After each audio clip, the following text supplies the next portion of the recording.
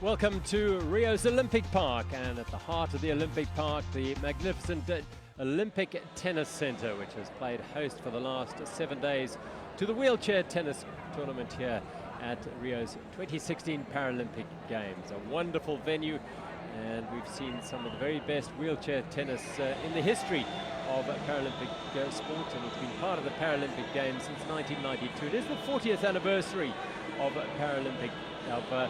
wheelchair tennis, and it is certainly taking it into a new era and a new age this year with new champions and the younger generation coming through. Our program today sees the men's doubles bronze medal match, an all-Japanese clash, the women's singles final, which is all Dutch affair, and following up the gold medal match in the men's doubles. On another warm day in Rio, 24 degrees, a gentle southerly breeze that should not do anything other than perhaps just soothe the temperatures on the court. Fairly high humidity today, possibly a bit more cloud cover as the day progresses. So our men's doubles bronze medal match is an all-Japanese matchup. Miki and Sanada against Kaneda and Saida. Plenty of experience here. They do have a very, very strong wheelchair tennis lineup in Japan. They've got 7 players inside the top 30, 3 inside the top 10 in singles rankings. So the quality of wheelchair tennis very, very high indeed. I'd like to see that in evidence today in this battle for the bronze medal. Rolling out very shortly the 4 players involved, sitting alongside great day in prospect here, Pete. I can't wait for it. I mean, what a day yesterday was as well. They talking to Peter Norfolk in the bar last night. He was saying it's the best wheelchair tennis he's ever seen. And yeah, they really are taking this sport to another level. And this one should be a cracker as well. The bronze medal matchup to get us underway. It's an interesting encounter because a lot of the players have played with each other on the opposing side, so they'll know each other's games very well. You've got the 4th seeds, Sanada and Miki, but they've never won a medal at the Paralympic Games before. So will it be that holds them back against the very experienced Kaneda and Saida? But at the same time, Kaneda and Saida have got that experience of winning gold in Athens in 2004. They won bronze in Beijing in 2008. So the experience of winning medals at the Paralympic Games is with them. But in terms of how they've got on throughout the year, it's Sanada and Miki who have played a lot more tennis and had a lot more success, particularly together. They've won 3 titles, and they've also won titles with other players, both of them. So they've got a lot more form coming into the year and coming into this Paralympic Games. But then they're up against, you know, one of the greats of the sport in Shingo Kaneda. You know, he's won, what is it, 20 Grand Slams in doubles. I mean, he's a player who was almost unbeatable for a long time. He's had an injury-plagued 2016, but you still think his magic and his experience on the court is going to be tough for the 2 players, Sanada and Miki, maybe just to get their head around they've got to beat this great man. There he was, just sitting in front there. Kaneda, Shingo Kaneda and Satoshi Saida. They don't play, as Peter was saying, together. Perhaps the other combinations play together a little bit more often, but they do not play together almost exclusively until the Paralympic Games. There is Kaneda and his partner Satoshi Saida, 44-year-old, and Kaneda at the age of 32, a double singles gold medalist, of course, at Paralympics in the previous 2 Paralympic Games. But that is part of the backstory to these championships and these games, is how the new generation, the younger generation, have stepped forward and taken their places in the sun here in Rio, contesting for the medals. And this is Takiwa Miki and Takashi Sanada. Sanada at the age of 31 and Miki at the age of 27.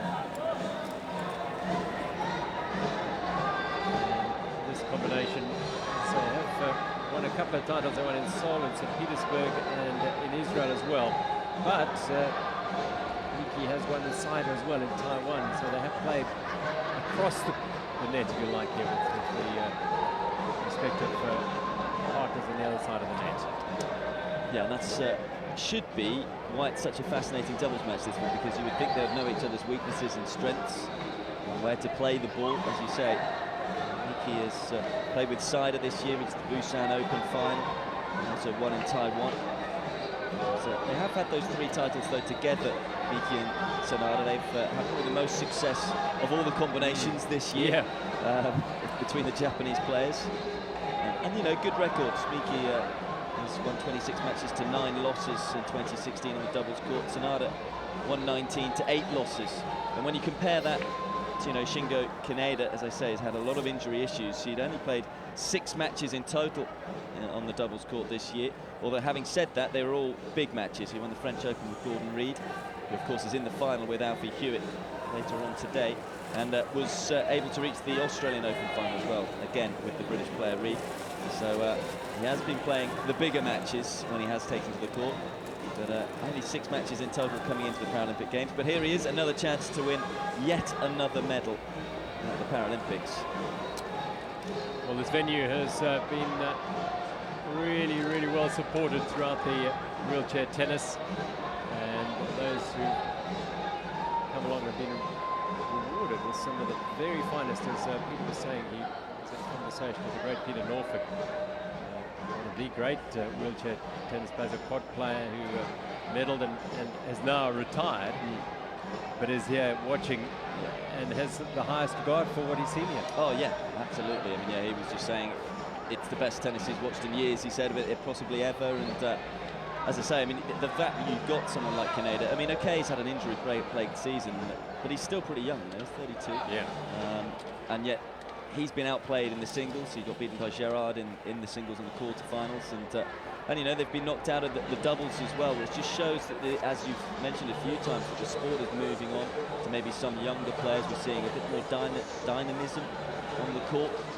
And, I mean, it's just been a brilliant tournament, and we're coming to the conclusion, sadly. I'm almost upset that it's going to end, but of course we've got still tomorrow with the men's singles final, and today a couple more gold medals will be handed out for women's singles after this one, and then the men's doubles final as well, which there's plenty of British interest there. I think Hewitt and Reid, of course, have been the stars of the sport. They'll be in the men's singles final, and will be in the doubles final as well, taking on the French pair of Uday and Pifa. These players tour the world, playing as part of the World Tour. The Grand Slams, of course, the Masters at the end of the year, and in between times, fit from one end of the world to the other, playing all over the world. And there are about 160 tournaments through a year, falling under the ITF banner. It has become a fully-fledged professional tour. And it's one of those sports as well, as I really encourage anyone who gets the opportunity, if you are in an area where there's a wheelchair tennis tournament going on, get down to see it, because especially what the top players can do.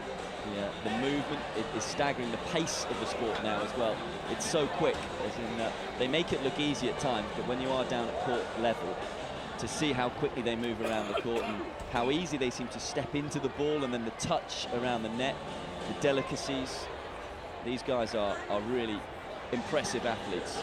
Yeah, and if you get the chance to maybe catch a video of a training session, a conditioning session, more than just a ball hitting session, it is quite phenomenal, the work they put in to get into this sort of shape. Some of these matches go well beyond 3 hours, and in the conditions that they've been experiencing here in Rio, sometimes almost the mid 30 degrees centigrade, it can be very, very draining. So it's Japan against Japan. 6 balls, will change 7 and 9 and have full line of fires, and I would call the net. Of course, I would make all the rules and play mistakes. And do you have any questions? Please, this is heads. That's heads. Heads. They receive. Receive. Stay. Match. Match.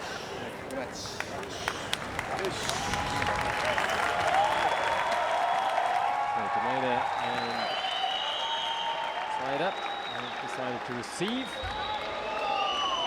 And come out for Joe Walnuts. Well, having said how expansive the game is, and there are well over 100,000 players around the world, it is at the very highest level, the professional level, still a fairly small group of players who play week in and week out. So they do study each other's games intensely, and that's part of the challenge. Armando Alardi Gonzalez from Venezuela, the man in the Panama hat sitting in the chair today. We'll need that.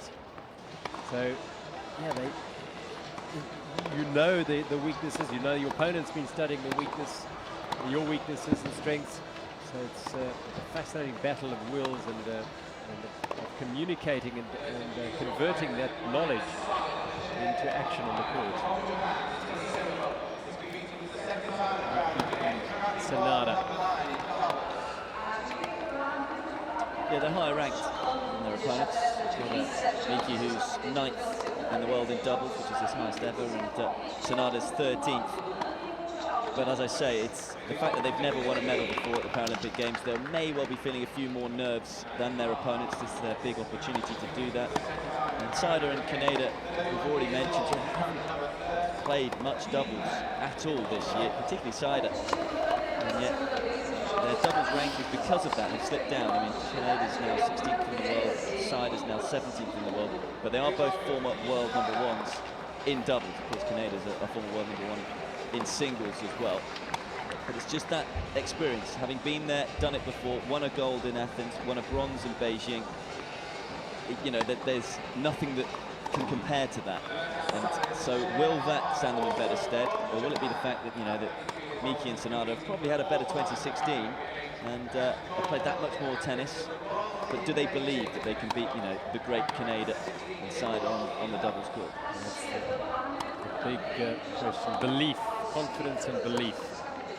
The men's bronze medal match in the men's doubles is a clash between Miki and Sonata from Japan against Kaneda and that Saida from Japan. So guaranteed a medal here.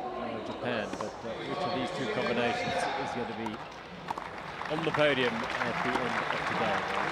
Sonata is their path through this final. Bisiak and Kozolnicki in the first round, then top 3 set against the Dutch pair, Egberink and Sheffers. And then they got through the quarter-final, the semi-final over Uda and Kiefer. The Austrians, Montano, Jeremias, and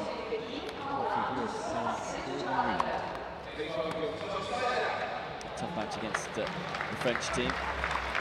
They're seeded 6th here at Kaneda and Saida, so they weren't expected to win that one against Gatanio and Jeremias.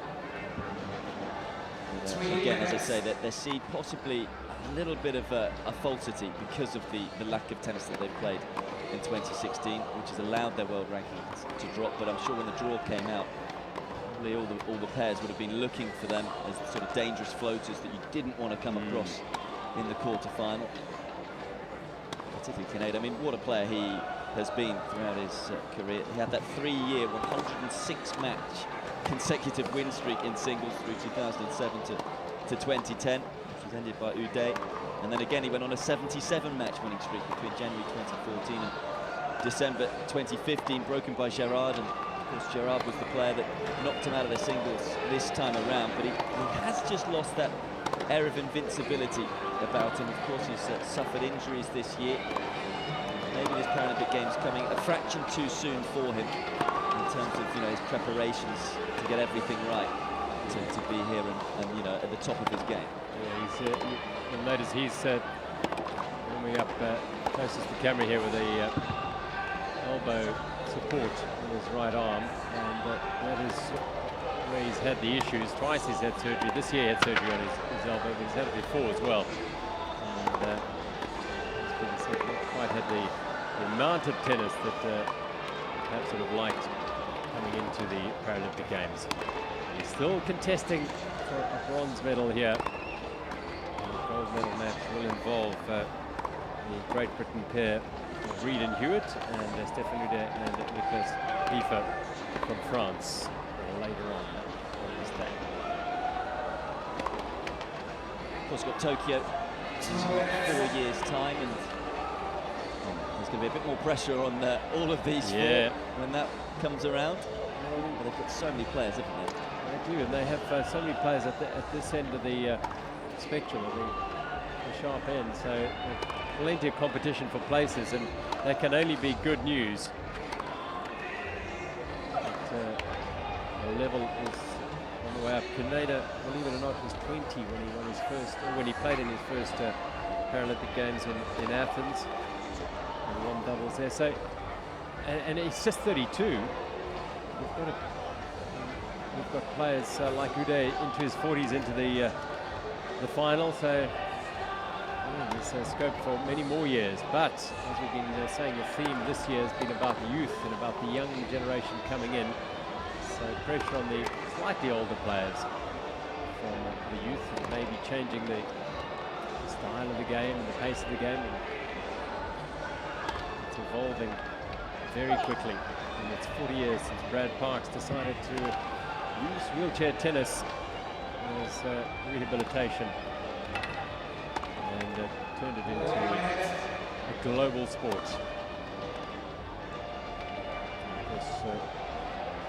Brad Parks did get to Barcelona in 1992 when I met with Andy Snow in the doubles. The sport has come such a long way, hasn't it? What we see with the ability of these guys and the physicality too. Of course, the difference between this sport and able-bodied tennis is that you're allowed 2 bounces. Players, just like able-bodied tennis, you want to take the ball early and let it bounce twice because you want to get the points. And of course, the earlier you can take it, the more power you have behind the ball.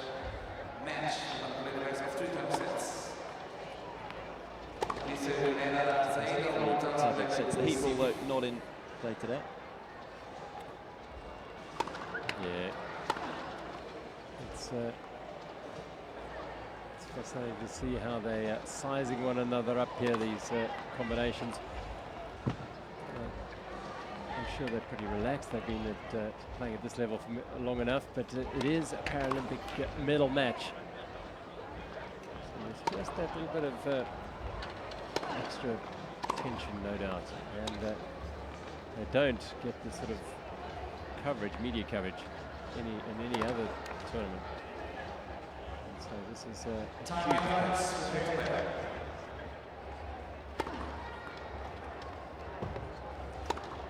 talking about the double bounce. That's the only difference, really. And at this level, very, very often we'll see whole rallies go by without the double bounce being used. They're so mobile around the court. Particularly in men's wheelchair tennis, they tend to set the point up. They serve a little bigger, so it's often who can get the first big strike in, who can get the player pushed back. It's so vital, and we'll see, I'm sure, a lot of aggressive tennis today, and players looking to try and take the ball as early as possible. It should be absolutely fascinating.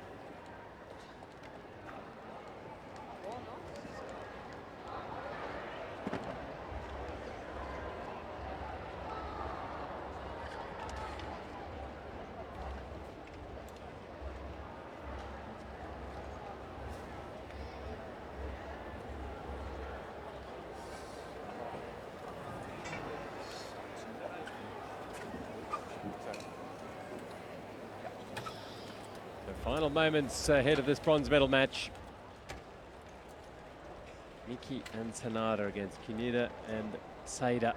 This is Saida on the left, Satoshi Saida, and Shingo Kaneda. Smile from him as they head out. He headed up without picking up his towel. Now he goes back and prepare.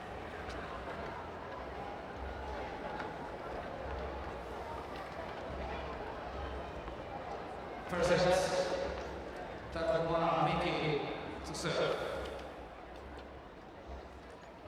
So Miki to serve in the bronze medal match.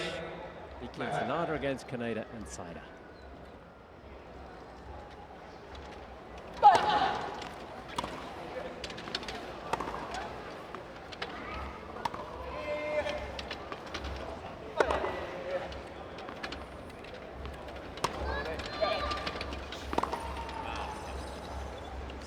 Just trying to pick up the half volley.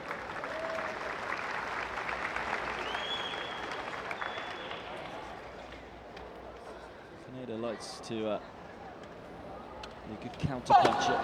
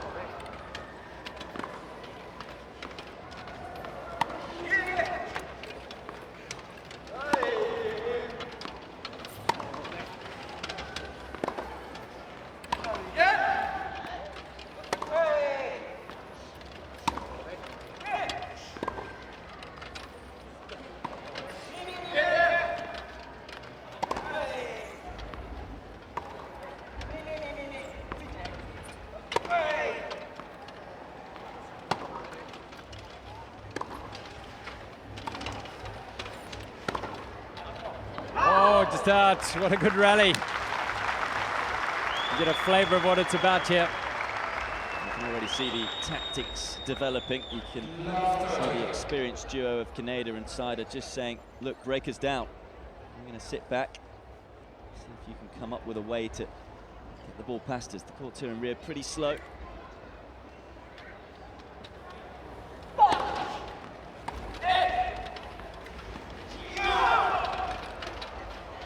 No, great slice drop shot. Lovely play from Miki. Well, I was just about to say, I wonder whether we'll see some drop shots because of the way that Sider and Kaneda have started well behind the baseline. So, a lovely touch from the 27-year-old.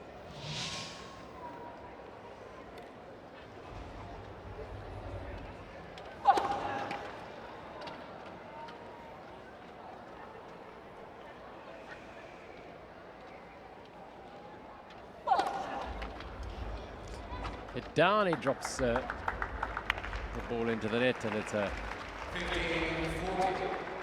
couple of break points the way of Kaneda and Sider. First game.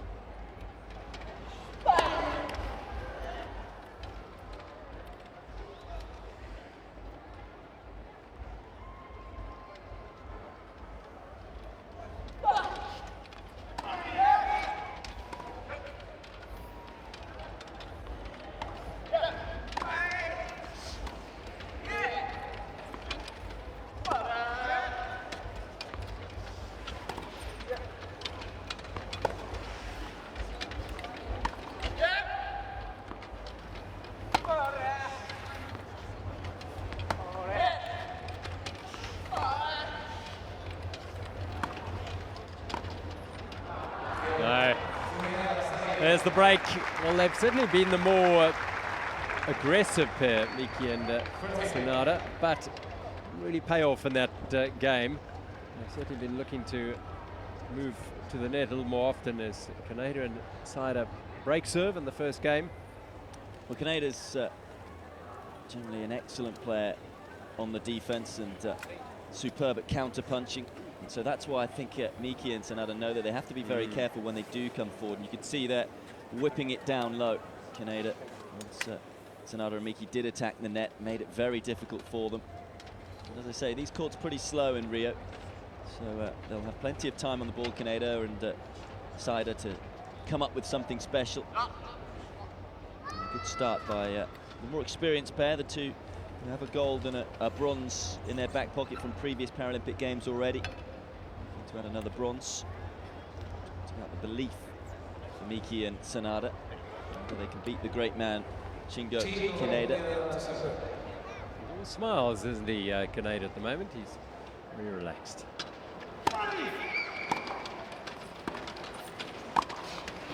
It's a super play from Miki. Really positive. Got himself in and took the return nice and early. And had all the momentum stretching up high for the backhand volley. Didn't need to do too much with it other than block it in front.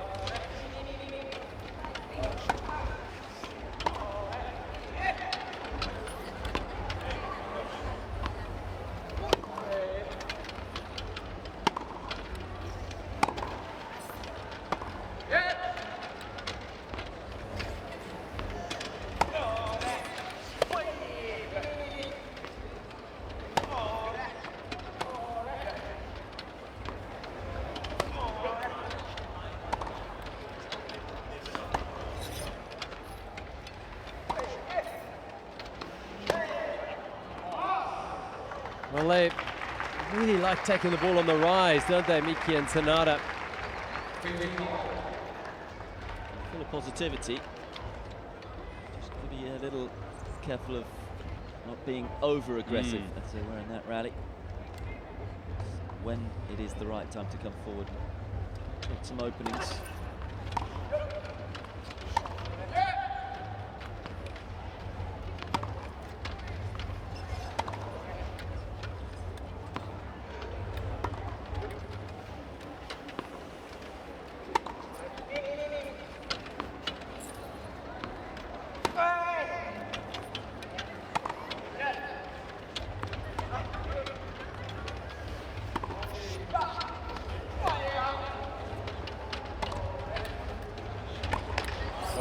had the chance.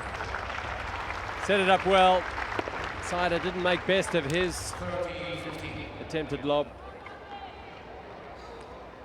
And now they missed a chance. Pattern already firmly established. It's all about whether Miki and Sanada can just find a way to open up the court and create situations where they can hit winners. Yeah, Siders are like a brick wall at the back of the court there. And just keep it coming back.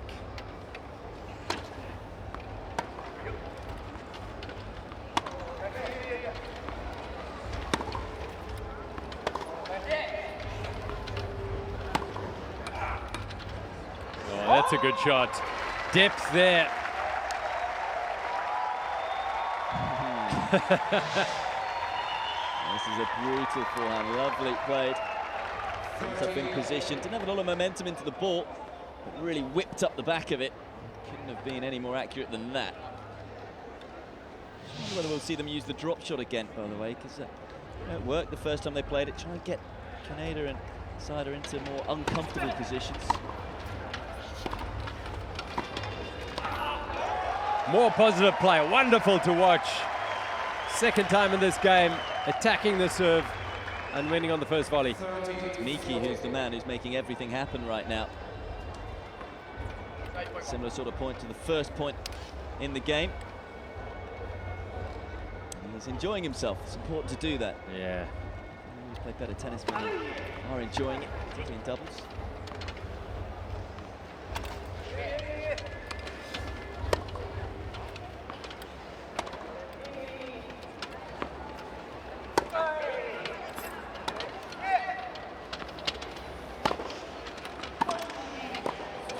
That's the danger. He is so dangerous. Kaneda on that backhand, and he stood up to it. Cracking backhand. He doesn't mind a bit of time on the ball, Kaneda, but he is so skillful and talented, as you say. Just can take it early, and whipping that one down to the bottom of the tyres.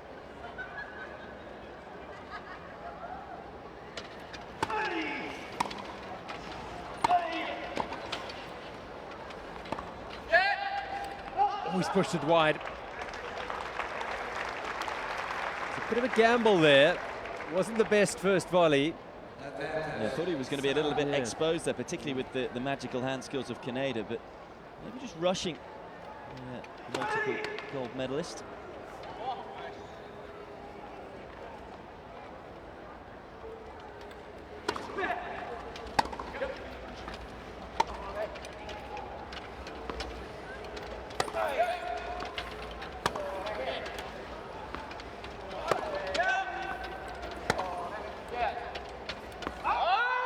The error comes from Sider, and it's a break-back point for Miki and Sanada. Up.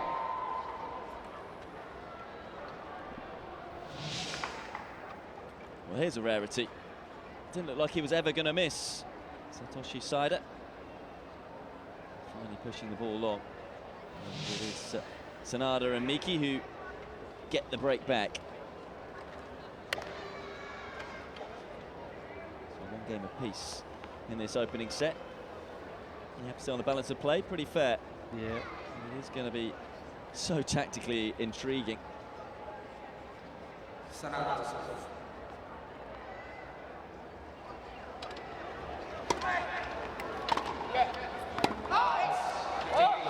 to attack the serve and overhitting on the forehand, Kaneda. That'll be the other dynamic we possibly might see.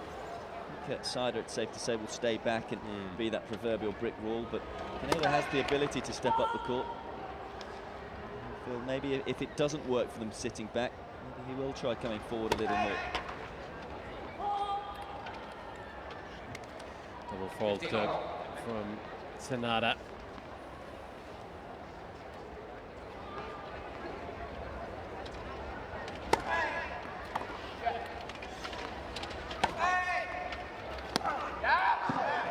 Took it nice and early.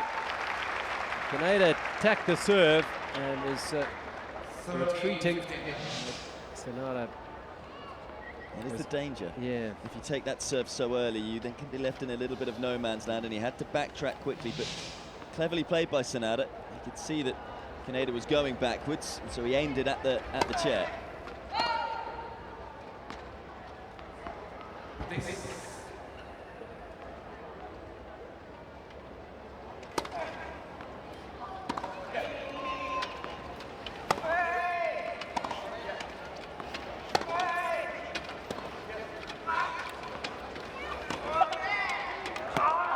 Hit with enough power, and it made it very difficult for Kaneda to bring it back. They really got the momentum into this ball.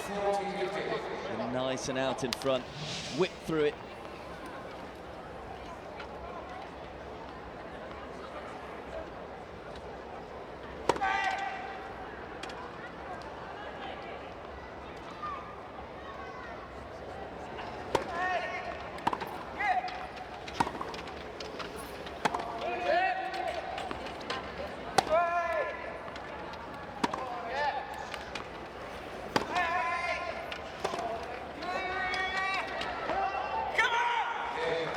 So just a double fault from Sanada, and it's a very well held service game, first service game for Sanada.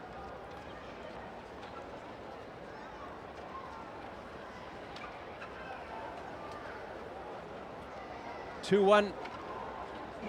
Miki and Sanada lead Kaneda and Saida. 2 service breaks in the first 2 games, and now Sanada's held serve.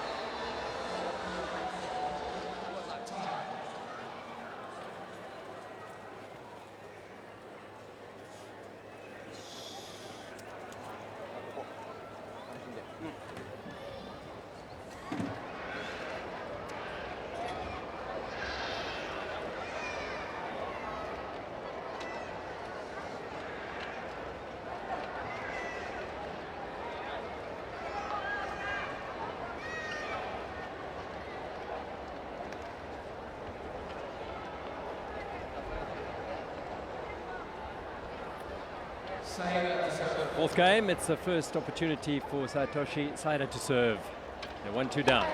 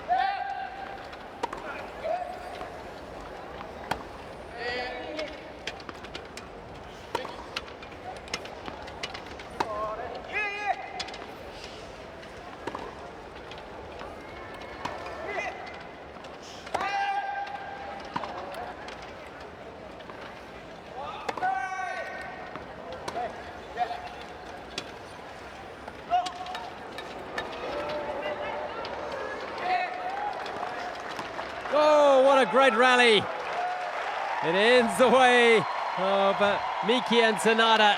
He's the character on the court, no question about it. What a fantastic rally. If you're not enjoying this, well, it really is brilliant. So much going on in the rally. I just wonder whether they've had a little conversation, Sanada and Miki, about how to maybe draw this man forward. They're getting him into the net a few times, and eventually it paid off.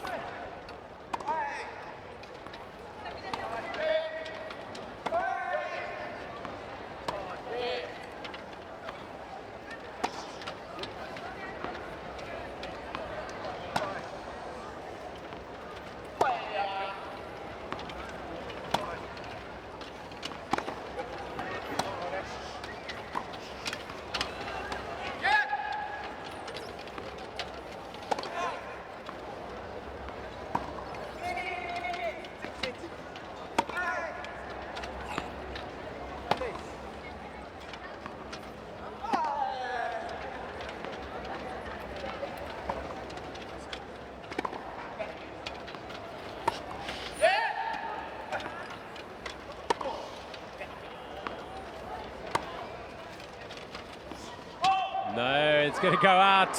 Bold it was, sneaking across the court. They're prepared to try most things, this pair of Sanada and Miki. Yeah, there's no doubt who they're targeting as well. Ball time and time again played towards Saida. Kaneda almost may as well pick up a newspaper. You can understand it though with all of his achievements. Correction. Saida's been very solid so far. In the semi-final, Reed and Hewitt employed the similar tactic.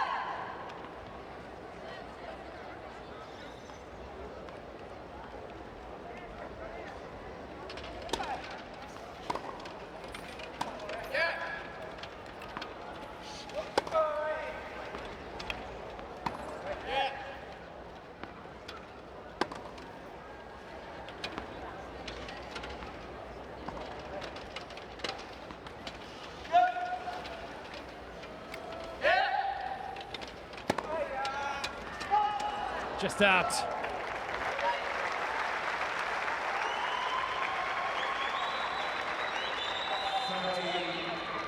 A big target. I think it was the right shot to go for.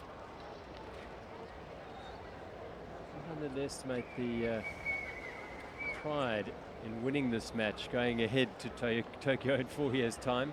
Be introduced to your home fans as the bronze medalist from 2016. Legal rivalry here.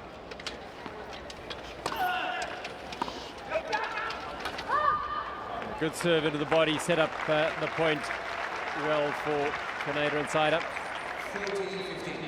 They've just got to be a little bit aware, maybe not overplaying to Saida, as in they almost seem so desperate to get that ball away from Kaneda there.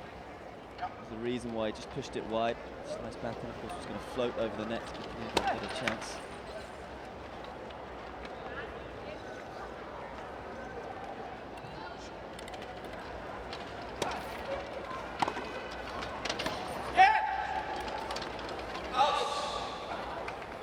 Missing.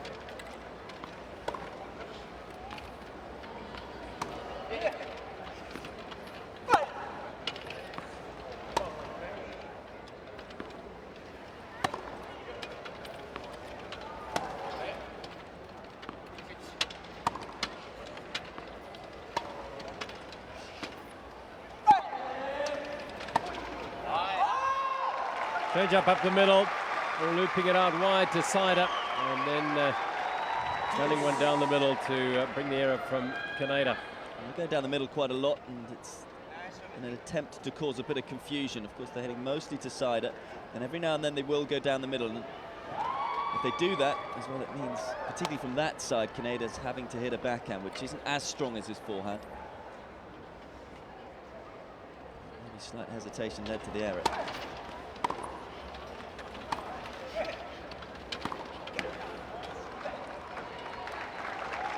With that one. A cheap point. Given too many like that away. Yeah, I was going to say, we haven't seen too many of those. It's been high quality stuff.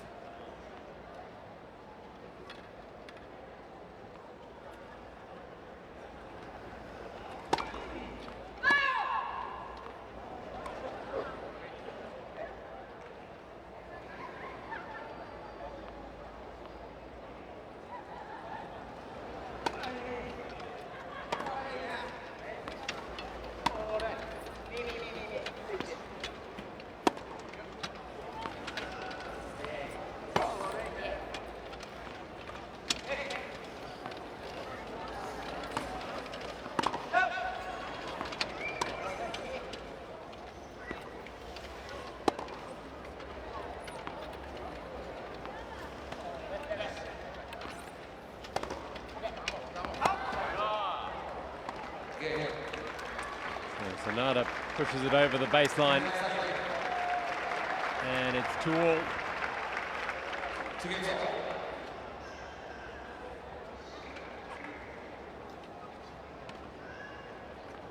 It's going to be a grueling match, this one. There's just so much going on in it. There's a pretty solid. They're not making too many unforced errors. See the tactics developing and almost changing with each game. Takuya Miki to serve.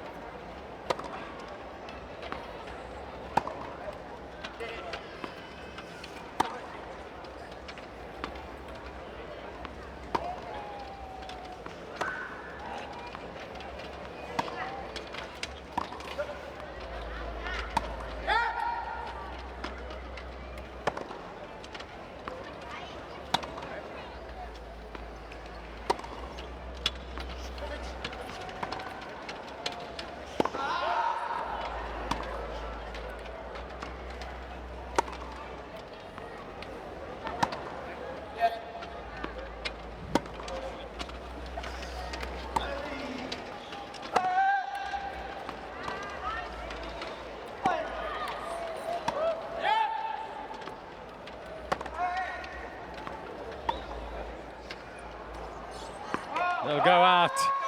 Attritional stuff as Sanada and Miki work Sider over. Kaneda for long periods of that rally, a spectator. What a backhand to finish the point though from Sanada. Kaneda no doubt desperate to try and get involved, but they're doing a good job of keeping the ball away from him. Having to work so hard, aren't they? No free points here.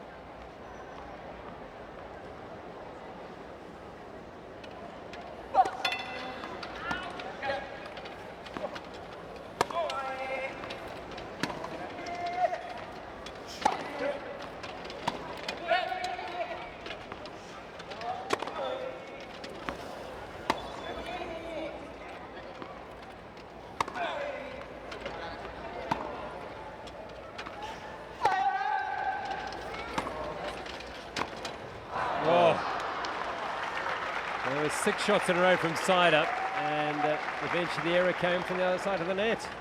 Yeah, it's the right play though, I think, this from Miki. We've seen him make a couple of smart volleys. And Philly probably should have done better with that one. Wrist almost just wasn't strong enough. You see the racket just move in his hand.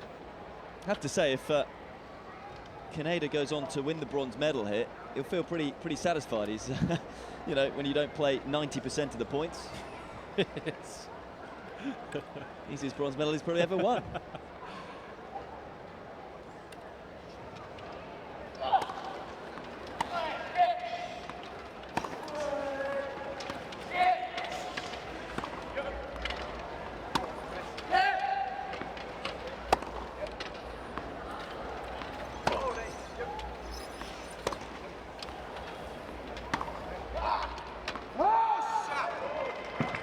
Better job there, just exposing Sider's backhand. He's missed a couple off that wing.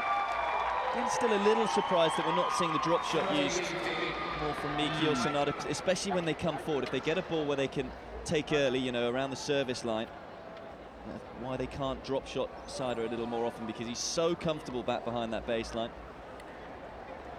Who am I to argue? They've just won the last 2 points by forcing him into the error off the backhand side. So Too much in.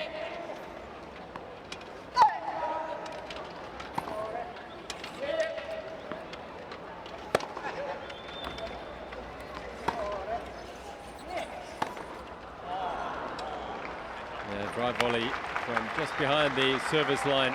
It was a difficult shot to make. And in the net by Sonata. It's 30 all, 2 all, tight match. Wouldn't have expected anything other than that. Sonata's not quite been as strong when he has come forward as Miki. Still time to correct that though, early on in this bronze medal match.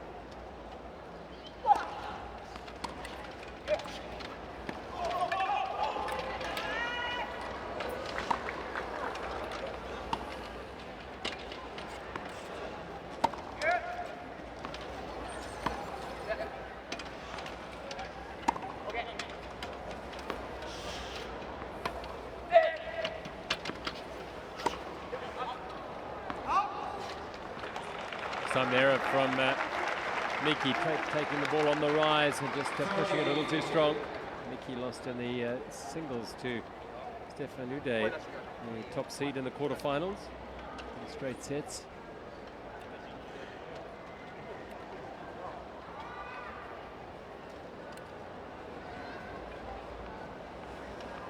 Breakpoint Canadian side up.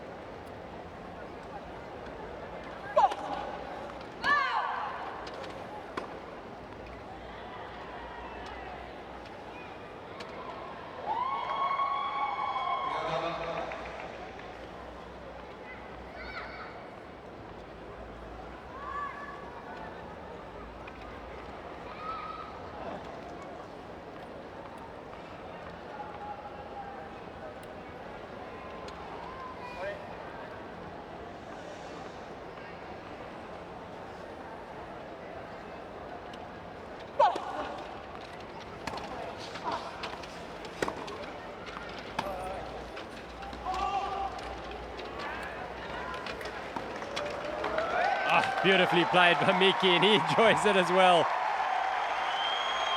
That was a tough point he had to pause a long time between serves, kept his composure.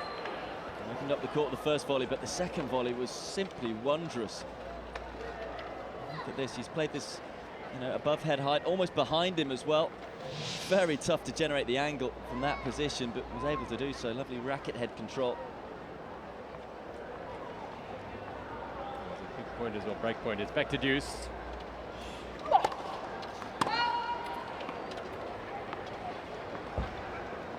Wants to attack the serve, does Kaneda, and it's got a pressure on Miki here.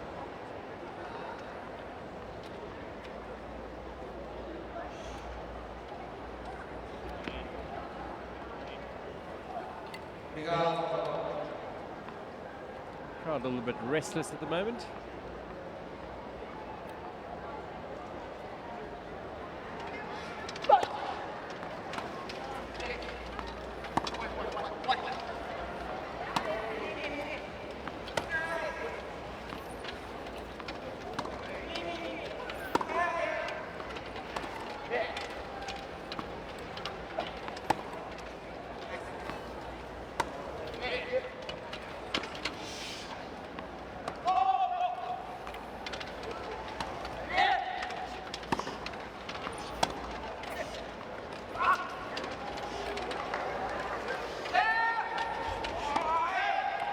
Oh, well played.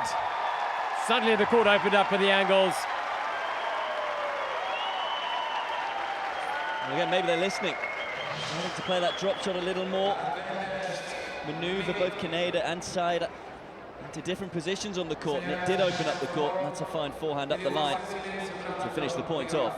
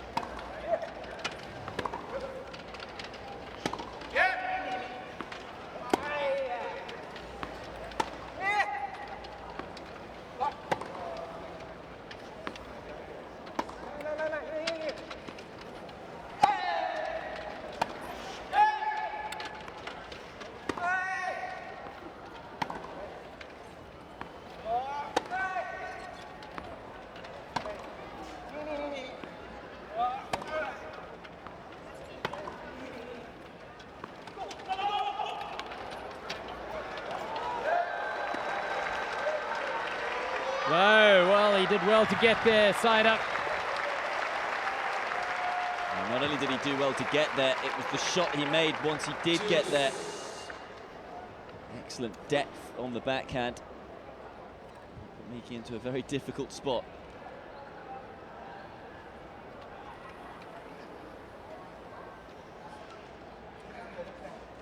He's the most relaxed looking player, Miki, at least Sider.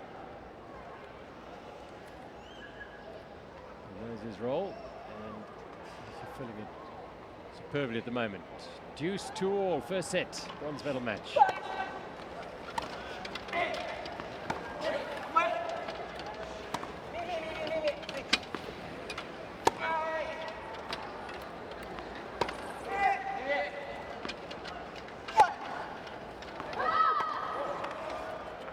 This early exchange is so important. It's taken 36 minutes they've been out there already. And still only in the 5th game. Just wonder who comes out on top of these grueling exchanges. Maybe they will then move away from their opponent. Or is it going to continue like this all the way through? If that is the case, it's going to be a late finish.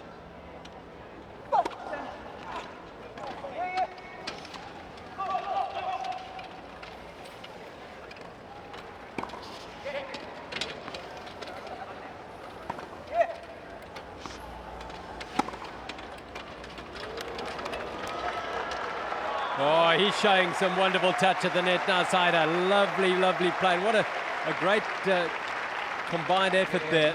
They covered the court beautifully, and that man set it up well.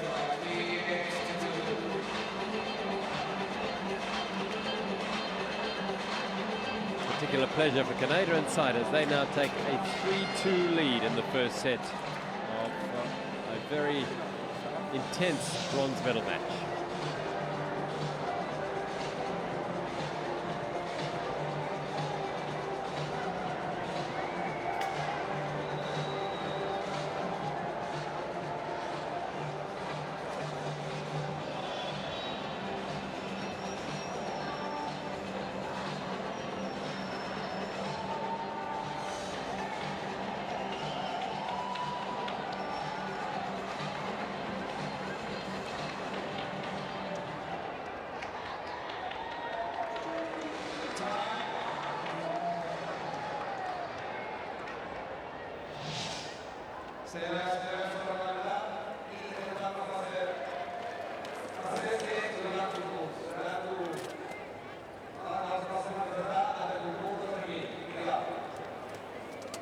Toshi, Sider and Shingo Kuneda have a break in this first set at 3-2. It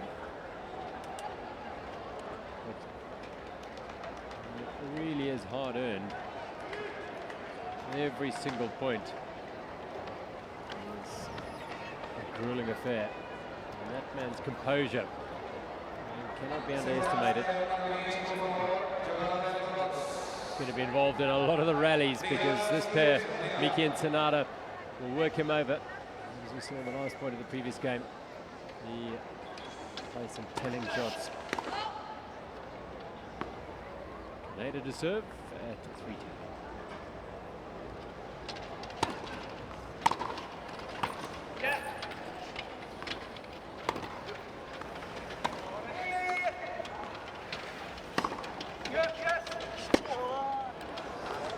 Interesting exchange the last point of the previous game because he started using the drop shot more.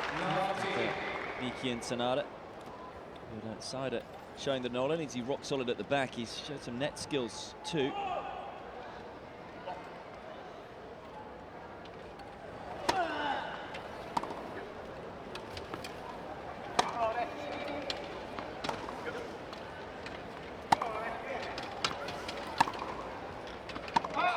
Too long. Miki. There is a pattern in terms of both Sider and Kaneda staying at the back, and it's Miki and Sanada who are looking to create the openings, but there's not really a pattern to their play, as in, you know, they're mixing it up in terms of how they're trying to create that opening.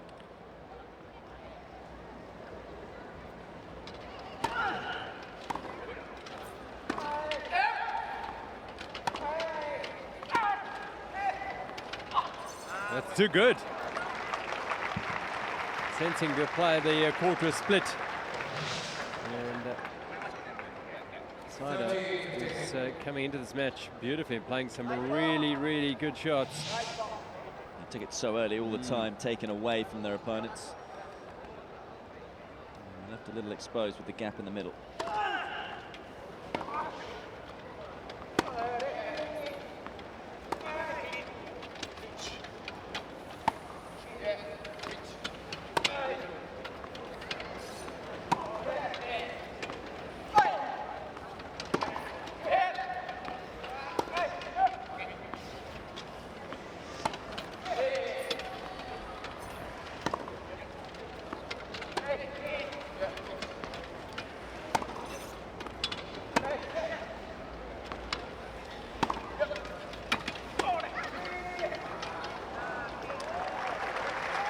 Nice depth on the forehand, drawing the error from Sider. Yeah, it was relentless quality hitting, both Sanada and Miki. And a lot of spin, a lot of power.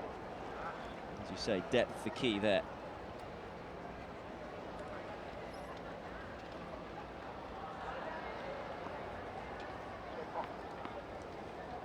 Doesn't give much away, does he, Sider? Discretionless for much of the match, but playing a great role so far.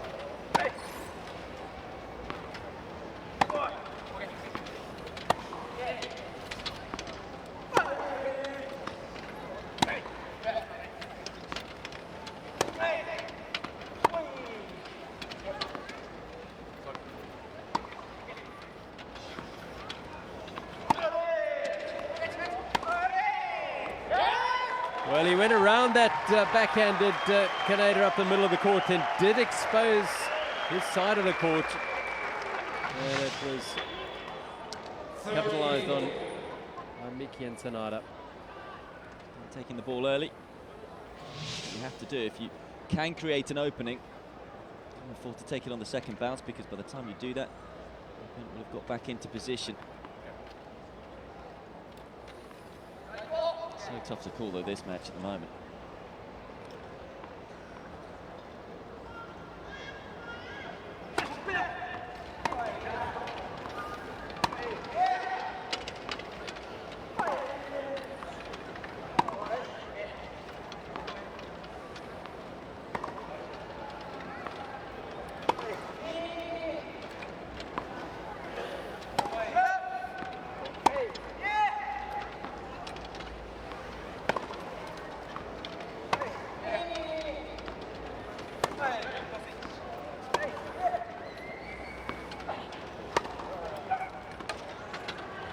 Oh, yes.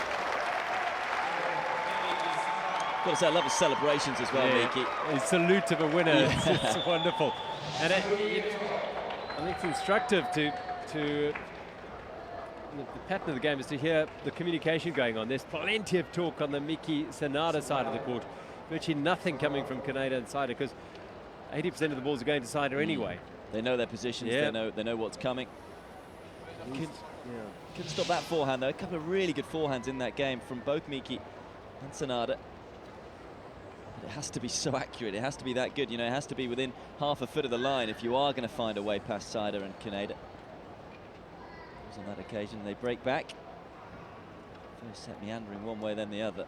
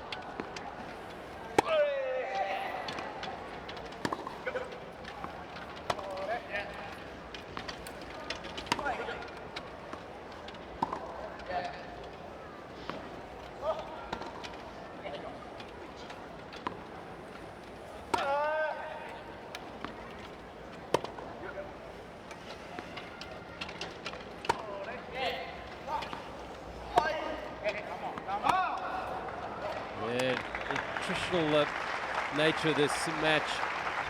Where is he going to start creeping in? Miki this time, just over-hitting on the baseline. But what an outrageous forehand he hit very early in that rally, going out wide. And slicing it across, caught the drop shot, but Saida was equal to it.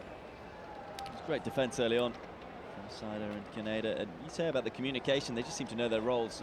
They were being pushed and shoved all over the court early on in that rally, but every time they were able to neutralize the point.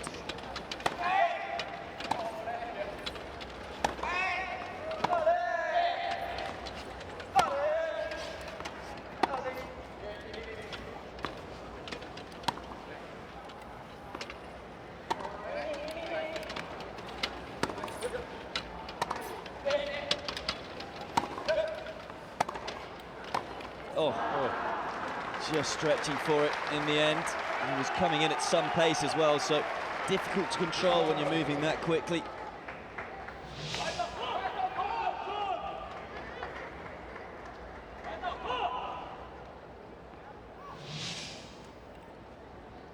Yeah, rolling in fast towards the net, and it's a difficult shot to make.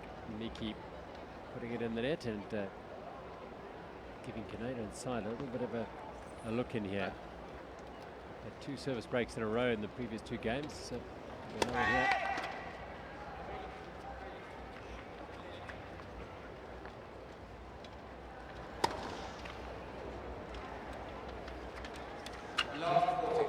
It's their 3rd double fault, and hands 3 break points to Oopsie. Saida was toweling down. He's in no hurry.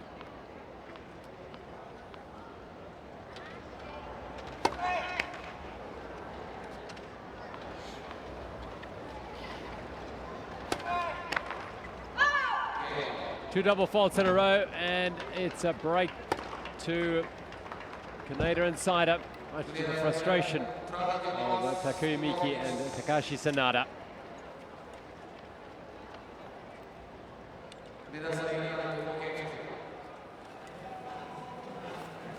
It's 4-3 to Shingo Kaneda and Satoshi Saida with a break in the first set of an intense bronze medal match.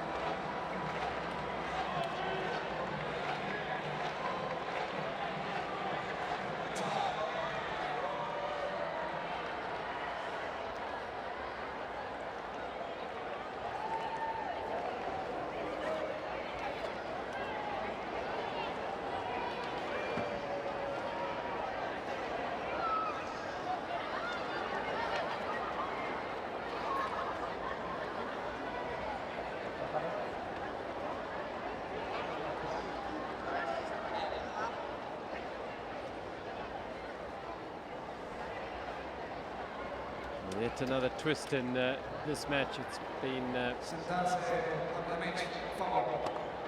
bit of a roller coaster ride.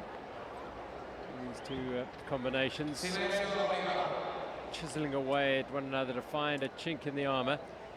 And at the moment it's Kaneda and Saida who found perhaps a little bit of a gap. They've got the break at 4-3.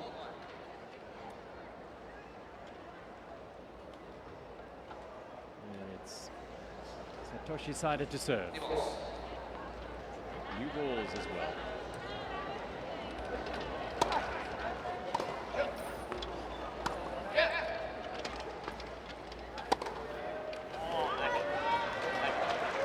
Yeah, we've been looking for how and where this match might take a decisive turn, certainly in this first set.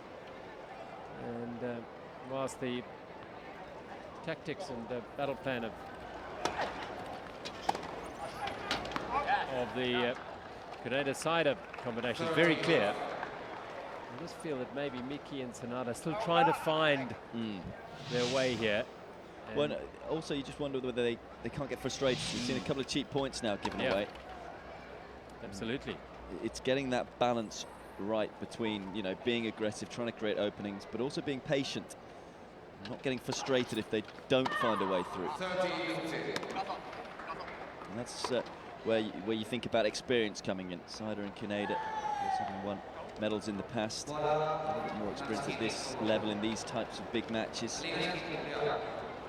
I think that they're just maybe a little stronger at just resetting after what's gone before, and you just hope that Miki and Sanada, who've played some really good tennis up until now, are able to do the same and not get too down with the trailing on the scoreboard.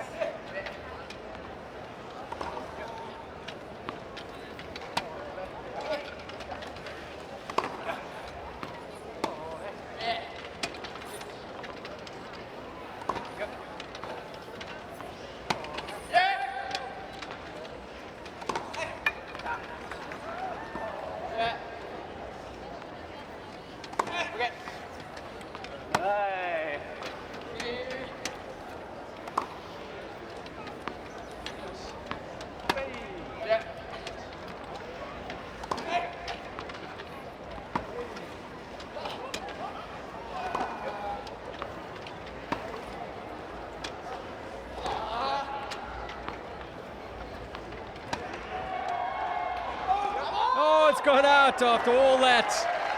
The error comes from Cider. Wow. And just when we thought Miki and Sanada were throwing in a few cheap points, they were rock solid there, repeatedly going back to Cider, who did so well for so long in the rally. That was brilliant, the fact that they were able to get this smash back. Great reactions from Miki. Will feel he probably should have put that one away, though. Maybe could have used the angle more.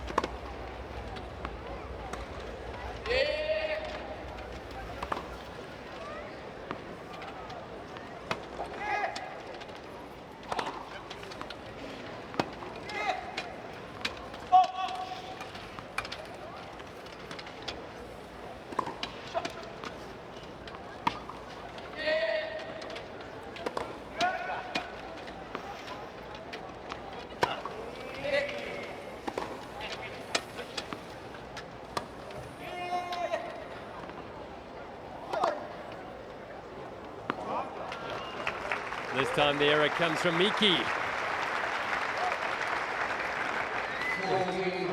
Really is just it's attritional, isn't it? oh, it's like opening a tin can with a pocket knife.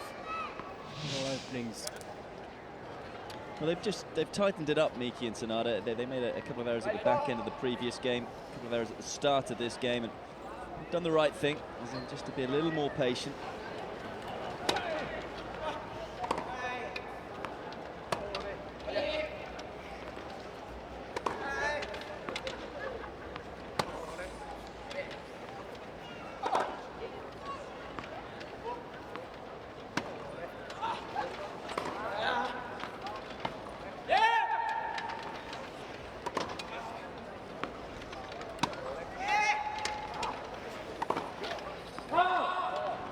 Gone out from Miki. Well, they're not quite getting the balance right between attack and defence. They went from being super aggressive, made a few errors, and then they've gone very defensive. But you have to credit, you know, Saida and Kaneda making so many balls. They look so solid. They're in complete control with what they're doing tactically out there. And this is where, again, Sanada and Miki psychologically have to tell themselves, okay, our opponents are playing well. I mean, it's very important in tennis to be able to recognise when your opponents are playing well and not to get overly frustrated and say, okay, they're playing well right now. You know, that maybe if they can keep that level up for the whole of the match, maybe they'll deserve the bronze medal. But, you know, they've got to keep asking questions, keep probing them, and maybe not change tactics so drastically.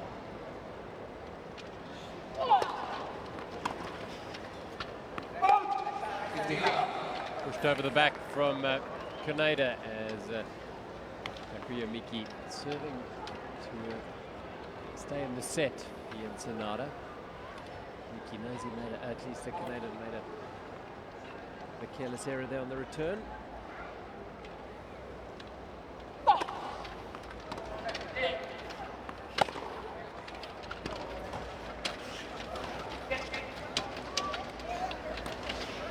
Brilliant.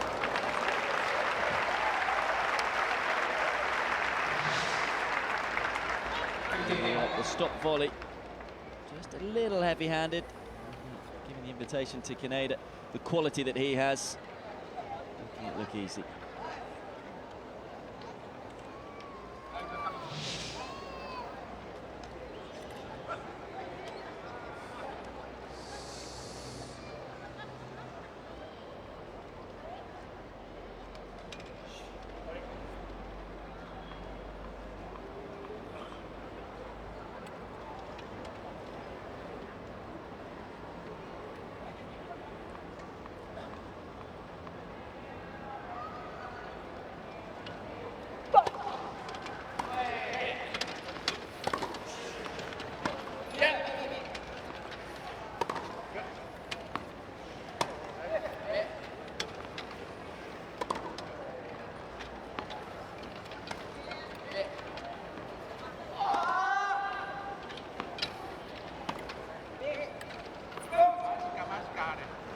Love that one.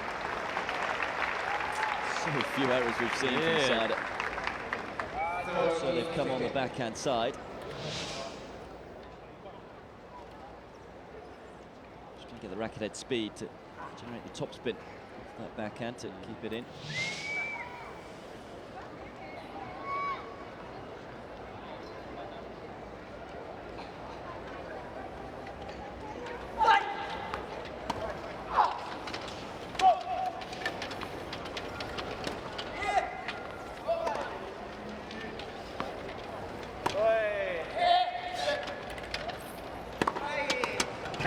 Power from Sanada, and Saida not able to make the backhand volley.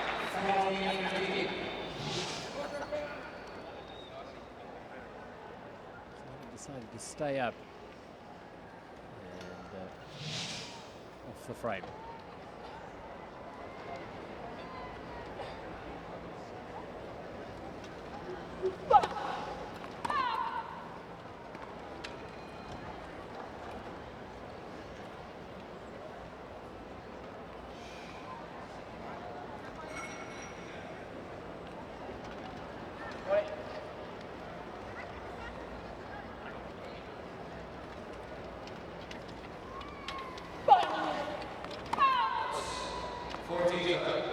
That's the pressure that Kaneda can put on the serve.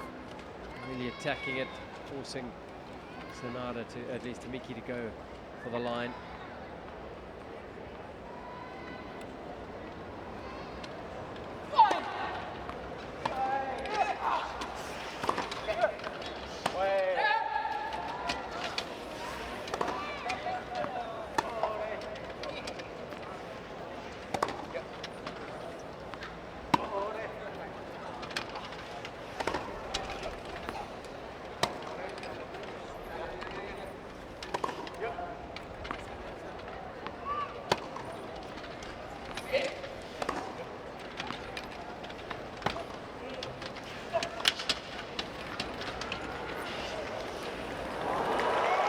Isn't going to get there.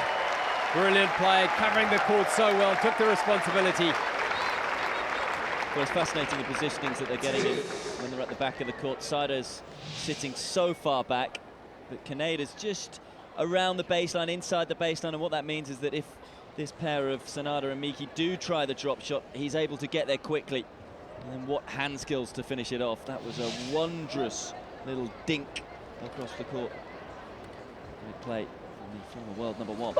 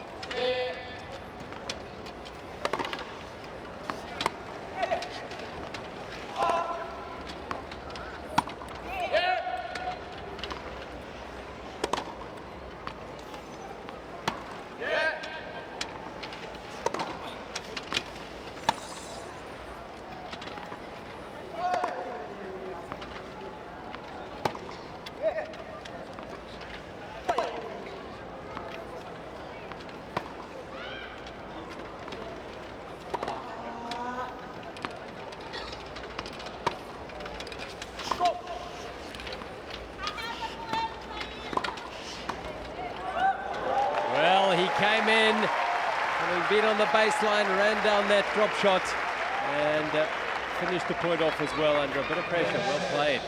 Saida has been rock solid everywhere on court. When he has come to the net, he's not put a foot wrong. That was a tough volley.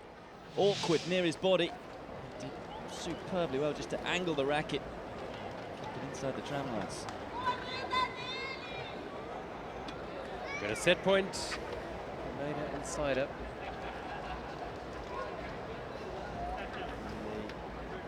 Miki serve.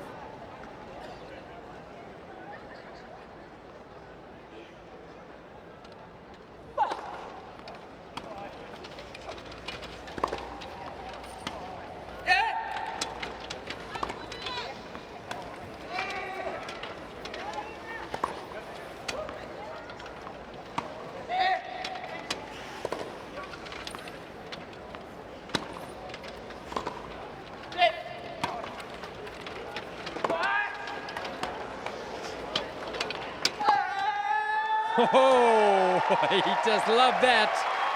What a rally. Oh, that was a massive forehand. There's that celebration again.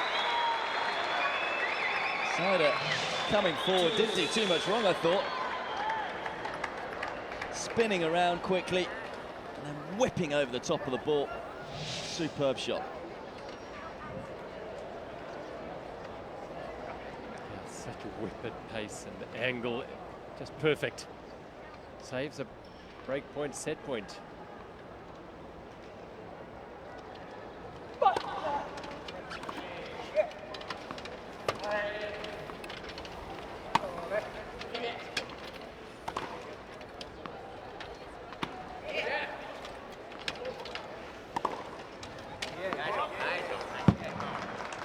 Sanada inexplicably overhits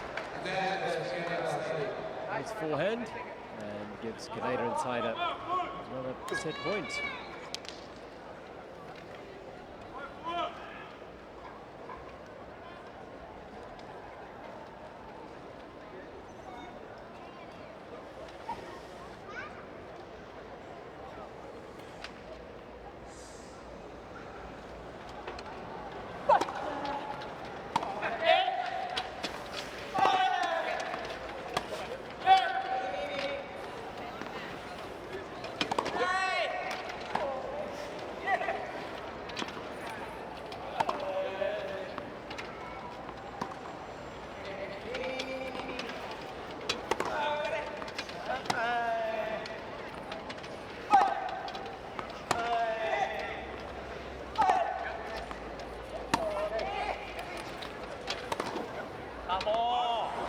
And another from Sanada.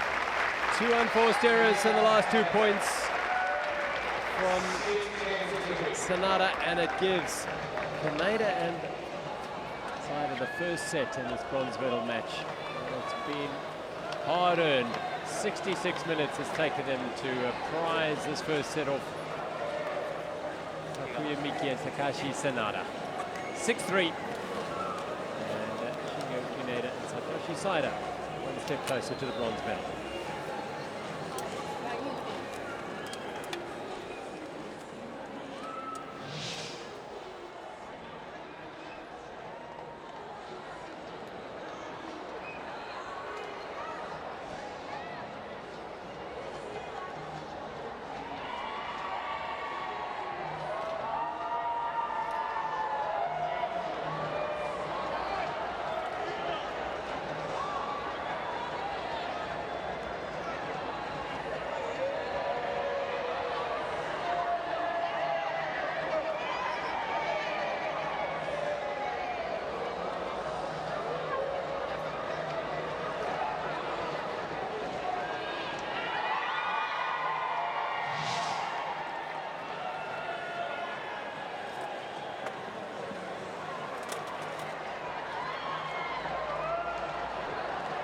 It was a long first set.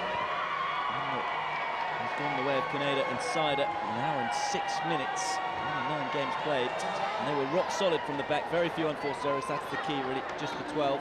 28 from Miki and Sanada. A few too many for them. But you can understand those unforced errors because these two have given them so few openings.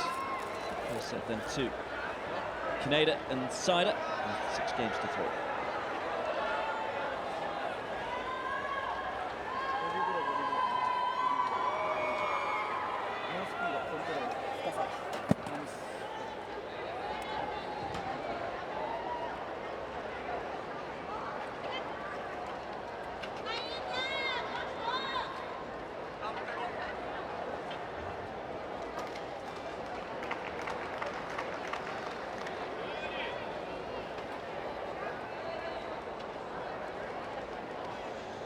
Bronze medal match in the men's doubles for wheelchair tennis. And it is Shingo Kaneda and Satoshi Saida who've taken a 1-set to love lead over Takuya Miki and Takashi Sanada.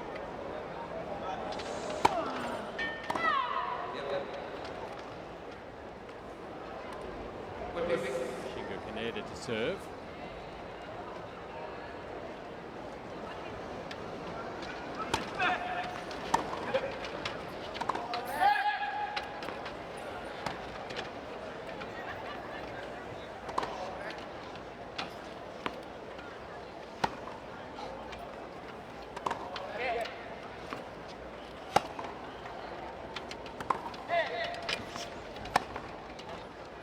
That's excellent play. Probably Miki who's made more of the play. He's been a star player on that side of the net. It'll be interesting to see if they change their tactics. I think it's going to be more of the same, isn't it, from Saida and Kaneda. It's a question of whether Miki and Sanada can come up with something, being ultra aggressive on the forehand there.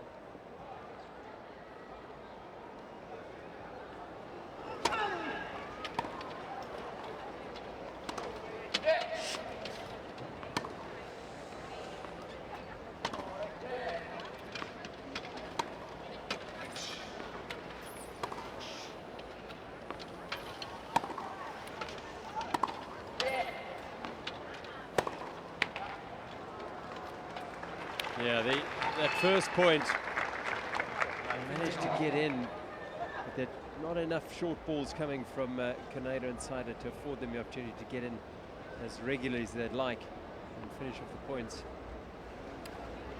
So Miki and Tsunami just feel they're sort of battling with exactly how they're going to break down Kaneda and Cider.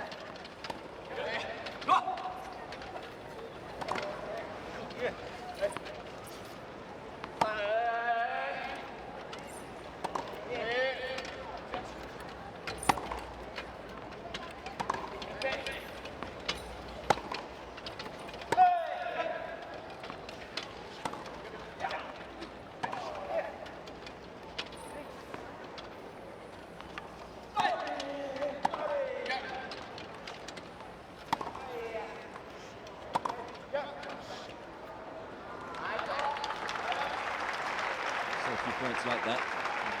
Cider, the star of the show, really. So many balls have come his way, and it's been exceptional not only from the back of the court, but whenever he has made the move to the front of the court, he's done too much wrong and really showing his experience.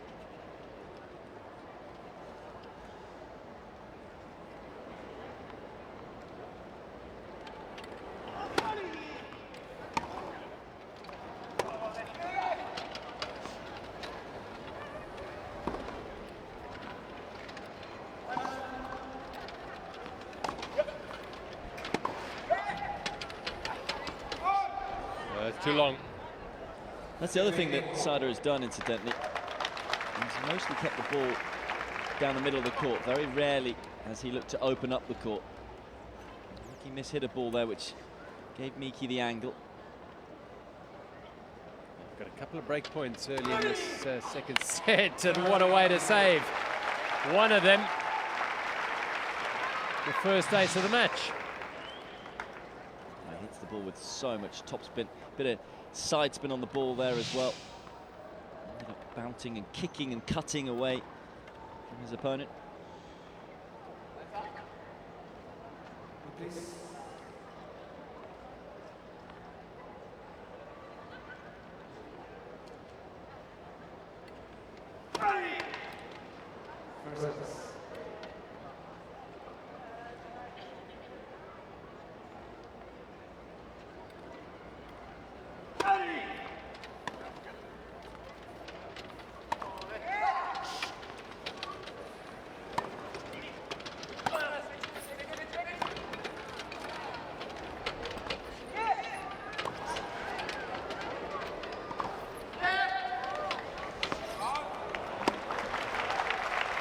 Miki salutes again. He worked the net well, stretching both Cider and Kaneda.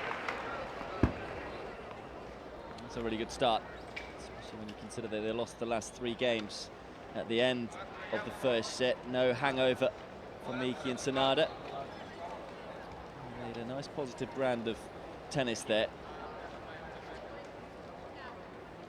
It's just whether or not they can keep it going. As I say, it's all about balance for them, in terms of knowing when to step up the court and when to be aggressive, when to be patient. Maybe ask questions, particularly if they do step up the court. They've just missed maybe a few too many volleys for me when they have come forward, and that's then stopped them from getting forward. So it's meant that they've stayed at the back, and then you feel if they stay at the back, they're playing into the hands of Kaneda and Cider. You know, you have to say it's been a quality performance so far from the 6th seeds. A bit of work to do for them trailing in the second. Yeah, he has been an absolute rock Cider. Kaneda's been the player that Miki and Sanada want to avoid. And as a result, Cider's been doing much of the work. I have to say that when Kaneda has had to play shots, he's generally made them. I've seen glimpses of his absolute world-class ability. Takashi Sanada to serve, second game, second set.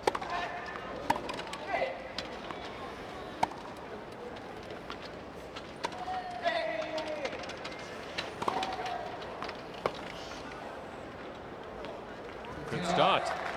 And again, it has to be that good to get Snyder on the stretch. That forehand right into the corner.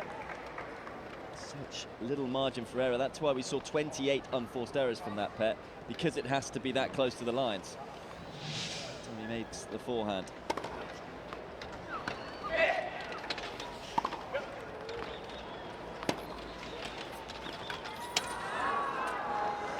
Looking for the little dink cross-court drop volley. Yeah, just trying to scoop it up almost. And drop it over the net. I always feel that this is where the match is going to be won and lost, really. And if he can find his touch around the net, Miki, then they've got a good chance of coming through this one, because they're going to get opportunities to get forward. Whether or not they execute when they do.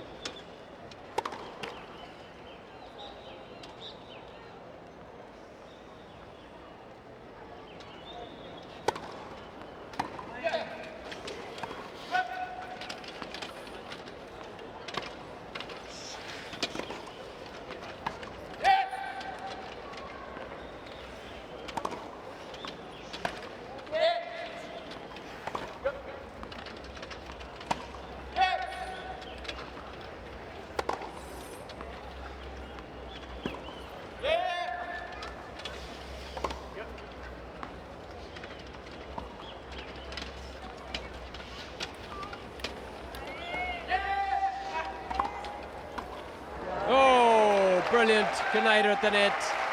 We know he's got it, and a perfect example of his brilliance there. And this was a really tough backhand volley as well. It's the ability to move one way and hit the ball the other. Look at that. He's almost got his back to where the ball goes. Of course, has to use just the one arm. Good arm strength and rock solid. Lovely angle.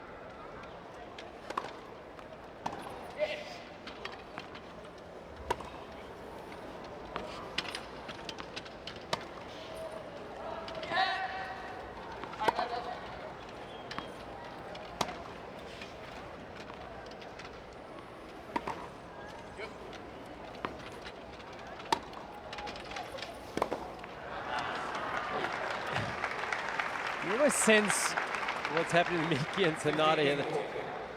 They're watching Snyder just airball these back. Just pop them back. And there's a frustration that's developing, you feel, in the Miki-Sonata combination. 2 break points. That's exactly the point in terms of balance. Didn't get the balance right at all there. That wasn't the ball to try and take on the drive volley.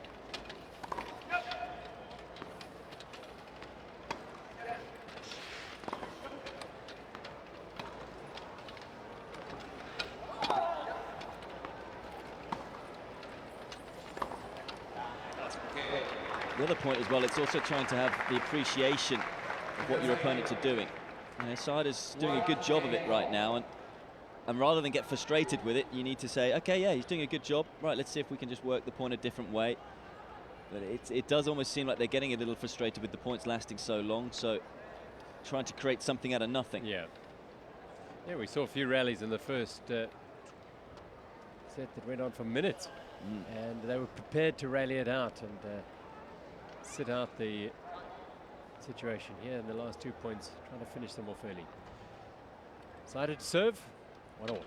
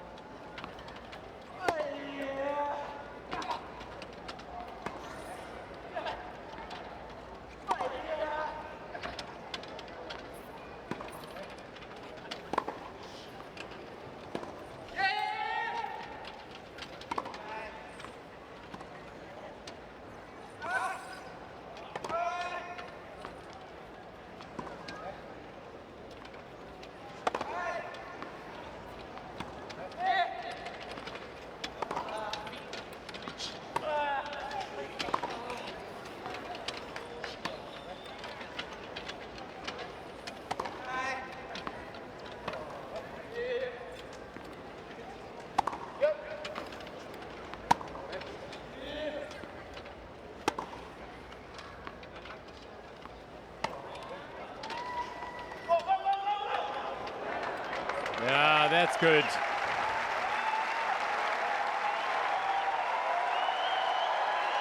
Well, that was the perfect point, I have to say, from these two. They were patient on that occasion and then pulled the trigger at the right moment. Some hand skills there, playing it at above head height. Look at where it landed, about a foot away from the net. Stunning.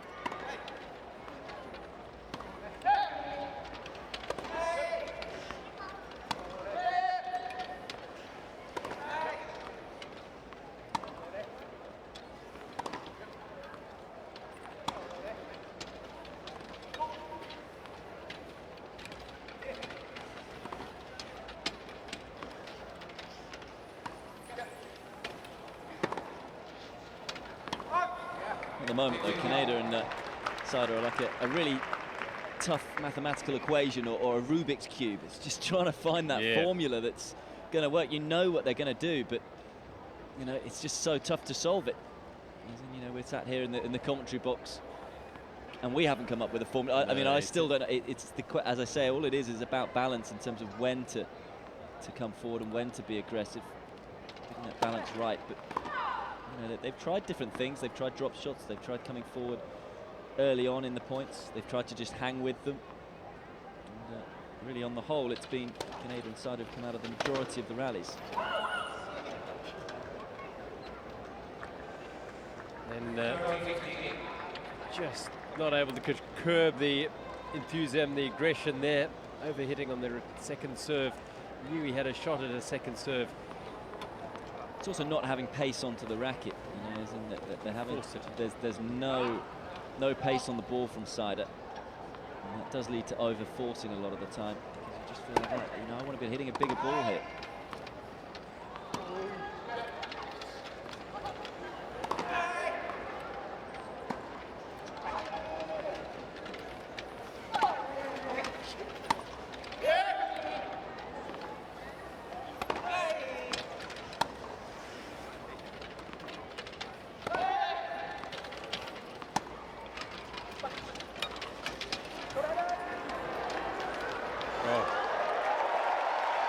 That is outrageous. Absolutely phenomenal. He wasn't the closest player on that side of the net to the ball.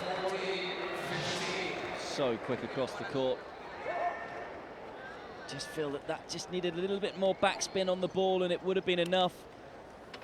You can't even give Kaneda half a chance because he'll take it. Fabulous little dink cross court.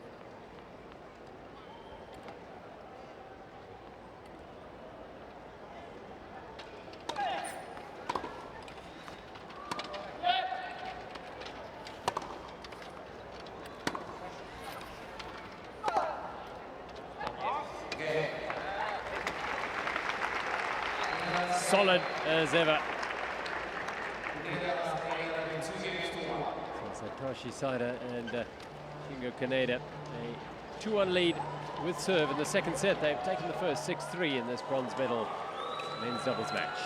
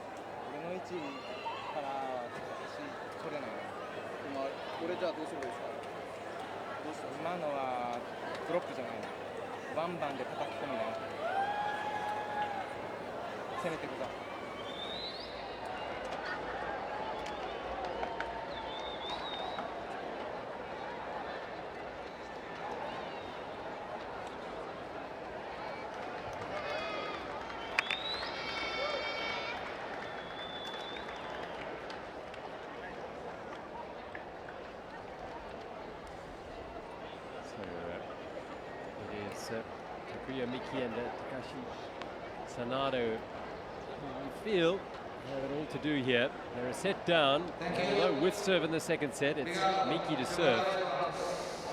Just a few indications in the last few games that they might be getting their strategy a little wrong. Let's see how they go here. Miki to serve.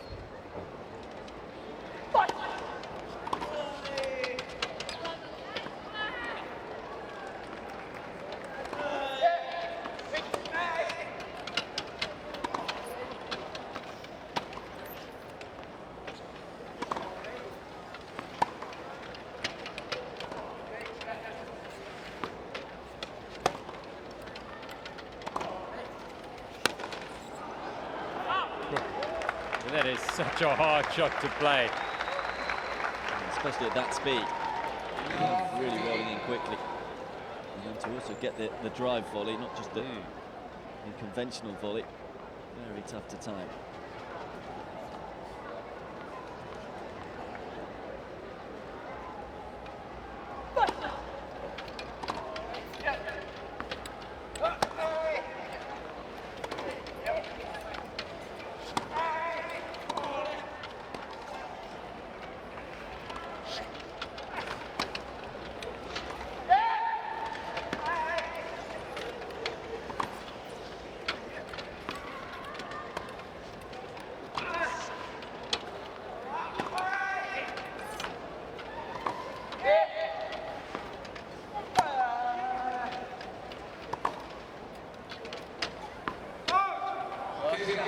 Fantastic point up to there. Suddenly the court has opened up with the angles and both combinations switching and swinging one way and the other.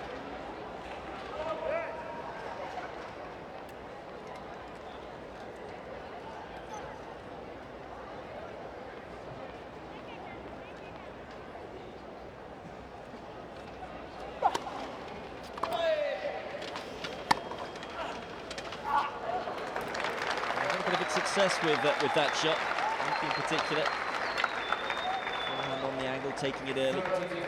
The other thing you have to remember here is that these players know each other's games so well, so you do wonder with Seider, in particular, who's played with both of these players this year. They're slow balling it, and you may well know that that's what they don't like. Those types of balls, and tactically, the experience of Kaneda and Seider seems to be standing them in better stead.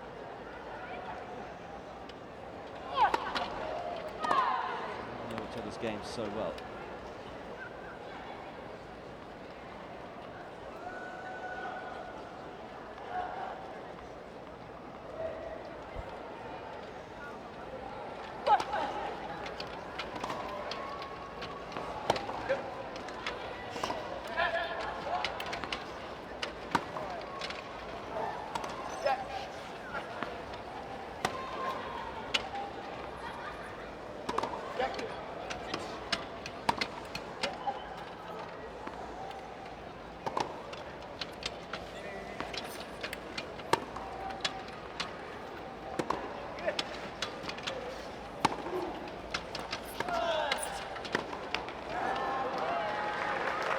There's one area that if they don't lose this match, I might come back and look at just a few too many from that part of the court that have gone into the net. Yeah, and also not really aware what he was trying to do with the volley there. You know, he's in the middle of the court, not too much of an angle to work with. He wasn't that close to the net either. So a lot of their volleys have been around the service line. So if they are to come forward, they have to try and ensure that that next ball is out in front of them. But of course, it's so tough to do because Seider's hitting those high balls so often. Look at that. There we go, a missed return. Shortest point of the match almost. Absolutely, very rare. So a point for Miki and Sanada to level it at 2.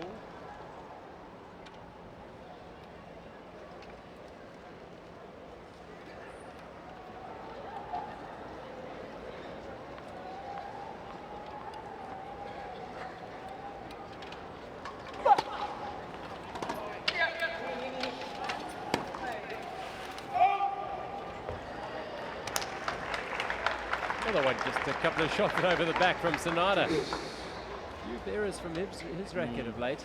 Yeah, he's not found his A game today. Who knows?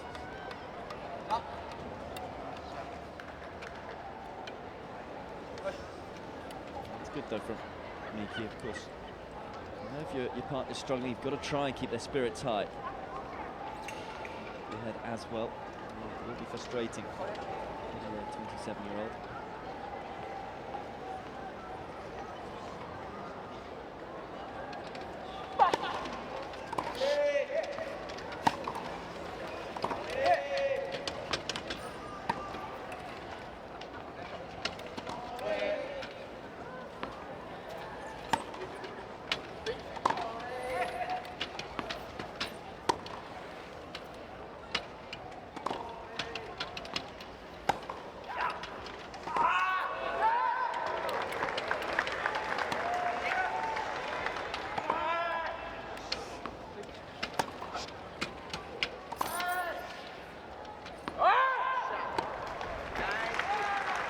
Brilliance of Canada there in pitching that high ball, but in the end it's the unforced error of the back from the side up.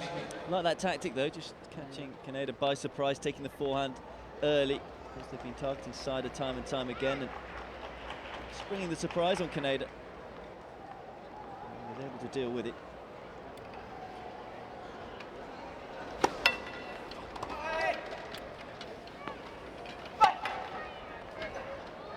Oh, he's found the court. Oh, right into the corner. He loved it, and it really is. He's played some fantastic shots. We did say he's missed a few volleys, but these sort of shots certainly make up for it. Brilliant. Yeah, no pace on the ball whatsoever. To find a way past Sider, though, it's got to be that good.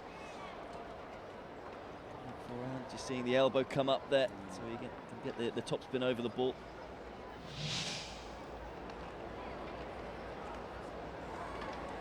Two all. Second set, and they're fighting for survival here. Takuya Miki and Takashi Sanada. Canada to serve.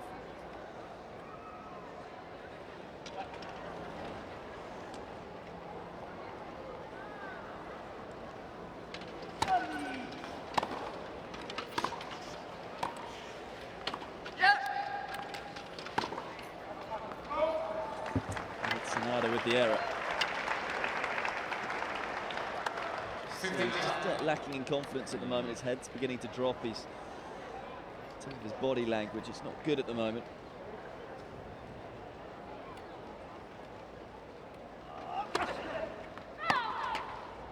Whether you'll see Canada and Sider begin to target him. Yeah, I was about to, yeah, that's would be a thought for them.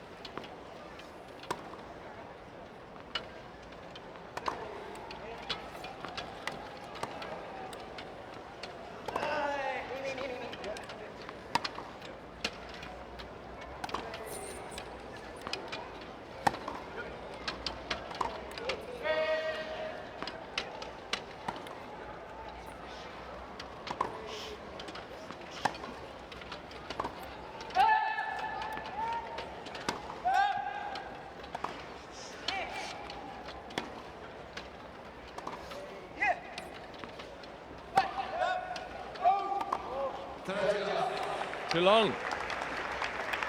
Miki swivels and looks at the chair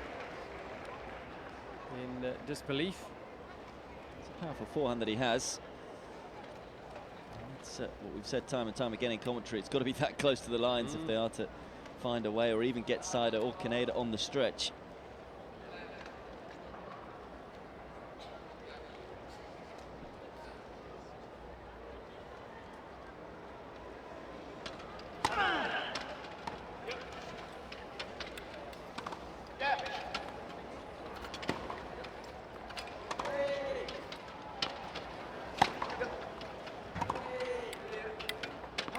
Nope.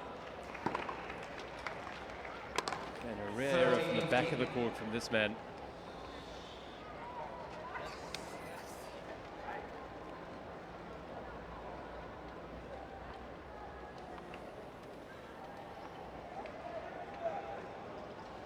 Doesn't say much, neither. And then on that side of the court too, plenty of communication on the other side.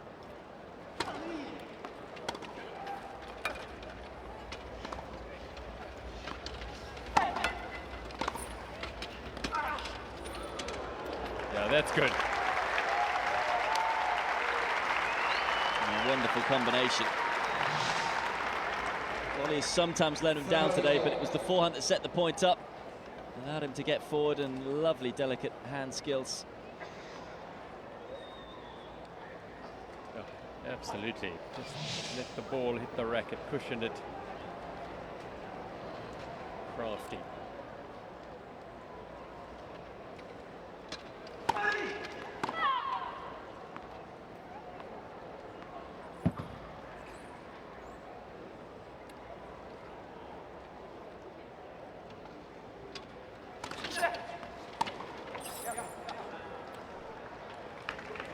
Followed by that. Frustrating. His forehand is his biggest weapon. He has sometimes missed today.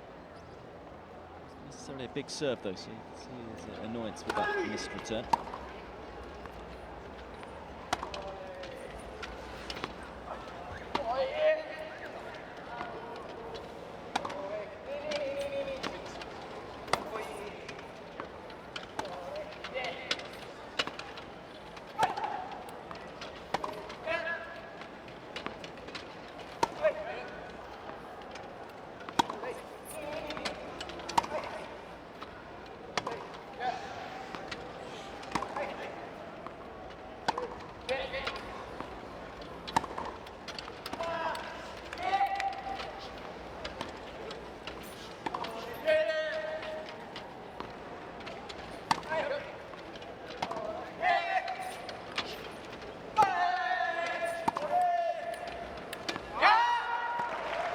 Down the middle again with that big forehand, Miki.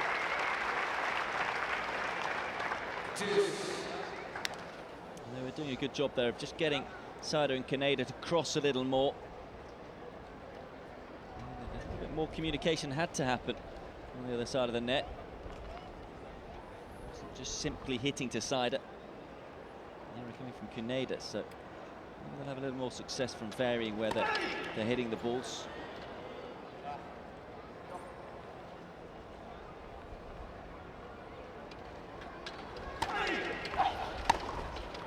Brilliant to really attack that serve. And so the forehand's been a bit hit and miss today, but this one was right on the money. Rolled into it, whipped across the ball, hit across the line of the ball too, but able to generate enough power to comfortably take it away from Kaneda.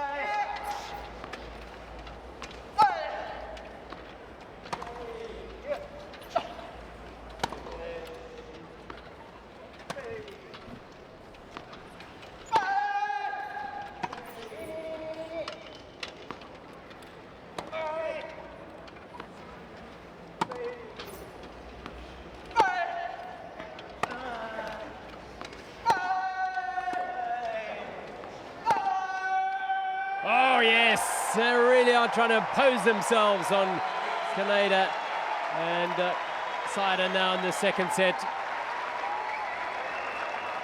And Takuya Miki is the man who's lighting the fire for this pair. They've taken the initiative here in the second set. Beautifully played, deep forehand. And And even a round of applause from Kaneda there. First shot was scrambled back, and the second just too good.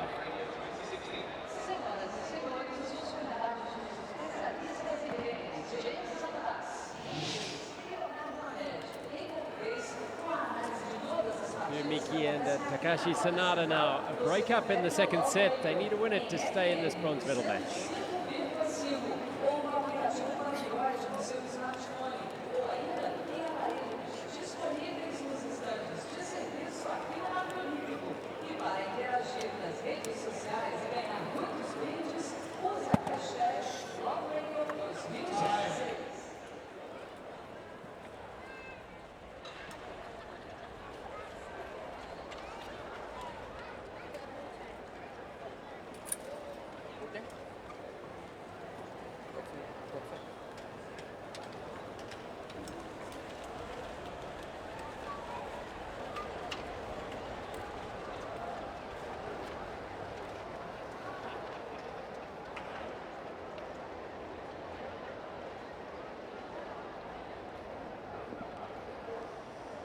Buzz around the center court here, because this match is developing very, very intriguingly with Takuya Miki and Takashi Sanada now break up and serving. Sanada is.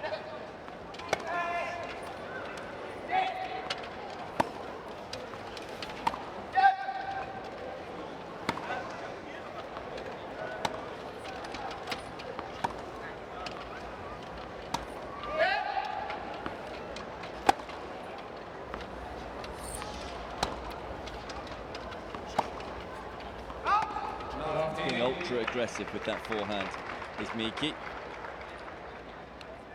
Understand why. He was on fire in the last game. Take it as early as possible, get as much power behind it.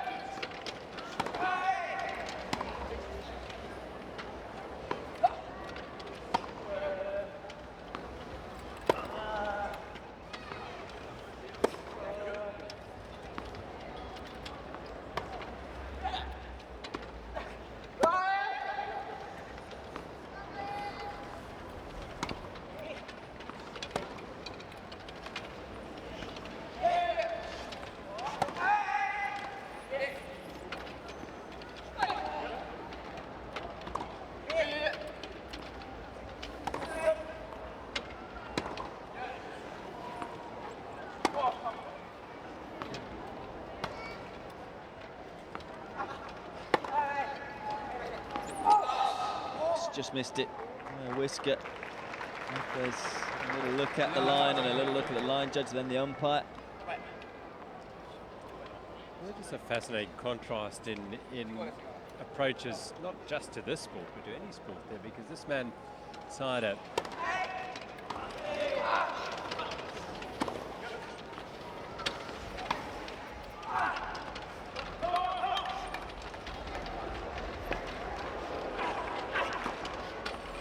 oh yes.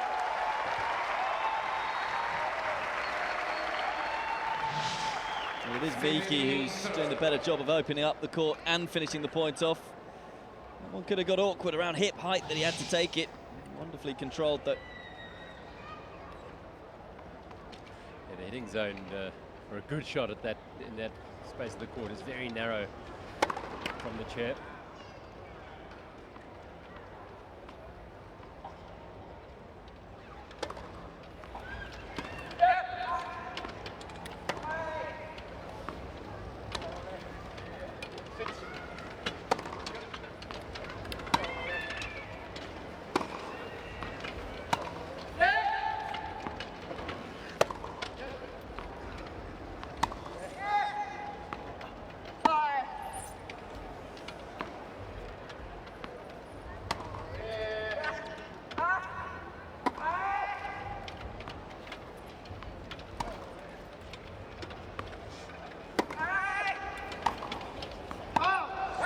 Pushed it out.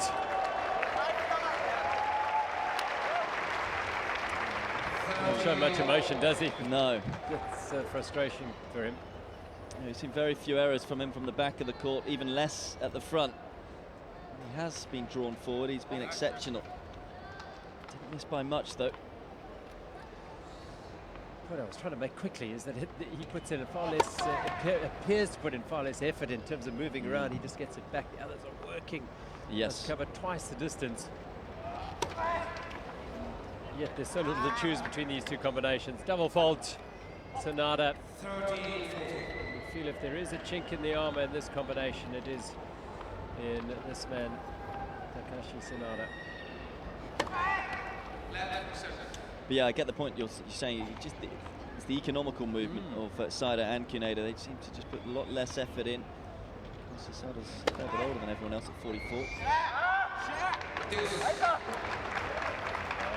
I reckon Saida thinks that was out, but nevertheless, it's deuce, ace.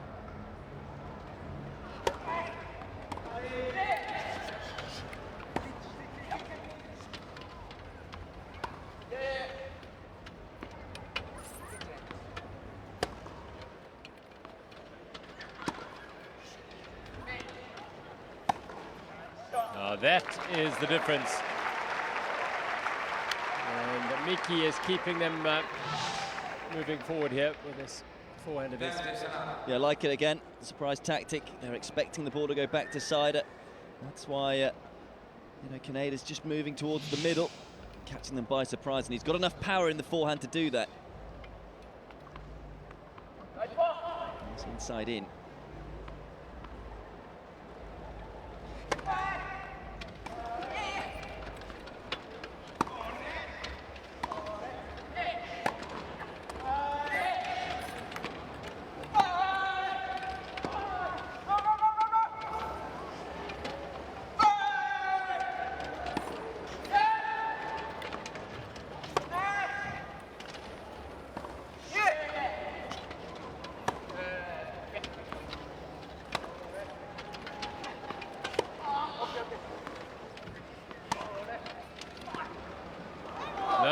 Push it wide.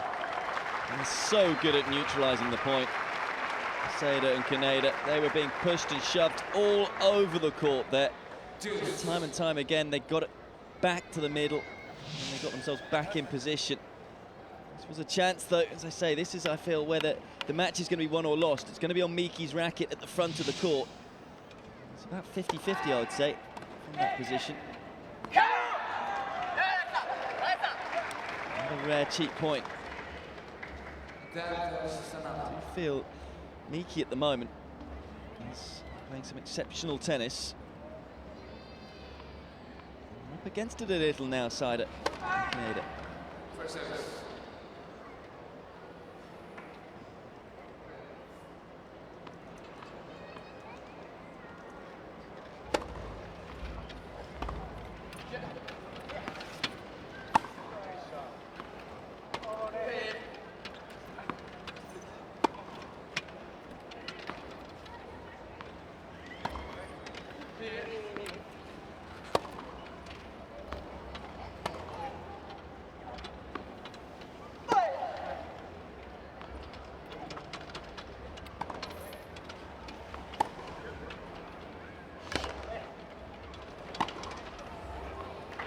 Sounded like a mishit there from Saida, but again, it's this man who's taking control of the net more frequently now. I love his reaction after every winner as well. You know, he really enjoys it, and it's great to see. Celebrates it like he's scored the goal in the final of the football. And he has certainly pulled his team up into a fantastic position now in this second set. He's been the one who's been able to hit the majority of the winners. Sonata's becoming a little more consistent as well. We saw him make a few errors earlier on in this set, but he's providing the platform for Miki to be aggressive. So now it's the only switch onto Saida and Kaneda. Do they need to change their tactics?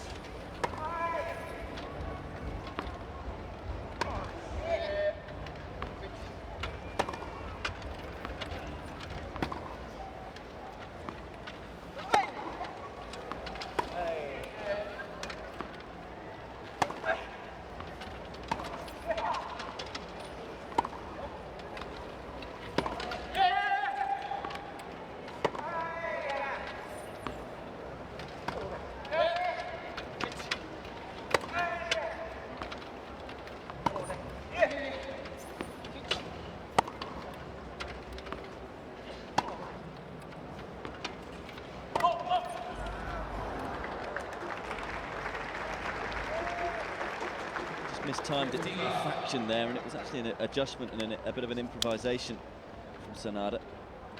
He initially wanted to play the drop shot.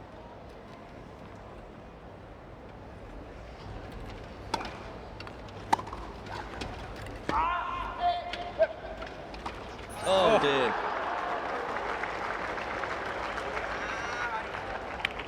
It's a brilliant fetch from Kaneda on the serve.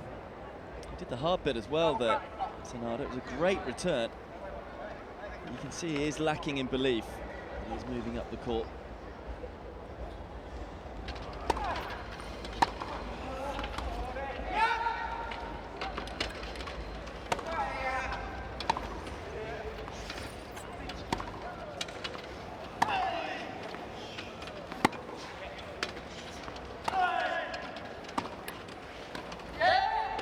Yes, Kaneda now moving forward with conviction. I wondered whether the tactics would change on their side, and maybe we'll see a bit more of this. Yeah, they're so talented. Timed his roll to perfection, just slowly moving in on the ball and rock solid with the volley.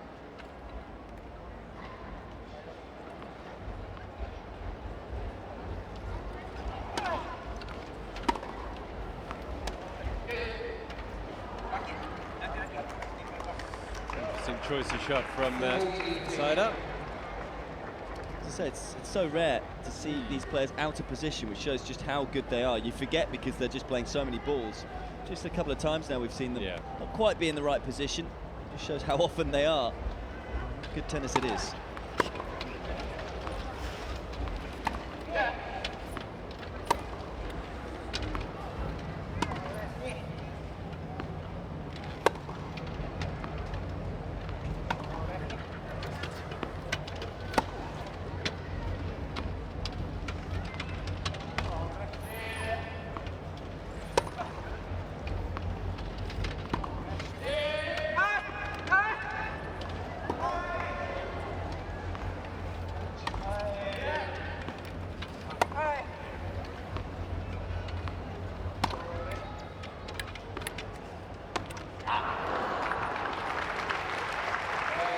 Bounce there, going over Miki, who is putting everything into this effort.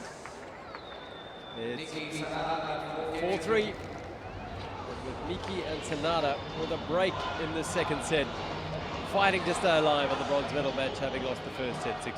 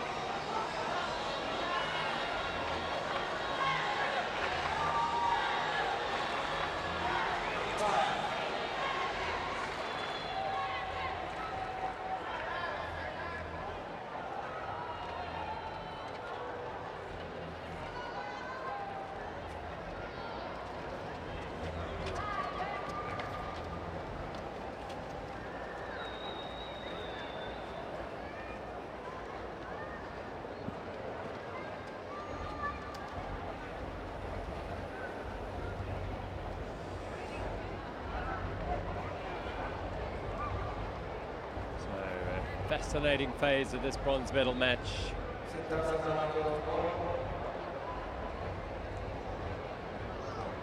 Serving with the new balls is Takuya Miki and Takashi Sanada. They've got their noses in front in the set at 4-3. Need to consolidate that, yep.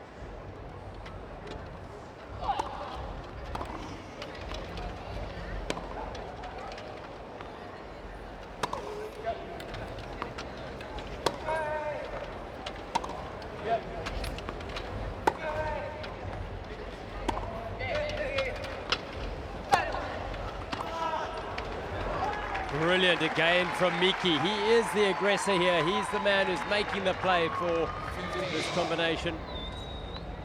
Taking this early and nailing the forehand, not for the first time, wide to the forehand corner of Canada with good effect.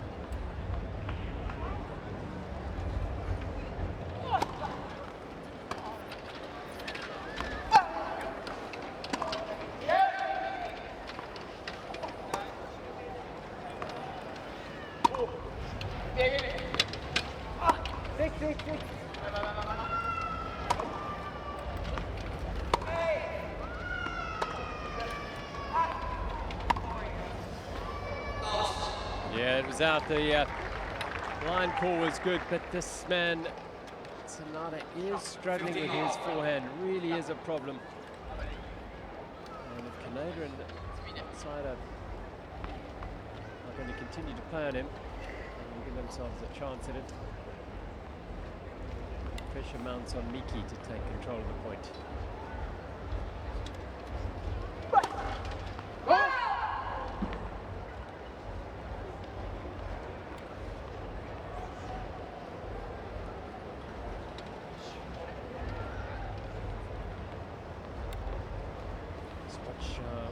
Canada attacks the serve.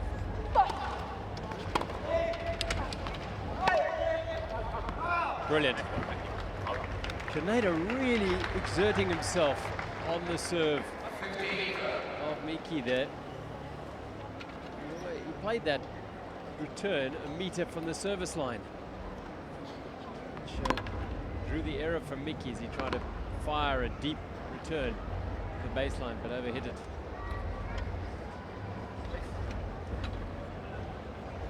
Tussle going on at the moment for ascendancy here.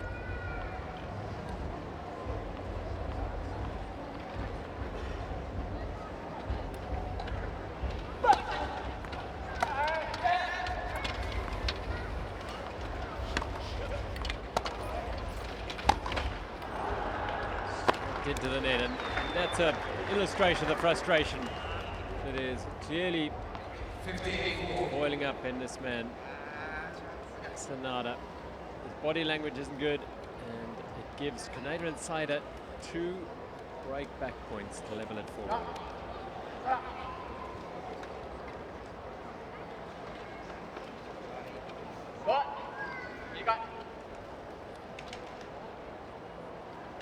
This is a critical phase here.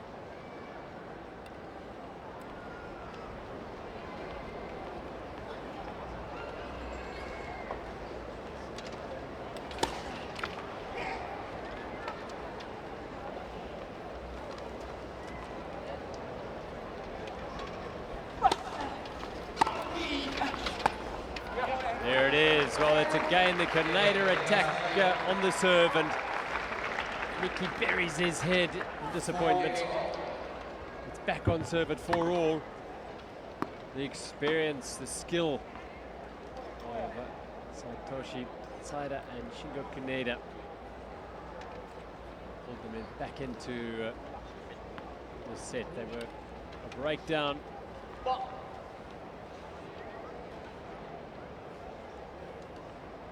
Canada to serve, 4-all.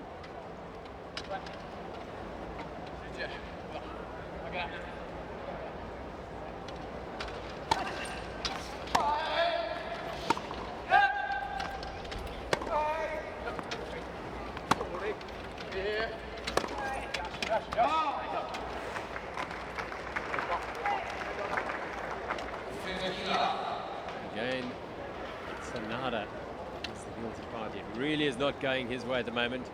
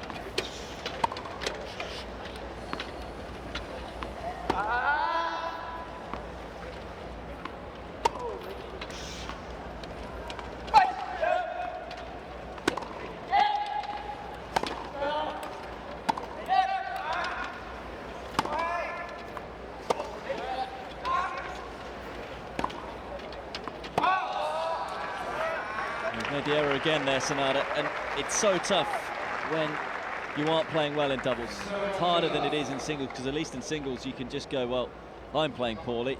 But in doubles, of course, you're letting your partner down too, and that burden can weigh pretty heavy as well. Particularly with the way that Miki's been playing of late. He's been playing some excellent tennis, and Sanada will be getting more and more down on himself because he'll not want to let Miki down here.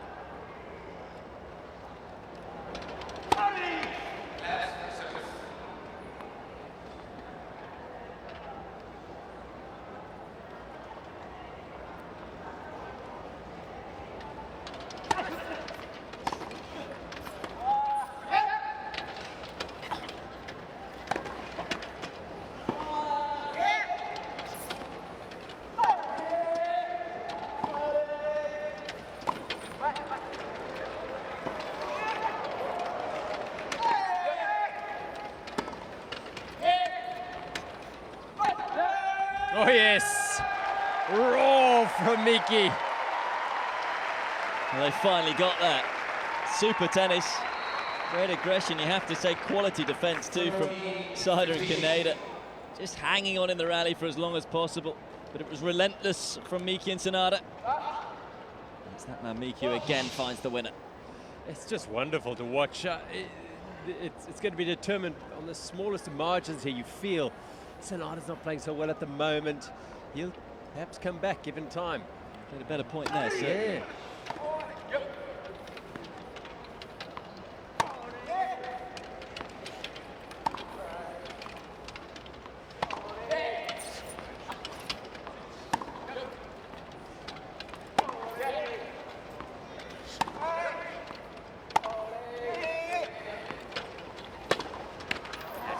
Going back again to that Sanada point, is you play your best tennis, particularly in doubles, when you're relaxed and enjoying it. You can see Miki's enjoyed stuff out there today, but it's his role now almost is to try and get Sanada to enjoy it. And, you can see at the moment Sanada, every time you look at it, his face, there's tension on there. He's feeling a bit of the pressure. He'll try and enjoy this moment. You know, it's the first time he's been in a bronze medal match, the first time he's got to a chance to win a medal.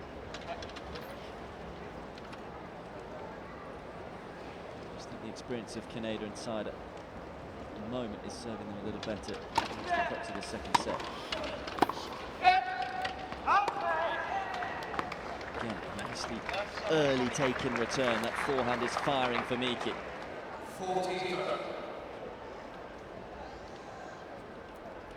Saida and Kaneda have close on 1,000 doubles matches between them.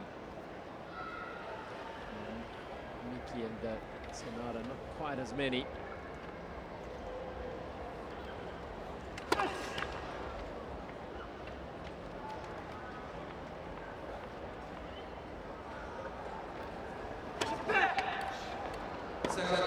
Only just for Kaneda.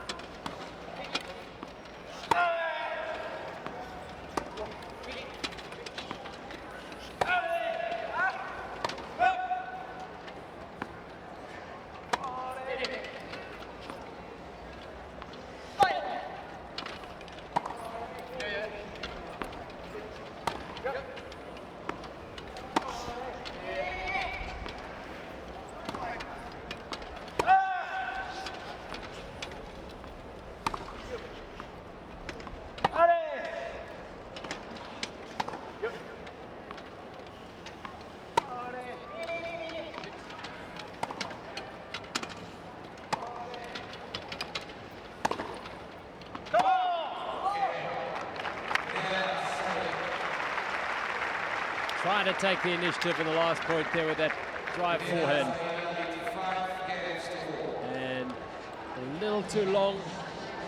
And that error gives Shingo Kaneda and Satoshi Saida a 5-4 lead. They lead by a set. They're one game away from the bronze medal in the men's doubles.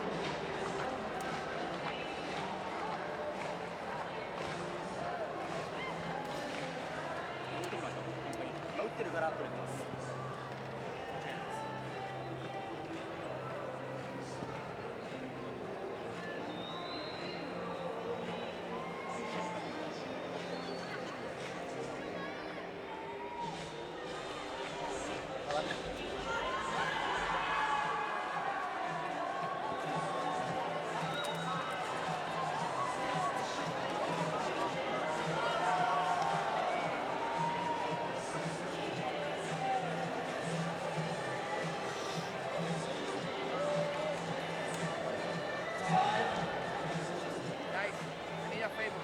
Sorry, it's another tip. You talk with small kids, please be nice with them. Okay? They are trying to do the best. Thank you.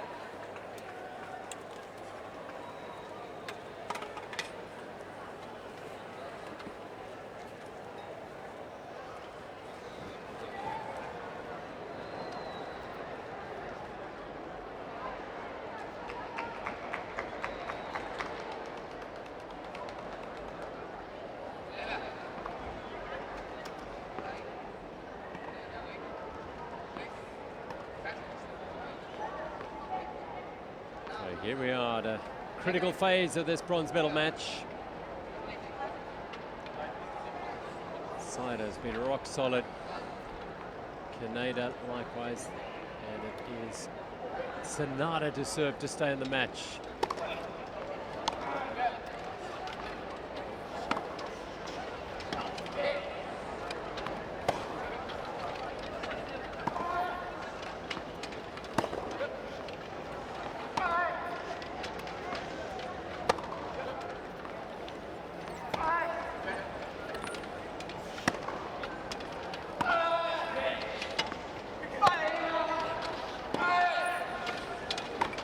Oh, it's such a shame. I mean, he worked the point so well to set up the opportunity. And his volleys just have let him down a little bit today. He's missed a few too many, and he's running out of time.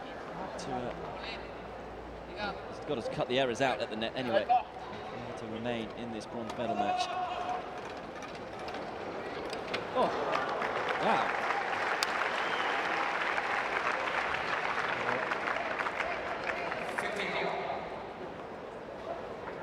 I suppose it's all within the rules regulations, so do anything to get the point at the moment.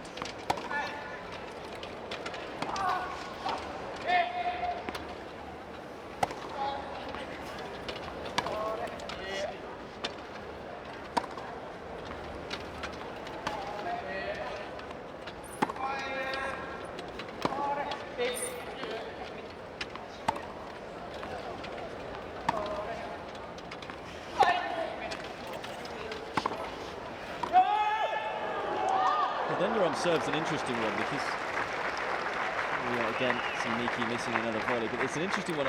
In able-bodied tennis, you're supposed, well, they say it's good sportsmanship to tell your opponent before you hit it, but I've never agreed with that. I don't see why it should be seen as not sporting. It's still part of the game, you know.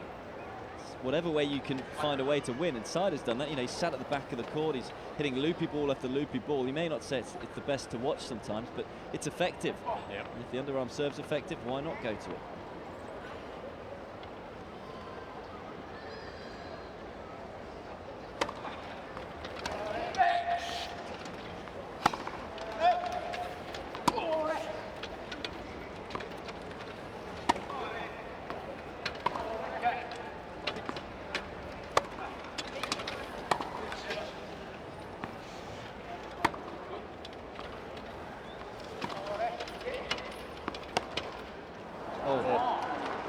Well, we've had 3 errors from Miki, ironically, in this game.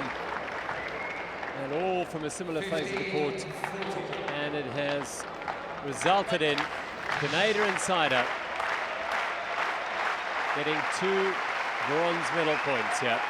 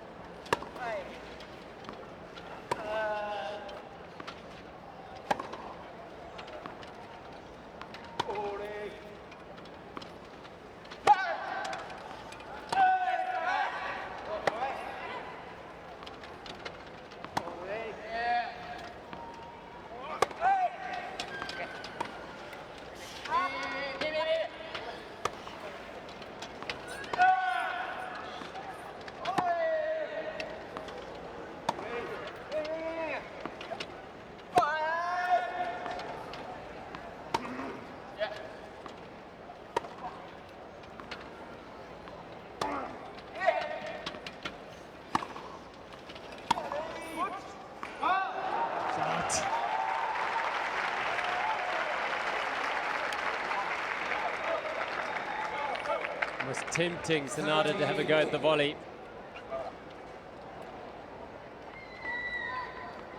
Still a bronze medal point for this man Seider and his partner Kaneda.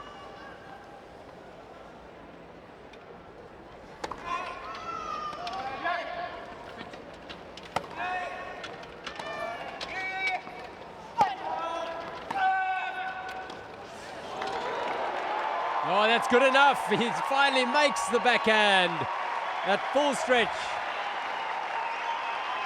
Well, he's missed a few balls at the front of the court in this game in particular. I was getting ready to say, had they lost that point, that's where they've been let down, really. When they've come forward, they haven't been able to find the right shot at the right time, but boy, didn't he find one there, Miki. Gutsy tennis to go for such an audacious shot as well at match point down.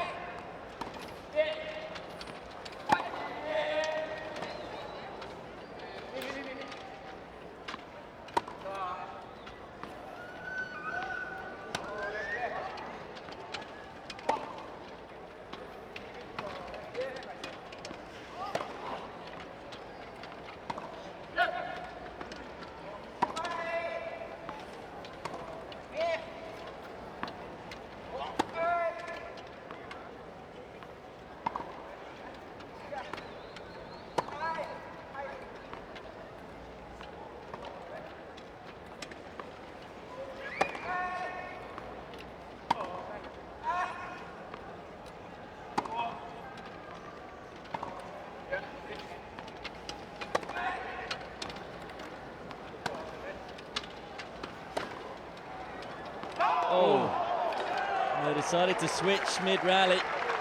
Trying to open up the forehand of Miki. They wanted to be bold and positive and really take on Seider, but again making the error at the front of the court.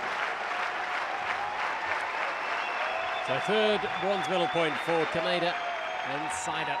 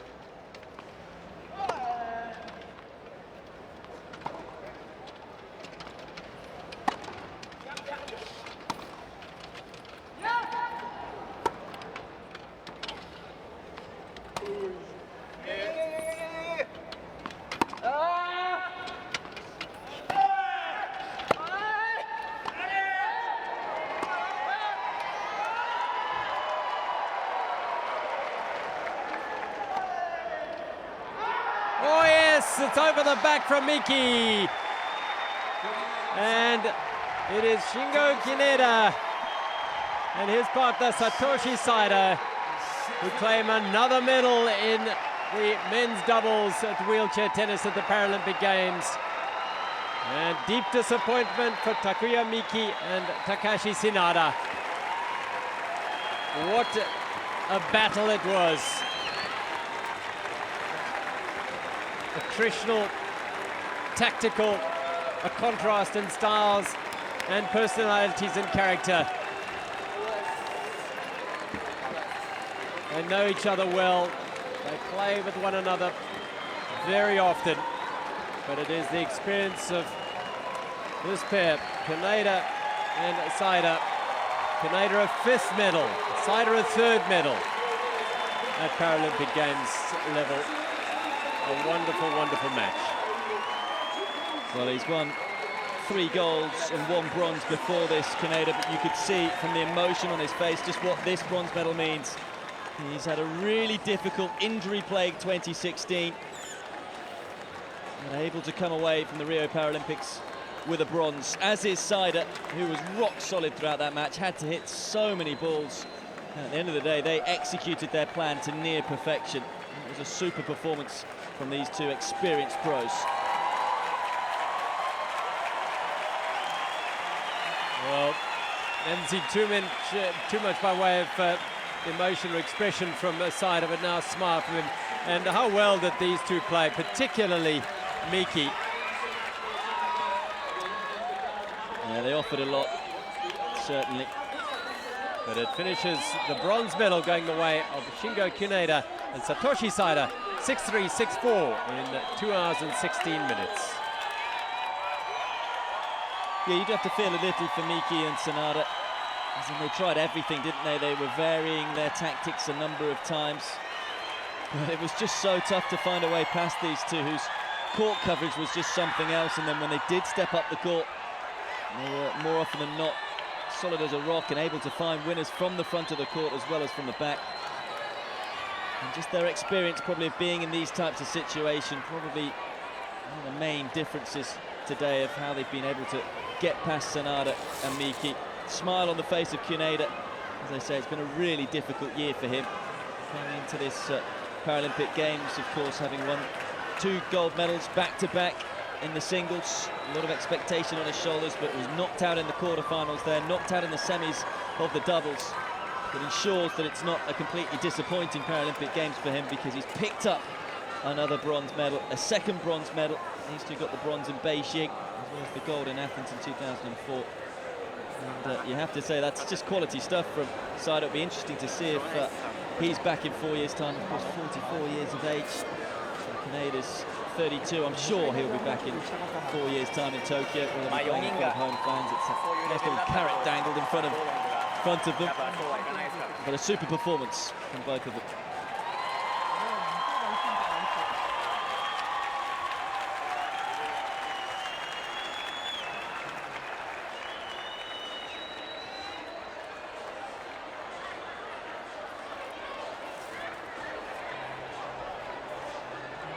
Good to see here as well that Miki is still able to enjoy the situation. You know, it's a special moment just to reach the semi-finals and then reach the the bronze medal matchup.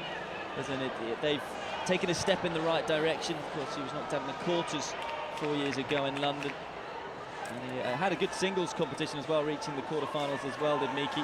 I'm sure Sanada, you can see, probably not feeling as comfortable because he struggled a bit more than his partner in that match.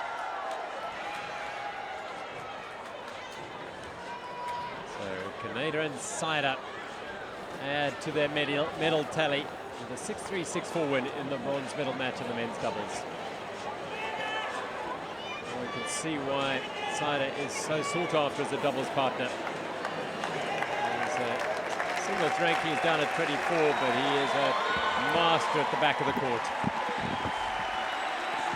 I'll be back for the medal presentation. Shingo Kuneda and Satoshi Saida.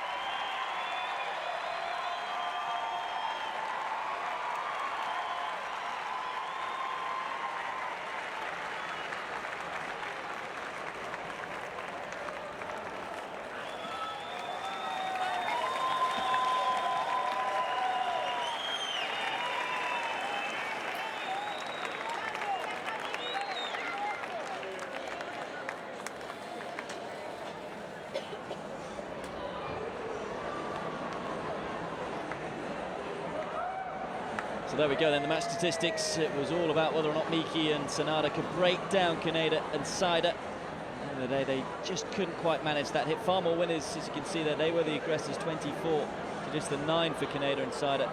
But 59 unforced errors in the end did for them. It's Kaneda and Saida who claim the bronze medal. And you can see just how consistent they were, just the 22 unforced errors.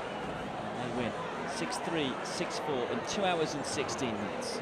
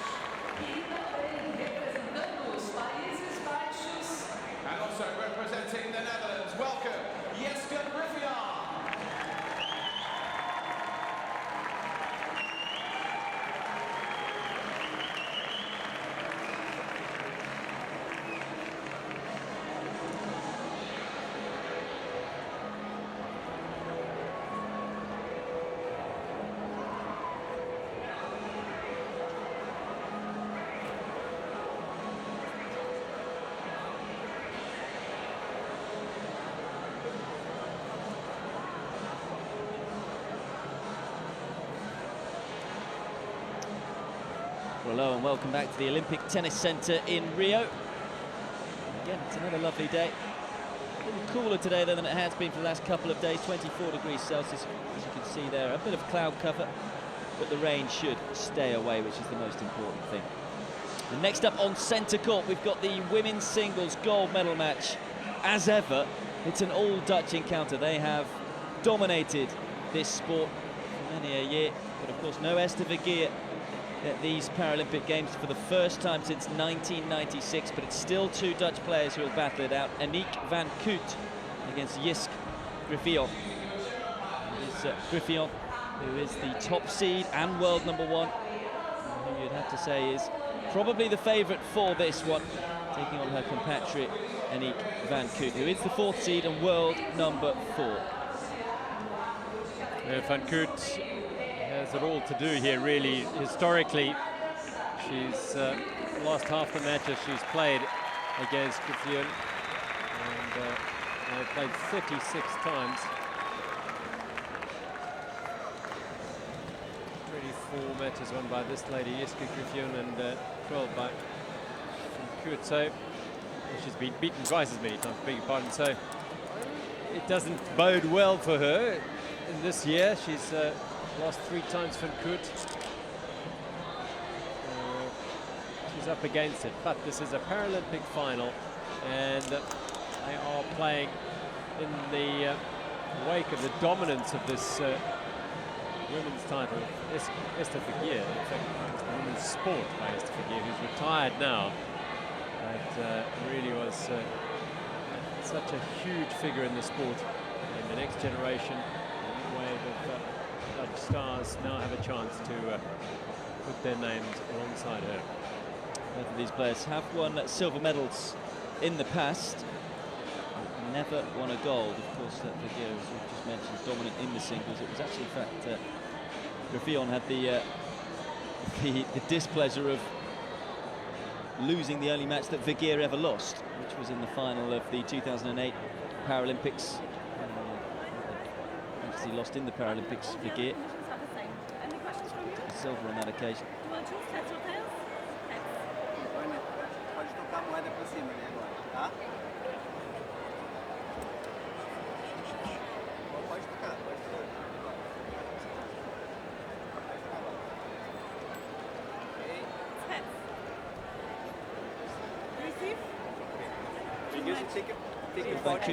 Winning the toss there and electing to receive.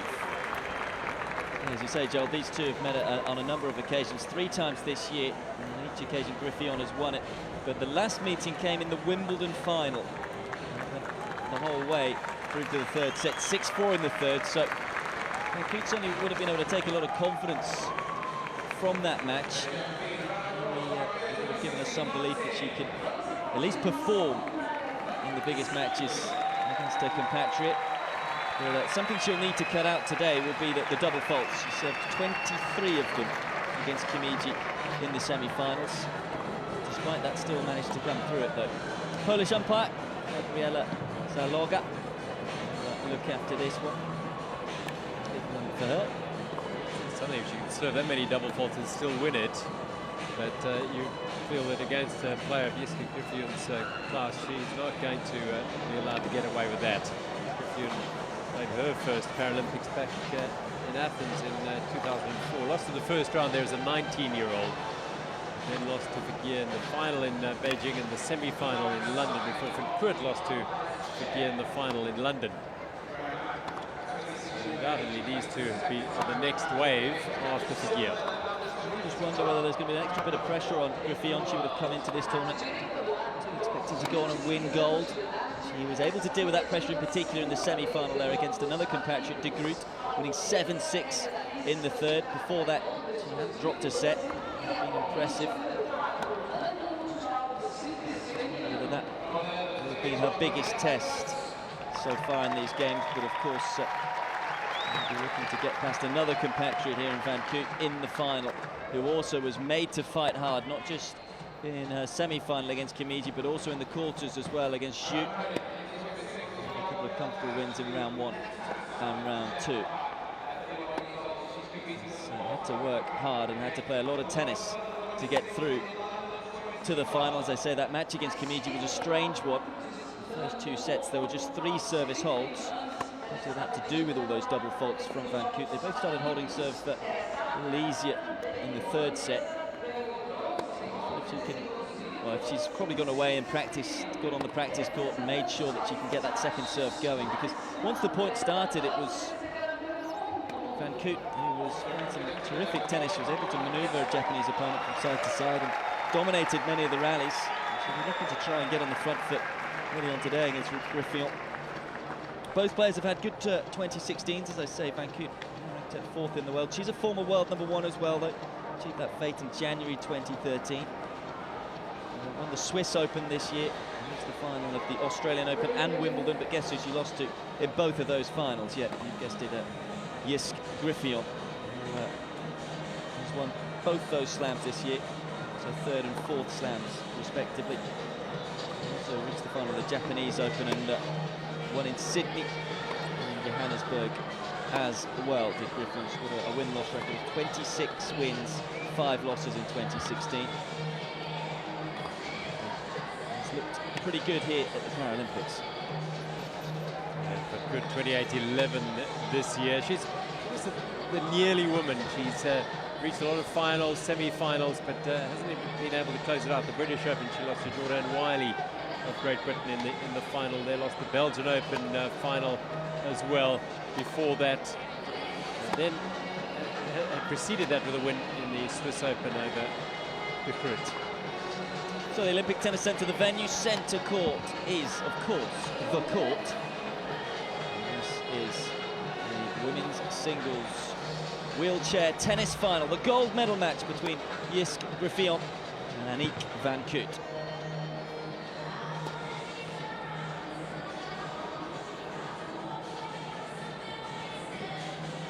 Both of these players are Grand Slam winners. Griffioen with 4 Slam titles to her name, 2 of them coming in 2016, of course, making the most of the fact that Esther Vergeer has retired from the sport. Yui Kimiji, who won the bronze yesterday, the Groot in that bronze medal matchup. So nearly she was able to be in this final, as I say, losing 7-5 in the third to Van Kooit. She's the second seed and is the world number 2. Better of her in the last 4.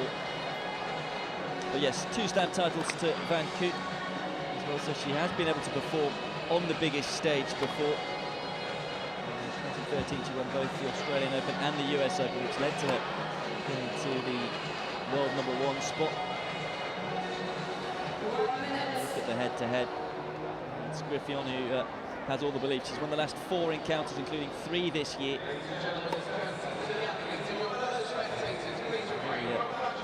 Has only won 1 of their last 9 meetings. She's got to somehow today find a formula to win. And the Dutch have been completely dominant in women's singles wheelchair tennis. In fact, just in wheelchair tennis in the women's side in general. Look at the wheelchair tennis leaderboard. All 13 golds that have ever been won at the Paralympics have gone to the Dutch. She's got 9 silvers and 4 bronze, and the closest to them is actually the United States, who've won 2 silvers and 1 bronze. It shows their complete dominance on this side of the sport. A lot of that, of course, due to Esther Vergeer. She was able to go on that glittering winning run. So many people watching the sport, being part of the sport, and of course it's led to an explosion of young players in the Netherlands wanting to play wheelchair tennis, particularly women. Now it's the turn of the likes of Jiske Griffioen and Aniek van Kooit to get their chance to finally get a gold medal at a Paralympic Games. 2 silvers and 1 bronze already Griffioen has. Van Kooit, meanwhile, has 2 silvers herself. None of them have ever won a gold. Who will do so today, we'll soon find out in a couple of hours or so.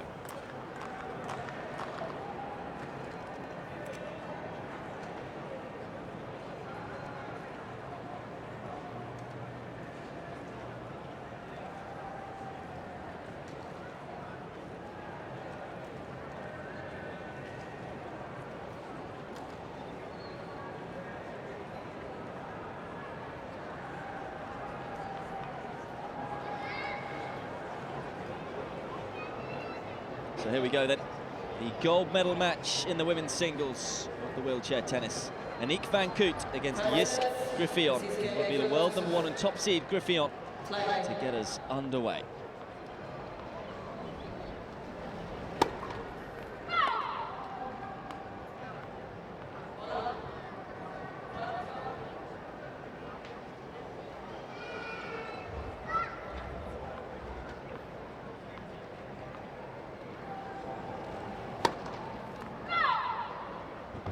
A few nerves in the system. Biggest match of both of these players' lives, you would think, here, because they'll both see this as a real chance of getting the gold. These Vergeer in the past, they've not been expected to win. In particular, it's the favourite for this one, so it's that extra burden maybe.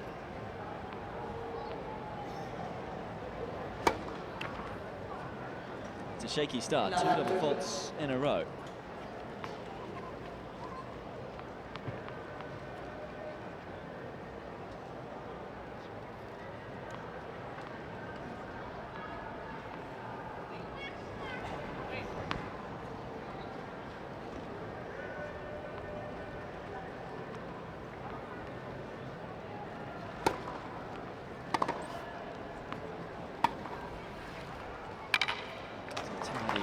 Backhand, finally getting the ball in play. I mentioned Esther Viguier a number of times already, but Griffillon actually hails from the same town as Viguier, Vorden.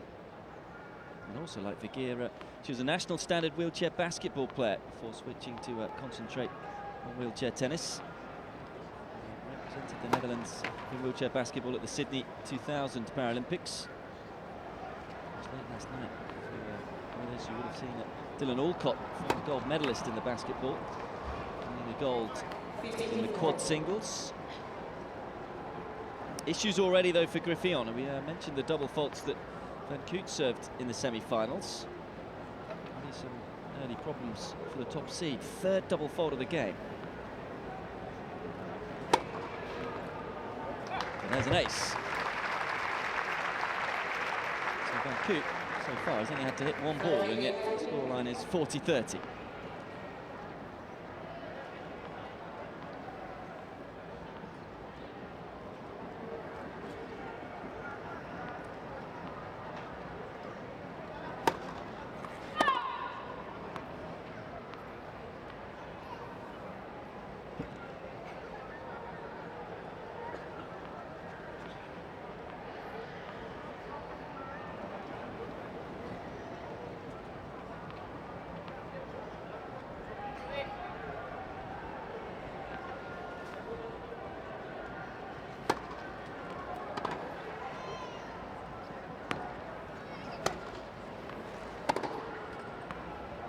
Fine forehand winner from Van Koot, taking it early, taking it on the rise, and also taking a break.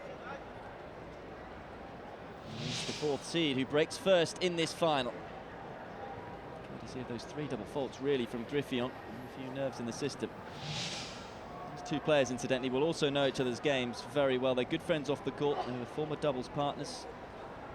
Actually were runners-up in all 4 Grand Slam doubles events in 2011 as a pair. They did win Wimbledon together, as well as the doubles Masters champions in 2012.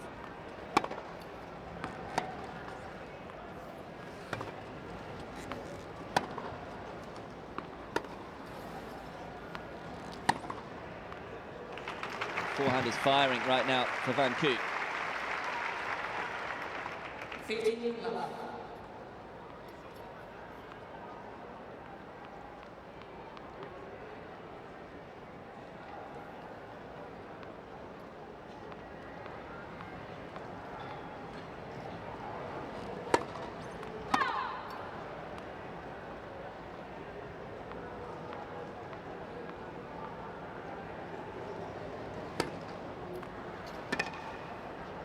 It's a devilish slice return from Griffillon. Down the back of the ball. Cut it out wide, Van Koot, which you can understand, but when you get it wide enough, left herself a little exposed.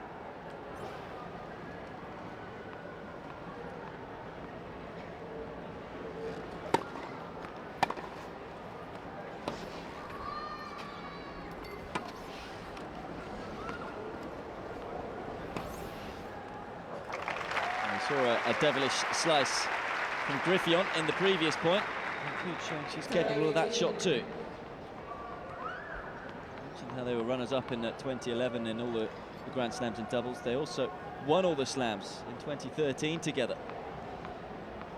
It's an interesting combination, the fact that it's such a big match, this one.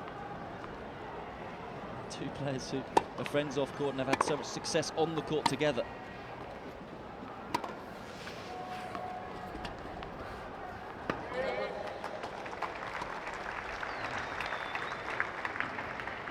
It does mean, of course, is that they know each other's games so well.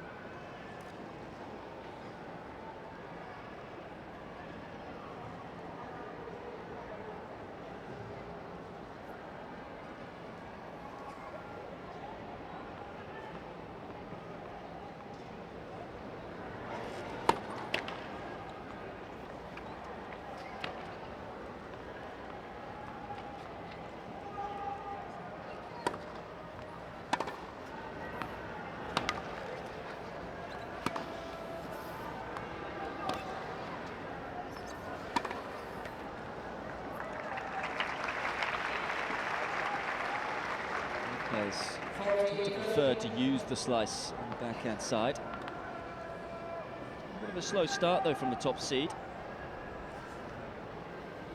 Just wonder whether it'll actually suit Van Koot. She is the underdog.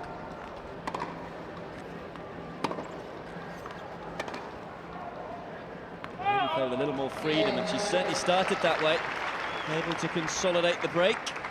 And it is the fourth seed, Van Koot, who leads by 2 games to love in this first set. A strange old thing, isn't it? So much experience, big match experience, and yet the nerves find their way through. Just clearly, you've got to feel that that's what it is for the time being. There's nothing quite like it, is there, in terms of being the Paralympic Games. It's a tournament that only comes around every 4 years. So it's unlike a slam. If you lose in the final of a Grand Slam, another one comes along in a couple of months' time. Well, she's realised she's got an opportunity to capitalise on a nervous start. And what about the freedom of that shot? Absolutely stunning.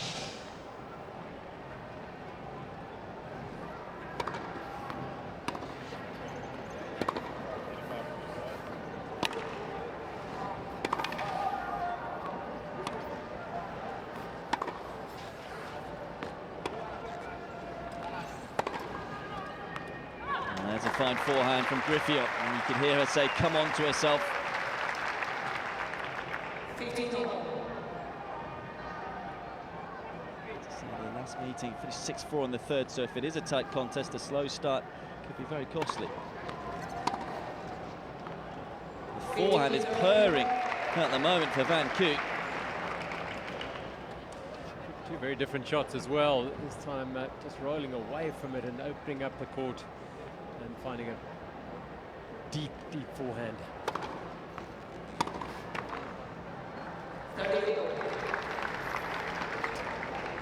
Shake of the head from Van Koot, but I don't think she'll mind that. She started really positively, looking to take the game to her opponent. And in particular, there are a number of winners already.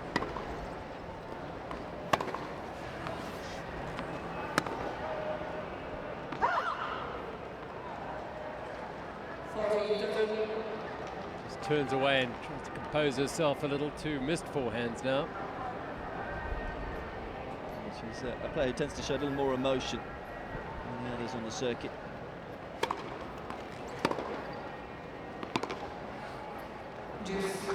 Someone a little more cool, calm and collected. You almost always tell what Van Koot is thinking, I feel.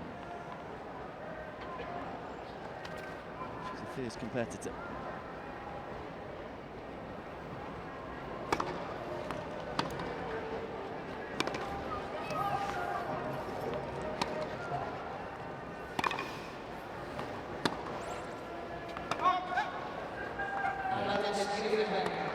Quite get the racket at speed on the ball there. Just drifting along, so an opportunity here for the top seed and world number 1 to get herself on the board. Can't do so though. What a glorious return from Van Koot. She's reading the serve well and positioning herself brilliantly. It's such a quality shot. Just punch up the line.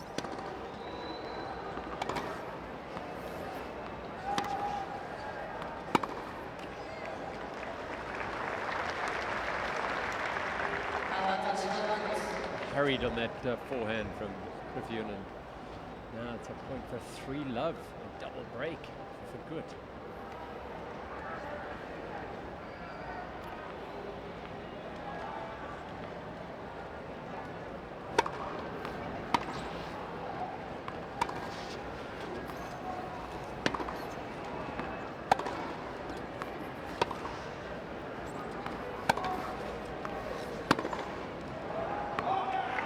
Got herself back in the point there, Van Koot. Good defence early on and then took advantage of it. I feel that this is a big game. 3-love lead would be a really superb start.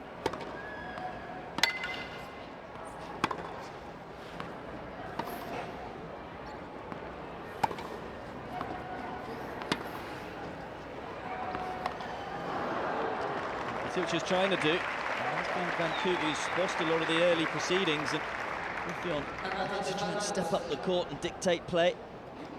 Hasn't found her rhythm yet, though. It's another break point for Van Koot.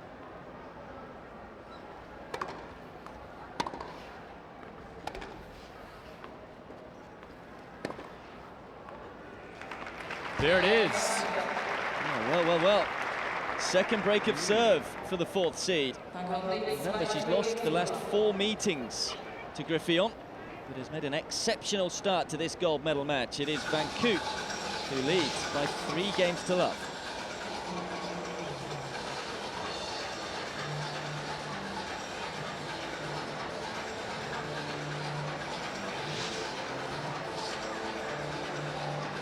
Confirmation of that near perfect start. 26-year-old, Van Koot leading 3-love.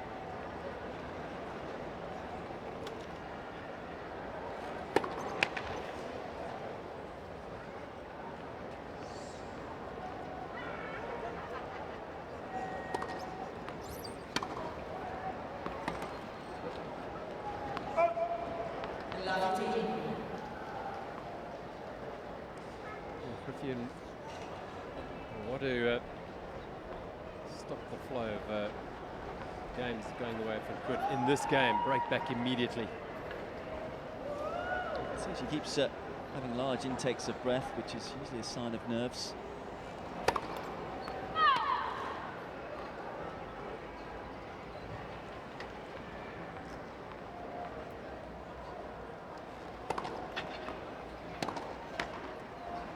You often only get one chance at these things.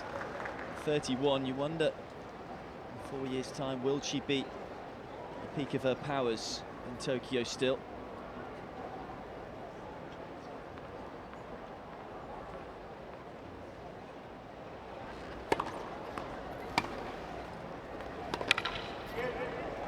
These two would contest the doubles final tomorrow. So we'll have another opportunity to get gold.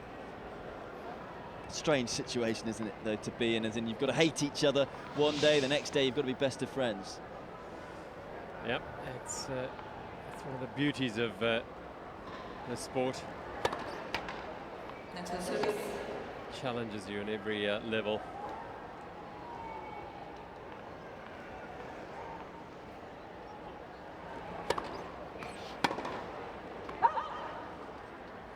She's serving a lot better than she did in the semi-finals, Van Koot. As I say, clearly will have gone away and practiced between the matches.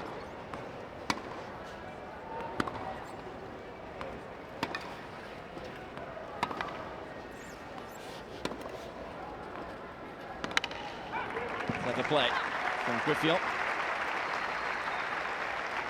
Just a couple of signs from the top seed that things are starting to settle a bit. That forehand and the return, backhand return from the same court 2 points earlier. A point to pull back one of those service breaks. There is the first double fault for Van Koot, and it's a costly one because it allows Griffith to get back one of those 2 breaks of serves. Still trailing though, but it is at least on the board now. Griffith a lot later than she probably would have liked, because it's Van Koot who leads by 3 games to 1.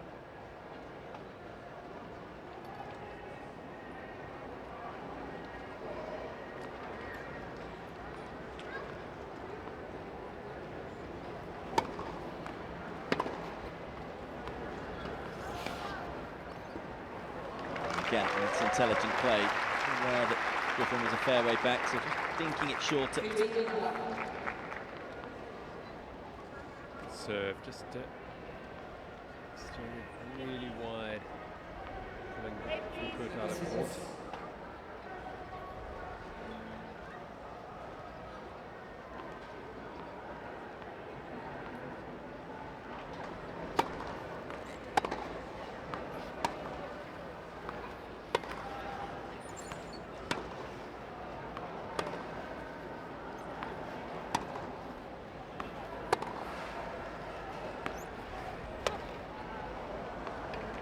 Depth from Van Koot.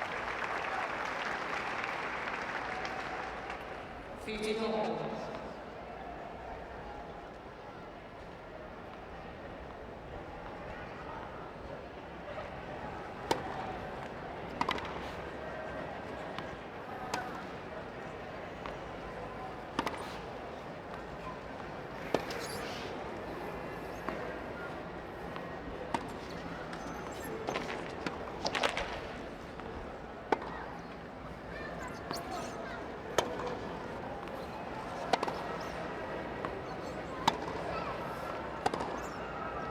Oh, made it.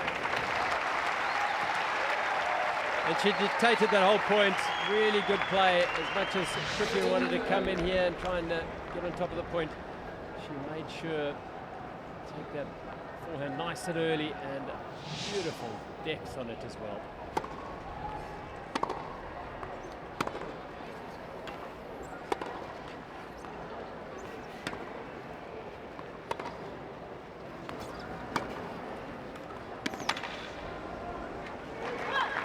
Better from Griffith. As much as it's been a nervous start, maybe from the top seed, you have to say it's been a quality start from Van Koot. No question, she's come out playing with a lot of freedom.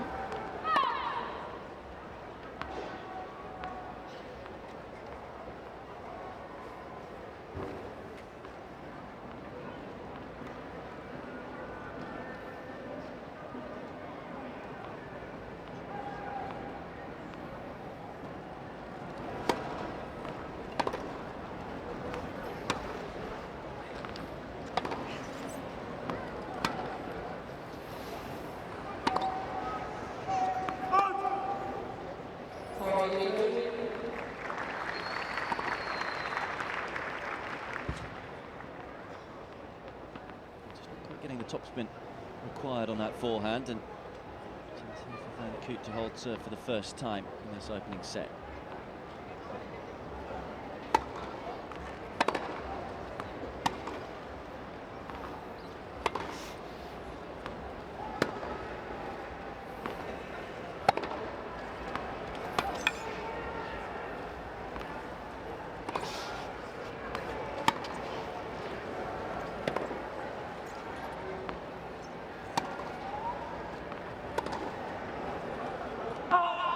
Did a brilliant job there, Griffith, of turning defence into attack. A big shout of "come on," I think says it all.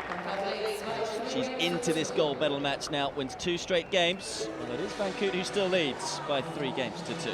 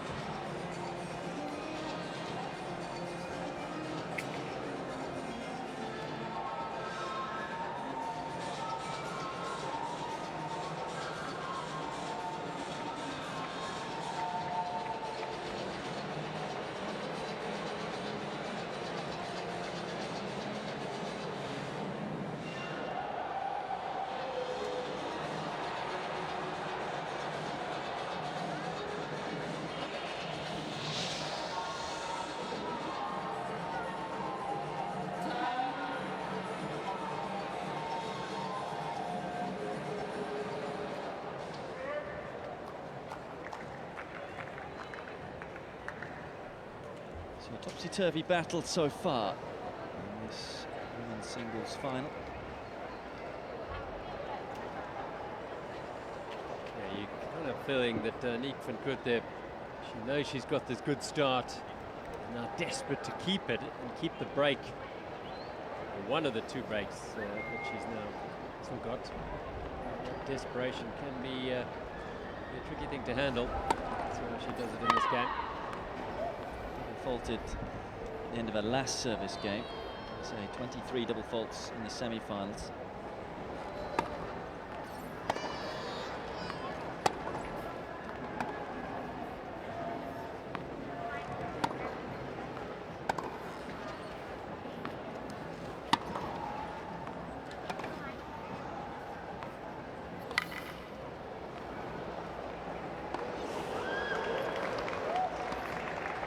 Well, that's wonderful play from Van Coot. Such an important point, really. The first point of her service game here. She's been worked around and she's worked Griffith around the court. Good chase down that. But Van Coot in a perfect position to finish it off.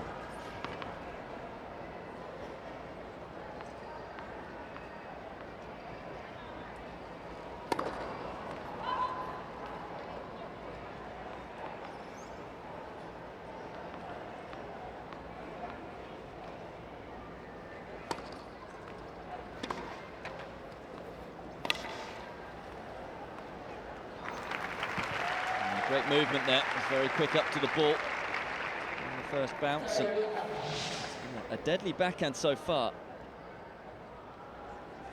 She's looking so composed. Very calm. Seems to have her game plan nicely worked out.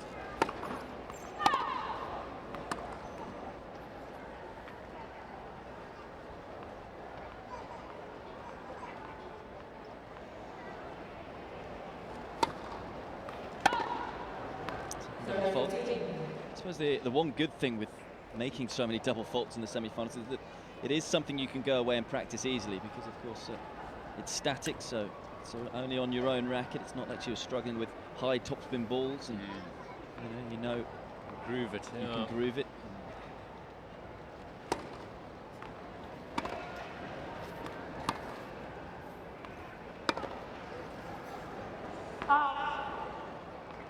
It's been very evident in the early phase of this match, the depth that she's finding on both the backhand and forehand side. It's keeping Jiske Griffith on the deep in the back of the court and unable to mount any serious attack.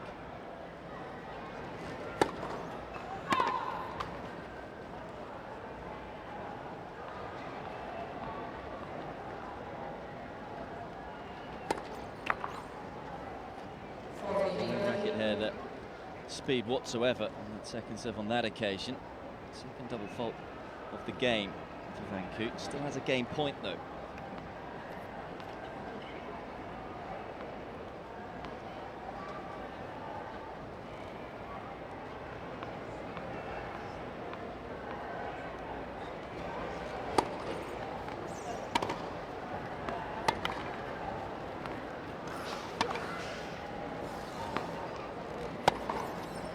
It's another big, booming forehand winner for Van Coot.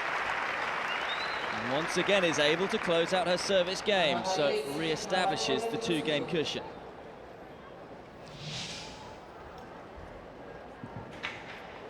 Yeah, the depth, beautiful, and it's such a sweet forehand when she gets it going, and it is going well in this final. It's 4-2. Such an important hold that we dropped two serves in the previous game.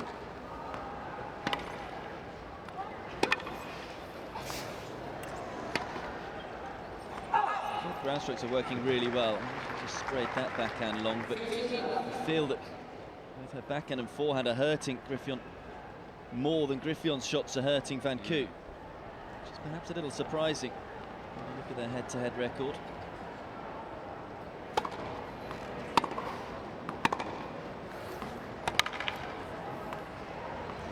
hurting her in that forehand corner time and time again, either with the backhand or the forehand. 15 all.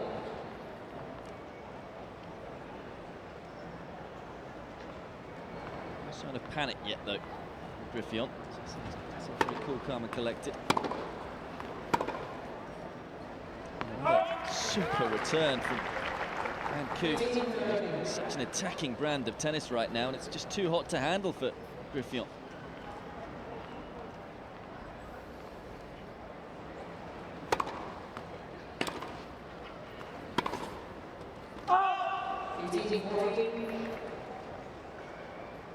Yeah, at the moment, this number one seed Jessica Griffin has got no answer to the aggressive, positive approach from Van Koot. 2 break points for the 4th seed.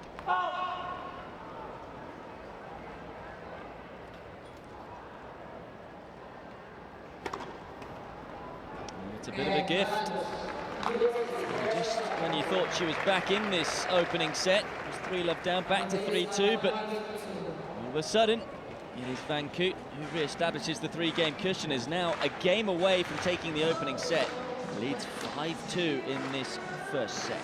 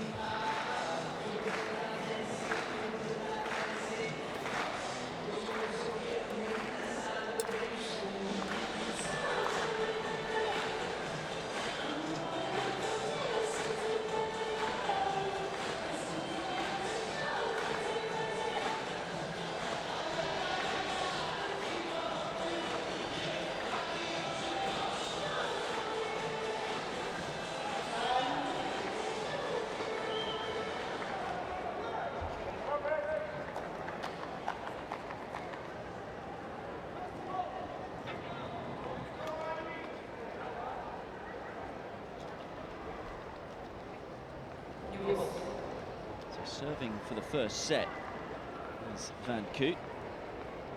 2 up, has new balls as well.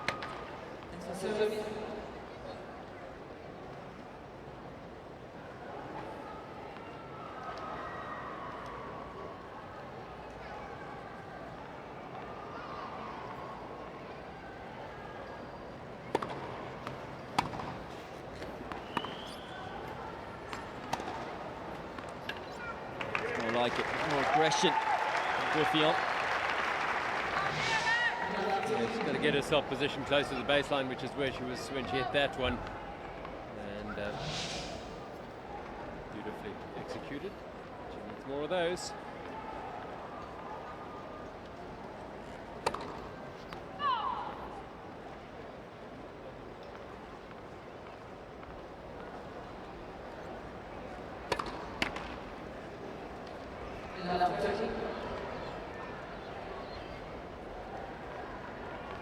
There is an area of the game that is going to be a shadow for her. 3 double faults now.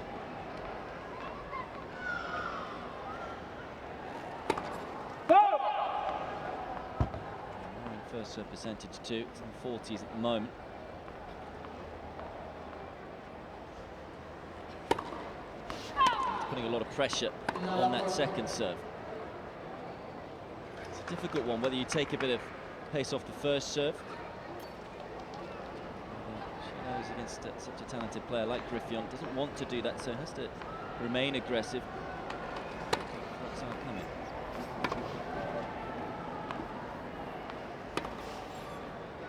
It's beautifully played. Opening up the court and then going back in behind her opponent. Absolutely delightful backhand this. Had some work to do, but then it sliced so deep.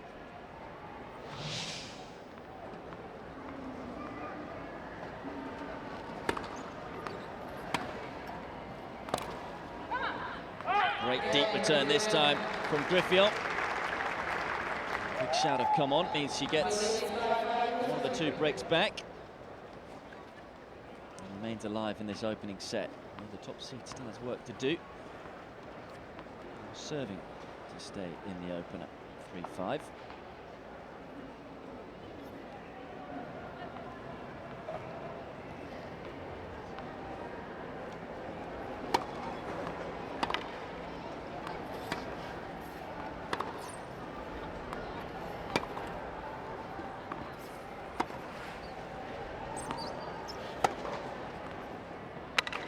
Powers that forehand up the line.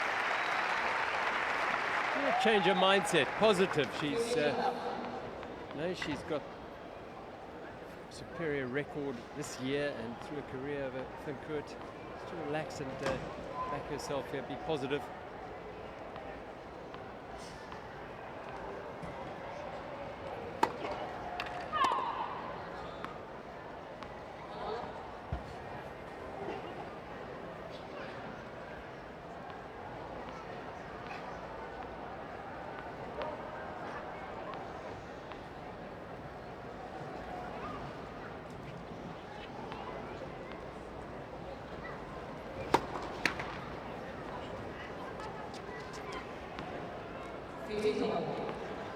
It's predictable, I'm afraid. Look at the wind there around those flags. Can't be helping.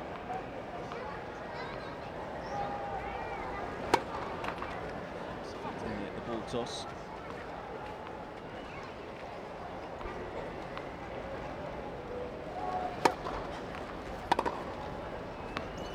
And Coop remaining very positive. It's also going to hurt Griffith in terms of struggling with the serve herself, so maybe just took a bit of pace off the ball there, but Coop pouncing, finding the line too. Well, that's what's been so impressive. I mean, she's not winning points by, I mean, she's going for lines, she's going for corners. It's a bold approach, and it's paying off at the moment.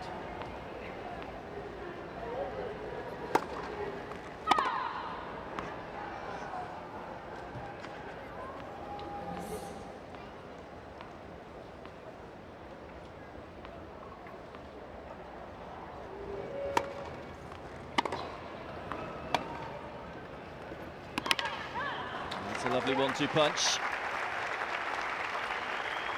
Neatly floated up the line on that backhand.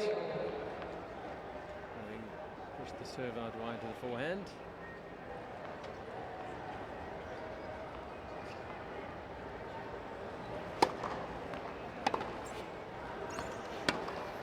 And you could see exactly what she was trying to do. Serve drew a short return. A few too many errors from Griffith in this opening set, and it is set point for Van Coot.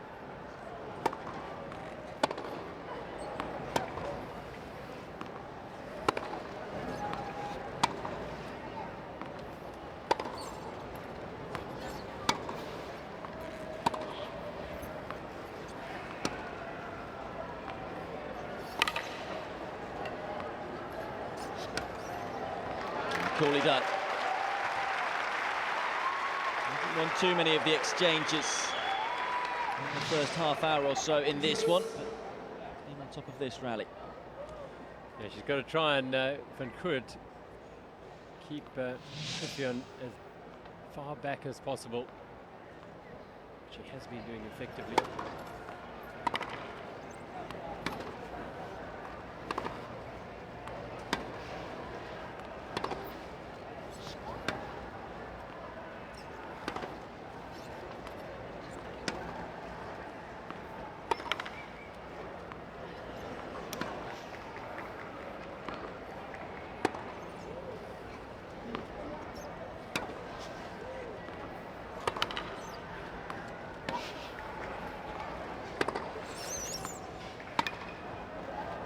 It's a fabulous rally, and it's one in which Griffith wins.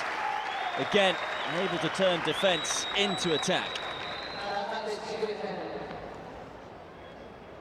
Beautifully finished off, and now she has a point for 4-5. She's had to work hard for it.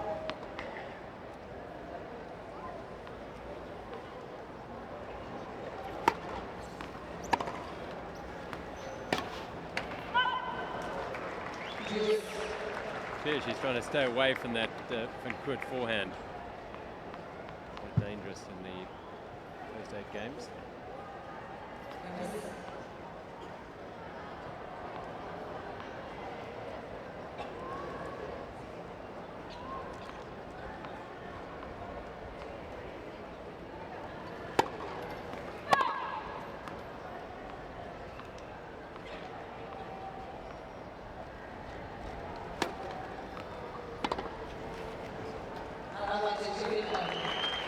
Backhand has been pretty effective for Van Koot. In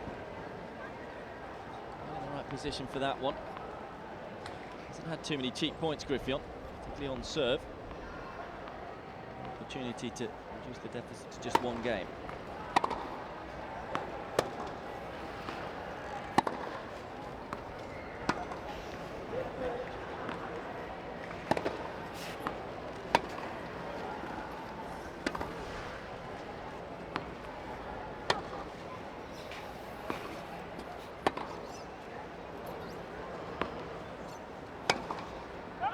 Oh, overcooked it. Only throwing one way, then the other. Intriguing watching. Yeah, two they're our good friends and doubles partners. Know each other's games so well.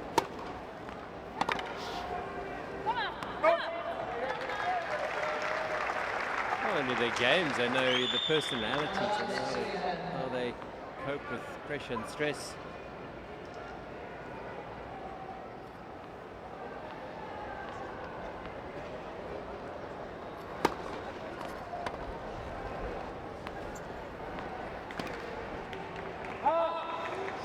Secure the game. There's no consistency about Griffith at the moment. Too many unforced errors that bring her game. And the 17th unforced error in total. Another excellent body serve. She's cut it out wide a couple of times from the deuce court side and showing a bit of variety there, catching Van Koot by surprise, this time into the body. She closed the game out this time, though, the top seed.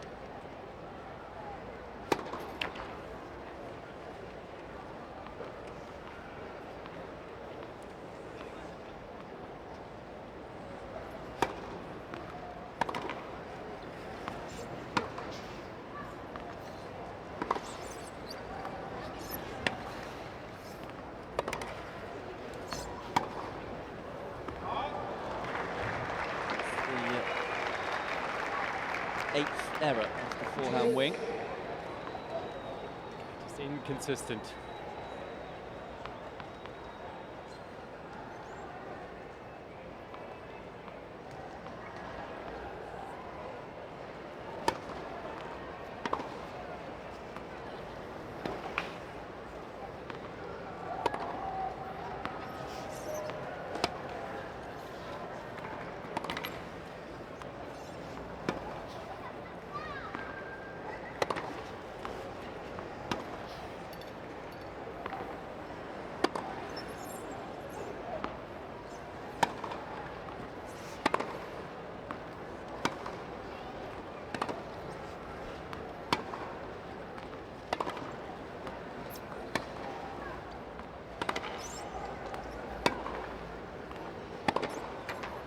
Oh yes, a little bit of luck with the nick off the net, but take nothing away from that point for Van Koot. It was relentless attacking play.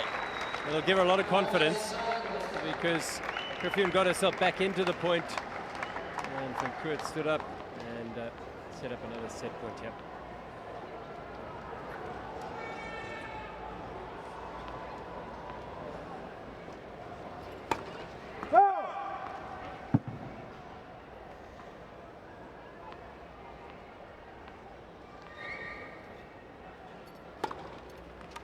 Oh, what a time to hit your first ace off a second serve as well. And saves a second set point.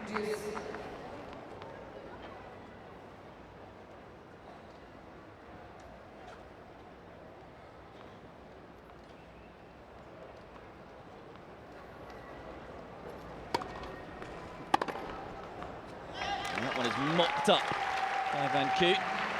A lot on the serve. 26-year-old just saying thank you very much. Yeah, crunching forehand. Yeah, it wasn't the best serve, and Trippier knows it.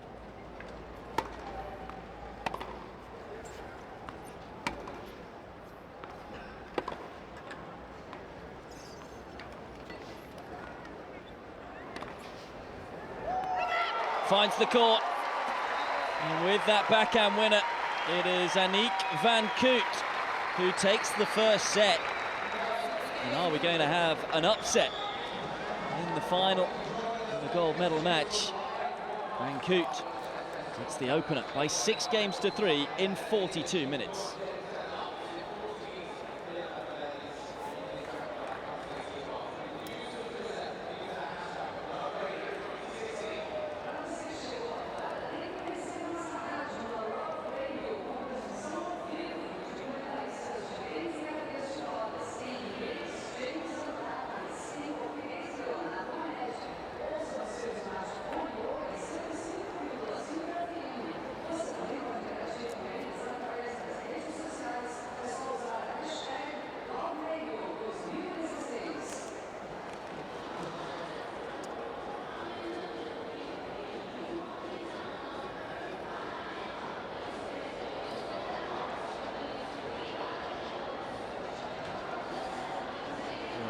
First set statistics, high first serve percentage, 2 more unforced errors, and the winners from Van Koot, 6 more, and 50% conversion rate of her break points. 4 break points converted, 6 in total.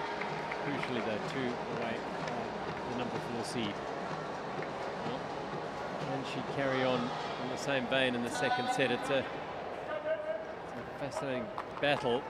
She's not the favourite statistically, historically. She's not the player with the outstanding record against the number 1 seed. So let's see if she can keep the momentum going her way. Van Koot, after playing an exceptional first set, will get the second set underway.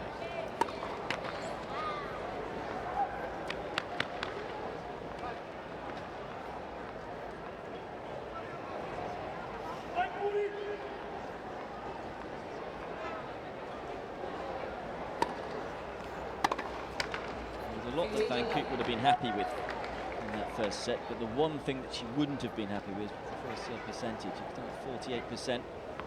It's putting real pressure on the second serve. Number 5 double faults, 23 double faults in the semi-final, so it's going better than it did a couple of days ago.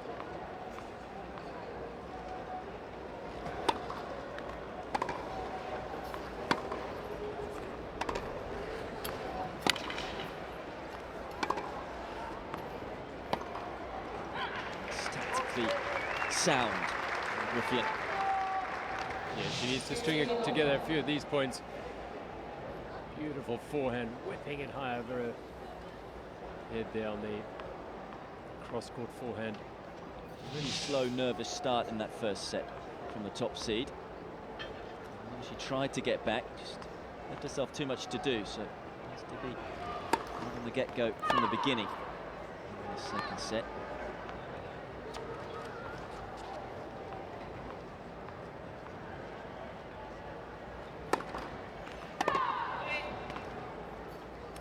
On that one, in terms of the ball toss, it's further enough back behind her head to generate any topspin on the ball. She actually hit it pretty flat, more like a first serve than a second. It went out the back of the service box. Still a fault of the second set.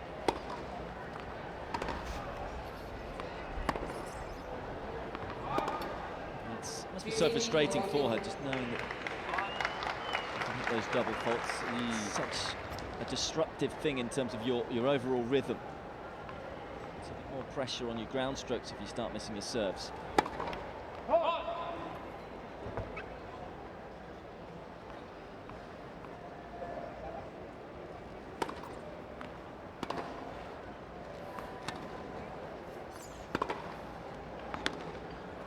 Excellent depth from Griffith. And it is the world #1 who breaks first in the second set. Needed a good start and has got one. Needs one love.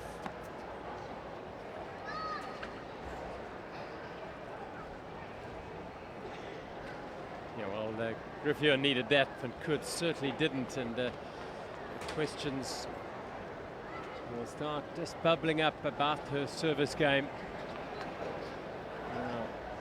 Just one double in that game there. And a couple of loose forehands, and suddenly she's a breakdown in this second set. Knowing the brilliance of this woman on the other side of the court. Just want to give her too much of a start.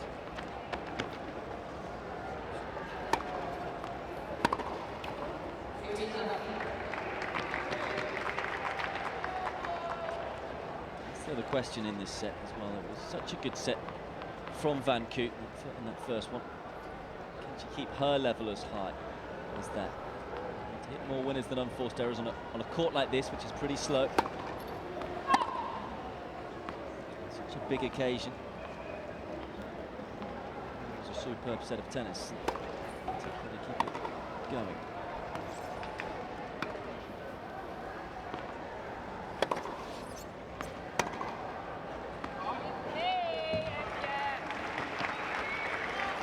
She's gone to that forehand side quite regularly and with quite a lot of success for Kurt. She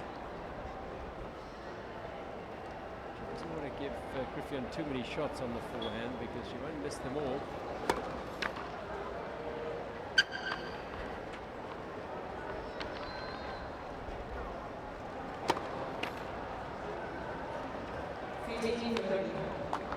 This is a really big game in the context of the match. Griffith can hold here. First time really gives herself a bit of momentum. She was broken. Momentum would be with Van Koot in the first set.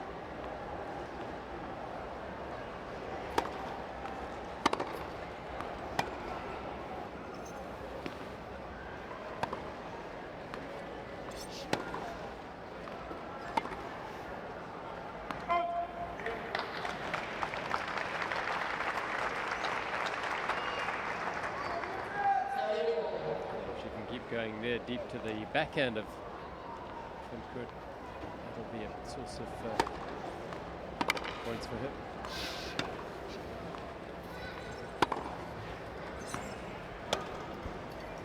You can really hear the sound and the noise the forehand makes. It crunches off the strings of Van Koot when she winds up on that forehand side.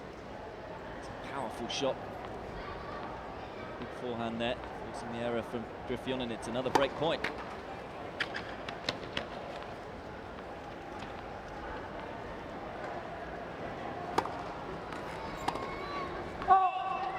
Take advantage of it. Struck it at a fraction late and it's pushing it wide.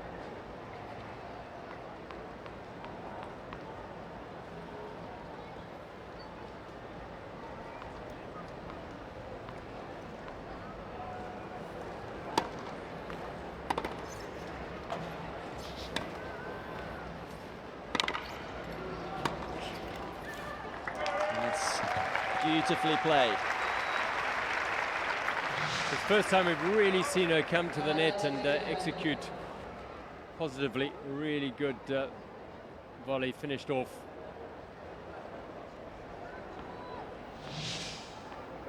Changing up a little bit here and take the initiative. Forehand finally doesn't find the court for Van Koot. And so Griffith is able to consolidate the break.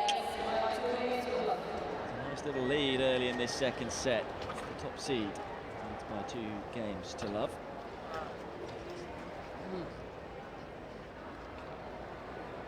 Just a moment to compose herself here. Van Koot has only won once in 9 clashes between the two since the beginning of last year. If the Australian Open champion, the Wimbledon champion. make it a hat-trick of wins against Van Koot in finals this year in the big events.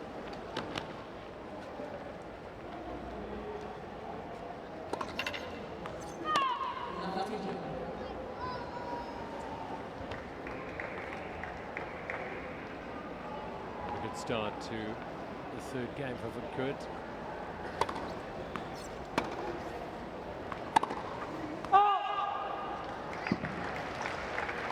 Trying to be aggressive, which I think is the right tactic. Not sure whether she needed to hit that one so close to the line. There's a big space up the line. These players have different coaches, incidentally. Coaches and split to win.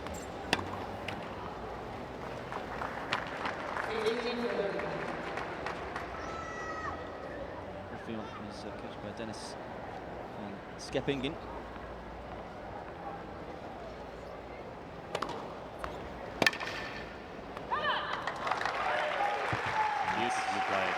It's a dominant performance so far in this second set from the top seed. She looks a different player. Knifing down the back of the ball.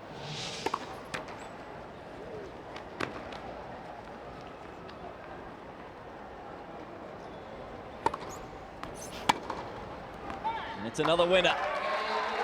At the moment, it's Griffith who's in the zone, and she's in the ascendancy in this second set.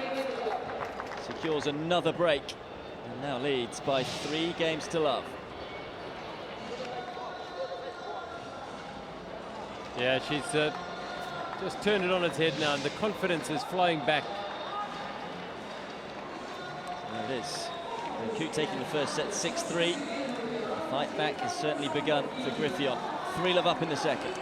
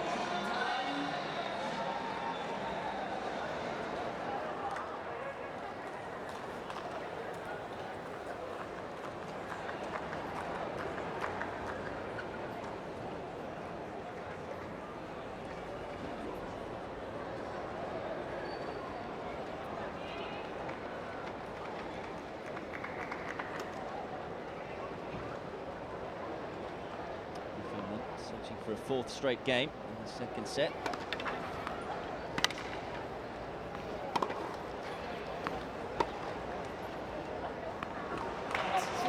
Even though the scoreboard has completely changed, it's only been a slight difference. Van Koot now beginning to make a couple more errors. Griffith has just tidied up her game a little.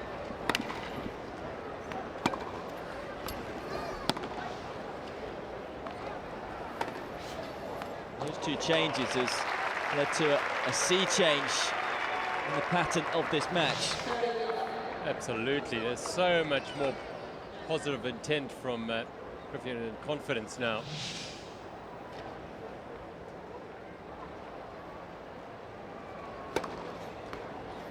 What a serve that is.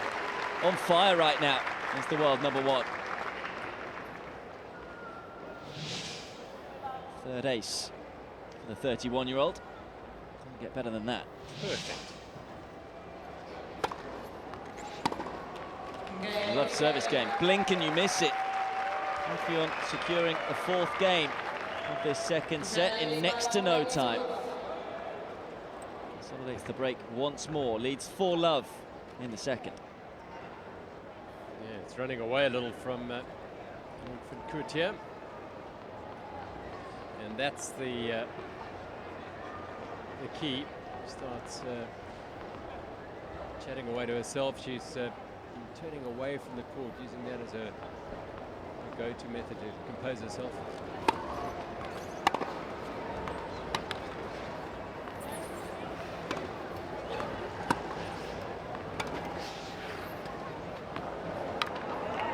Too good. I think it perhaps wasn't meant from Griffith. It There's a shot on the defence. At the moment, everything that's coming off her strings is almost becoming a winner. Can do no wrong. Fantastic of resetting yourself is used by a few able-bodied players in tennis. Ivana Ivanovic and Maria Sharapova known for it. It's important to reset and regather your thoughts, particularly if you're up against it. And right now, Kut is up against it. Yeah, it's unraveling rather quickly now. The fourth seed, the 26-year-old Vintas Fake.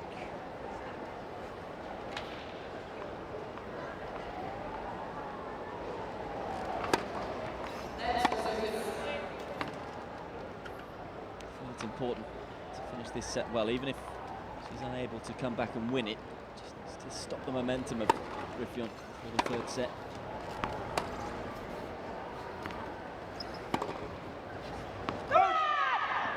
Big shout of, come on, stops the run of points against her.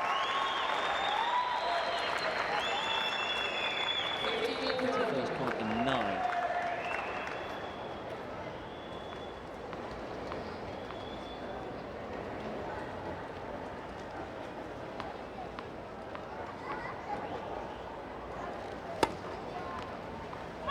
It's a vicious serve. Just kept following Griffin, nothing she could do.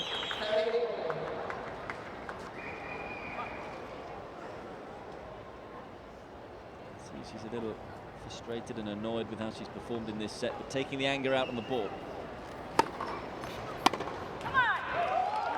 And you look at that serve, absolutely strong, confident, crisp serve.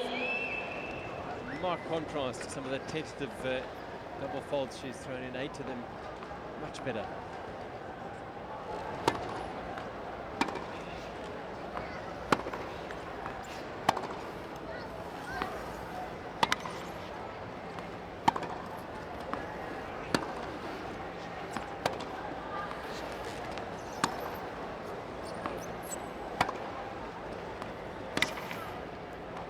Oh, that is superb.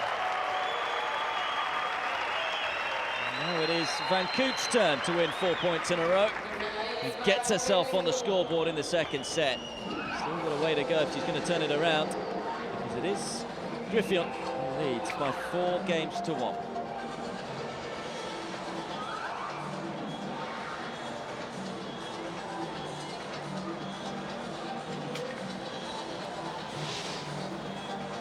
This is such a positive game from Van Koot. It's almost as if she said, I'm not going to lose. If I'm going to lose a set, I'm not going to lose it to love. I'm going to go out this set anyway. Positive approach, and that's lovely to see. But no question that Jessica Griffin, despite losing that game, is right back in this match, and if anything on top of it. Did lose the first set, but I feel that the momentum is with her.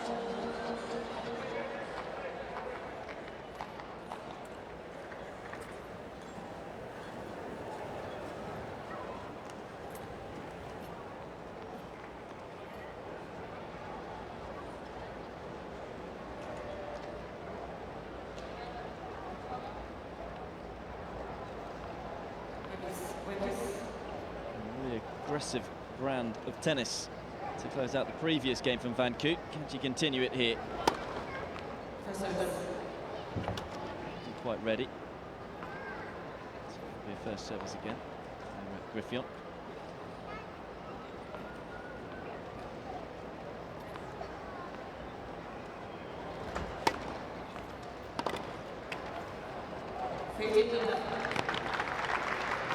Everything about Griffin now is a lot more upbeat and positive and confident. It's this lady who's having to fight the demons a little.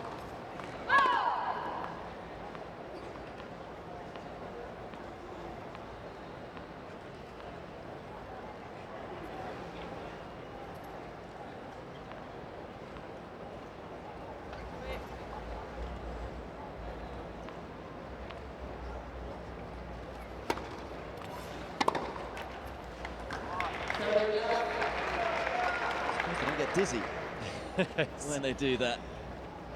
Frustrating there for who could.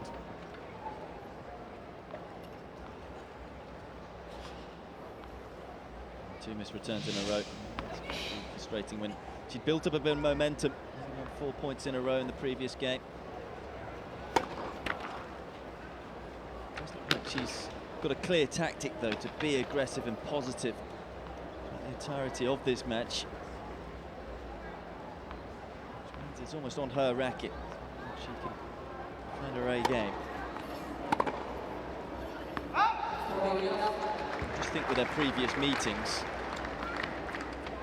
Kuda's thought, well, I can't sit back and be out-rallied by Griffion. I can play my best tennis, I can win this match, and I can be really positive, and that's what she's looked to do from start to finish.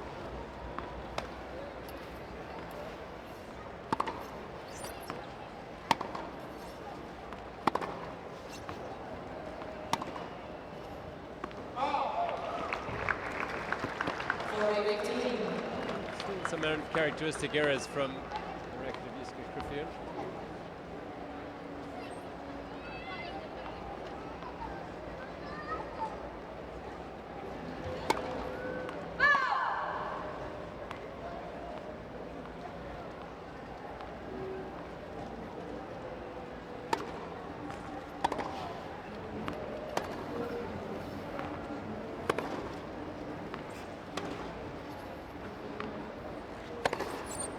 It's a bullet. That's better. It's been a go-to shot in the first set, and bang, the big forehand. Just the timing into the ball. So good.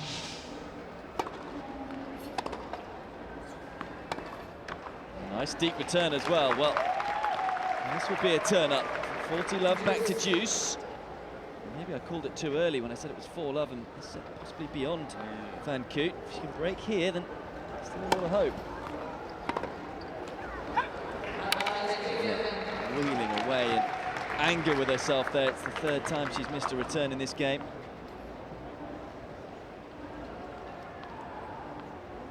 There's a frailty on the backhand. The forehand is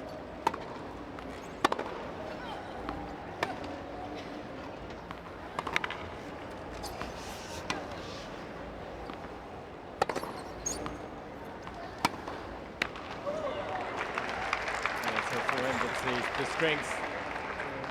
It's a lot of points.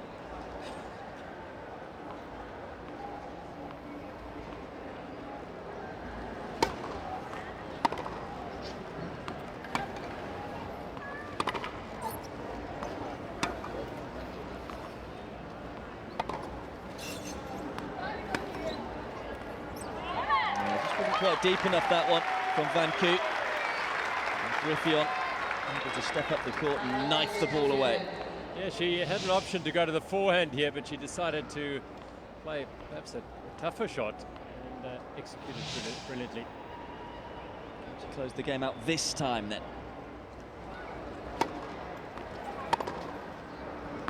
Yes, she can. Another missed return from Van Koot. And Griffion now a game away from taking us the distance. Top seed who leads in this second set by 5 games to 1. And important for Van Koot the last couple of games that it's just got a different feeling to it this set. She lost 4 games in a row very, very quickly. And she wants to end. I mean, if she's going to lose the set, she's got to lose it positively, if you know what I mean. Take, oh, brilliant, brilliant backhand. And that won't help her mindset. Yep. She acknowledges it. It's good to see, important to know when your opponent hits a good shot. Good serve into the body, but look, we're seeing some stunning slice backhands in this encounter. Just wonder there again, that quality return on the previous point, maybe striking a bit of fear into Van Koot, who's actually served better in this second set, despite trailing 5-1. First serve percentage at 61%, not only a 4th double fault, when that's compared to hitting 5 in the first set, where the first serve percentage was at 48%. Just now 2 points away from dropping the set.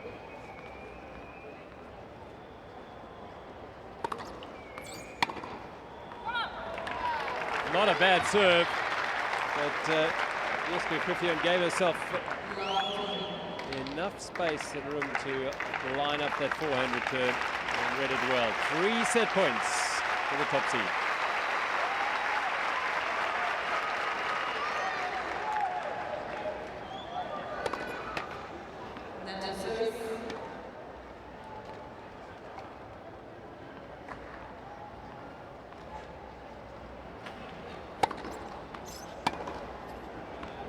We are going the distance on centre court in this gold medal match. The world #1 responding after dropping the first set. Battles back in some style to take the second set by 6 games to 1.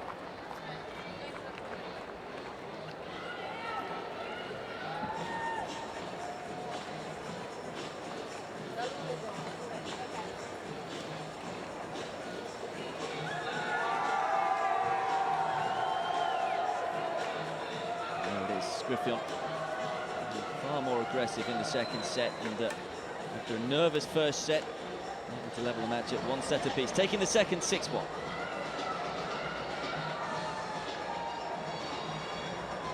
Far better performance by the top seed.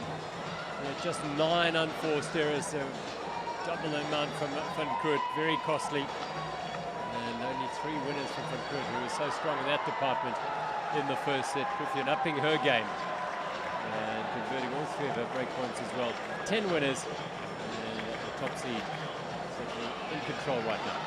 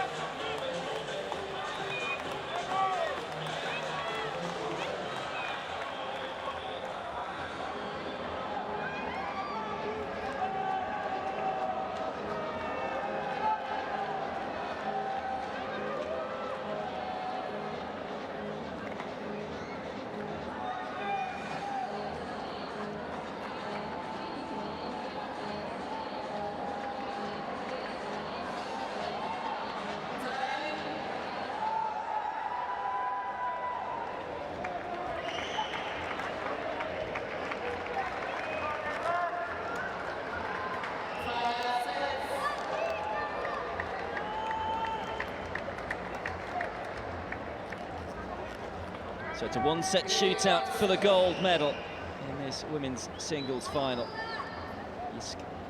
Before get this final set underway.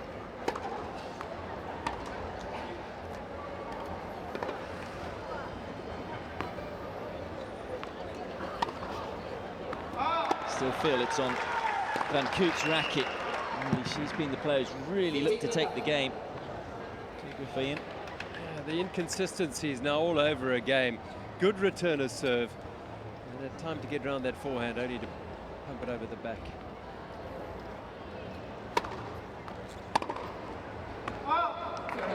She took a bathroom break as well at the end of that second set.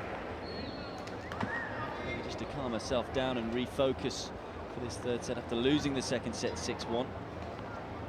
Good start though to this game.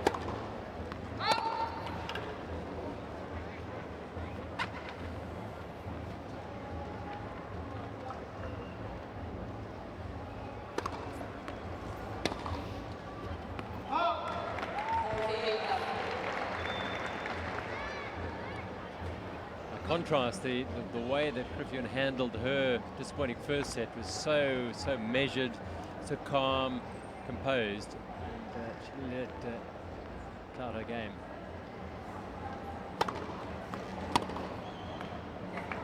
More like it though from Van Koot. All or nothing almost time and time again. But you just look at the body language and it's like, yeah, I'm going for everything here. And some will work, some won't. Another good return from her. The way that Van Koot is playing, you feel that points are going to come thick and fast in this third set.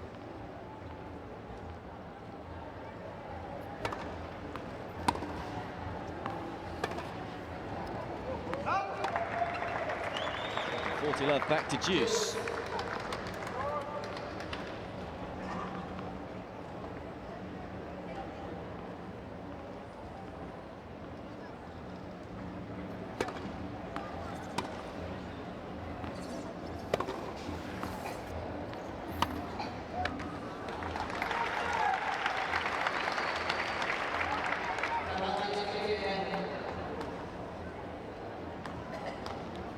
Game point. Griffin.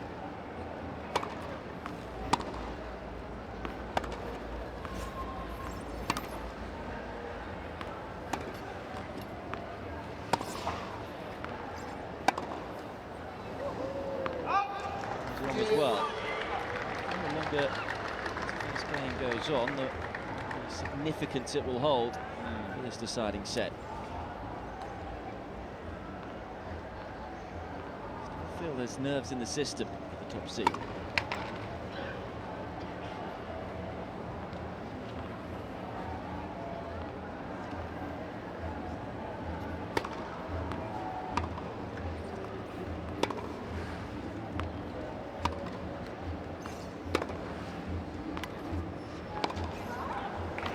Yeah, I mean, I think if anyone knows how dangerous Van Koot can be, it's Jessica Griffin. So, because she knows she's got the shot-making ability to her to close out a match. So she's going to be nervous. She wants to consolidate her situation now.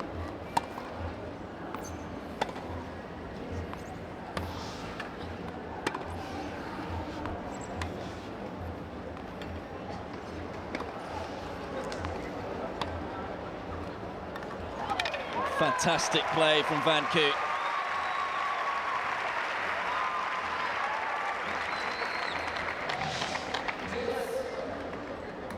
What a lovely rally. And this will give a lot of confidence. Got involved in a rally and had to work the number one seed around. It was better point construction from Van Koot. It wasn't just all about attacking the first ball. Going for early winners. She sprays another return long.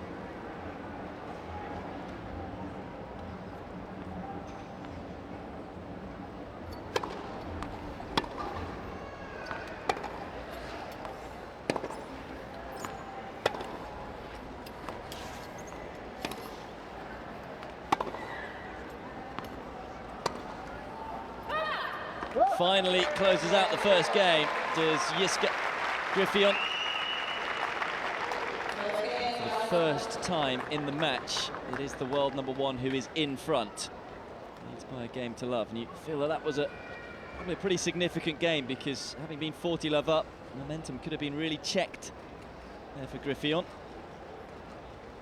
I still feel, though, it is the top seed who's in the ascendancy in this gold medal match. Just a reminder that the Dutch will claim the gold and the silver, of course, in the singles, and they'll do so as well in the doubles. These two will partner up tomorrow once more to take on Buys and Groot. So the gold and silver for the Dutch in the doubles as well as the singles. This is a critical game, really, in setting the tone for this final set for Nick Groot. Starts it poorly.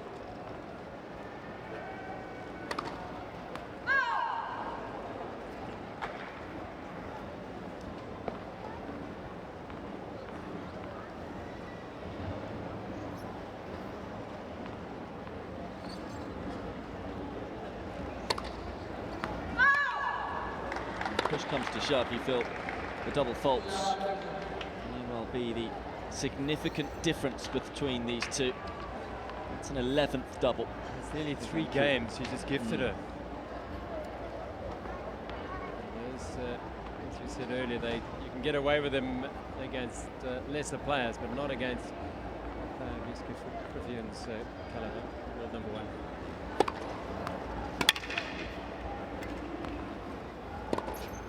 It's a better serve, and following it up with a fine forehand. And that's a frustrating part of her game. She's got this beautiful forehand, and she didn't need to find the line, but did after a great serve.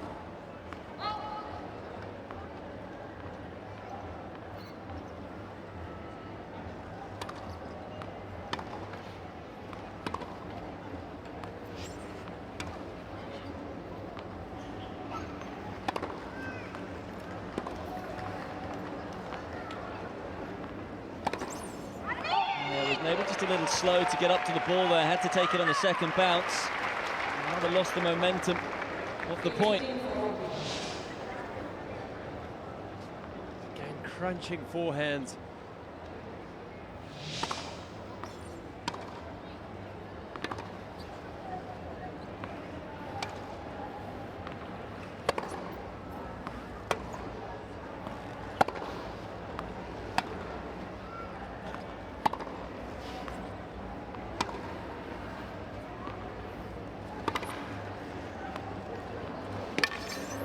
Another wondrous backhand from Van Koot, right into the corner. Yeah, but this is what we were talking about earlier, is that Griffithon knows this #4 seed Van Koot's got the shots. She's got the ability. She gets the consistency together, she'll be difficult to stop. Maybe that's not consistent enough.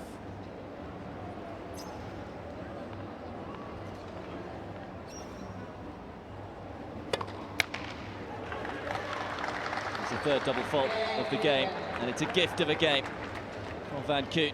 Griffithon, who is just that little bit more consistent both on the serve and at the back of the court, now looking very good.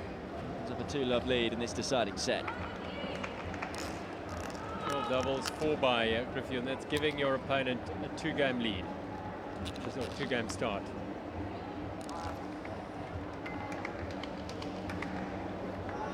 Calm herself down and relax. More winners than her opponent. Unforced errors.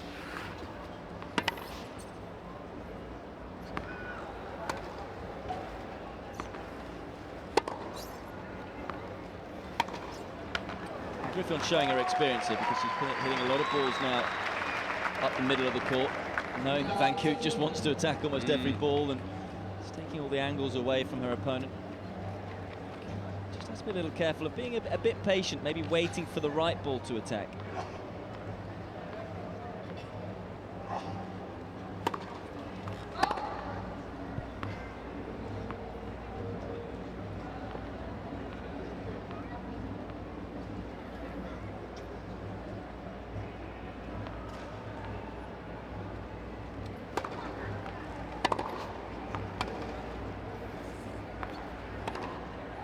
Oh, that is a sensational shot.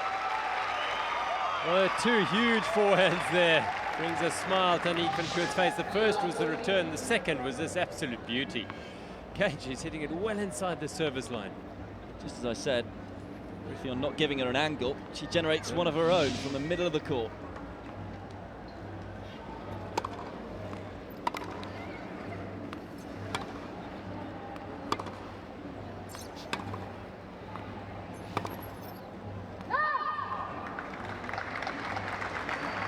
Not sure it needed to be that close to the line. Still entertaining to watch. The power and the attacking capability of Van Coot.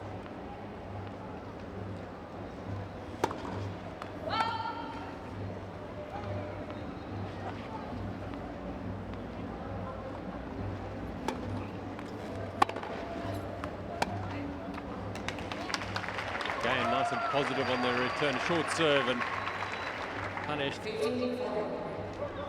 to break back. Good points for Van Coot. Not so smiling from Van Coot at the moment. She's trying to, or is relaxed, or trying to relax herself.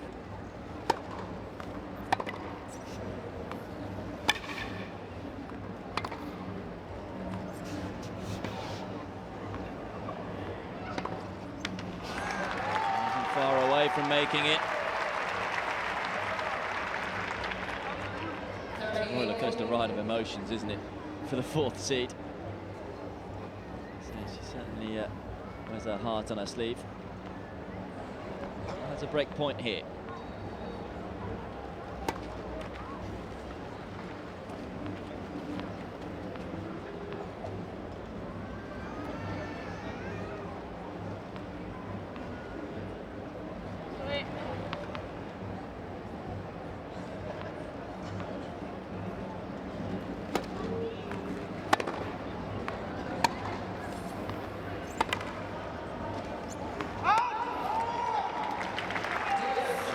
Body block. She wasn't able to win any of these first three games. This deciding set, she's been in each one of them.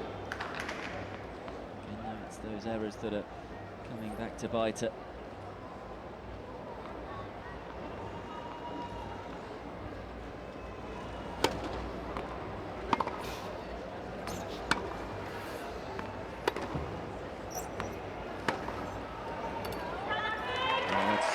Really well played. A show of emotion from Griffin as she sliced that backhand deep to the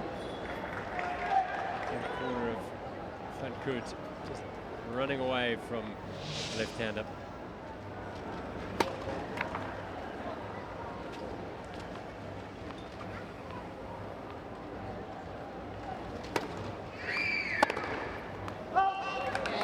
Second serve finds the service line. And another error from Van Coot. And the consistency of Griffin is proving too much right now for her fourth-seeded opponent. Van Coot wins a third straight game in this deciding set. And now has a very healthy lead. 3-love in this World Cup match.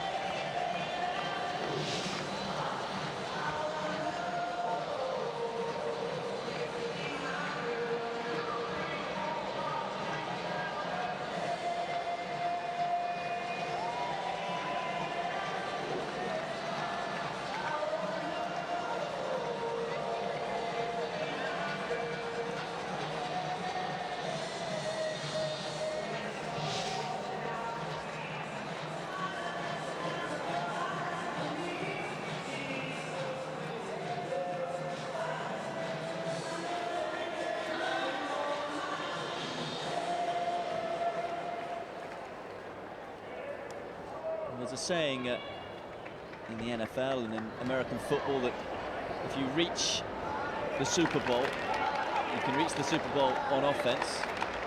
What wins you the Super Bowl is defense. And you kind of feel in this final that is the situation for Griffin. It's been her consistency, the ability to get the ball back in play that has put her into this position.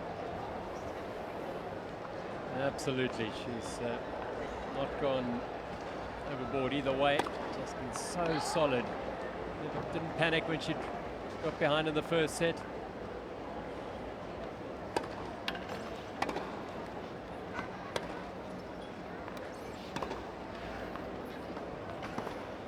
She's also done well is when she has had the opportunity to step up the court in that situation. She hasn't sat back. She still looked to be positive. Just pouring out of Van Koot. You can understand it really. I mean, the balance of play, I have to say, it's a little unfortunate to be 3 games down in the decider. Just a little calm and collected.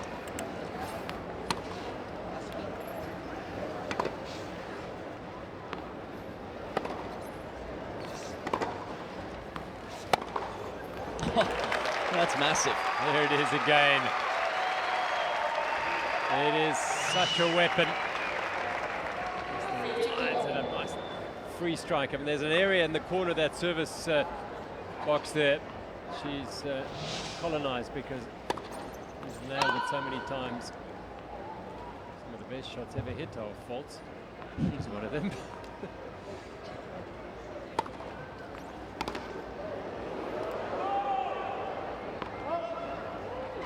Yeah, there you go. So nails the return winner off the fault, and then law. Second serve, you miss it, you frame it. How many times have you felt that on the practice court? Match court even. It's meant to be loose and relaxed and no pressure. As soon as there's something on the line.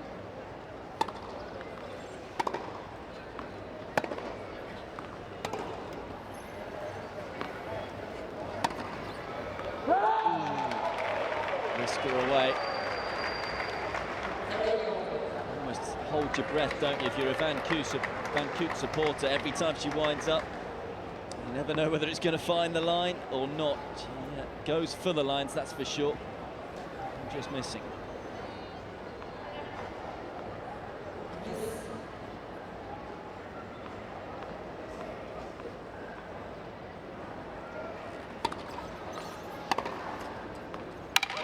Such an important point, and you knew that Mr. Griffith was up for this in positive, and the deep forehand return to the backhand corner.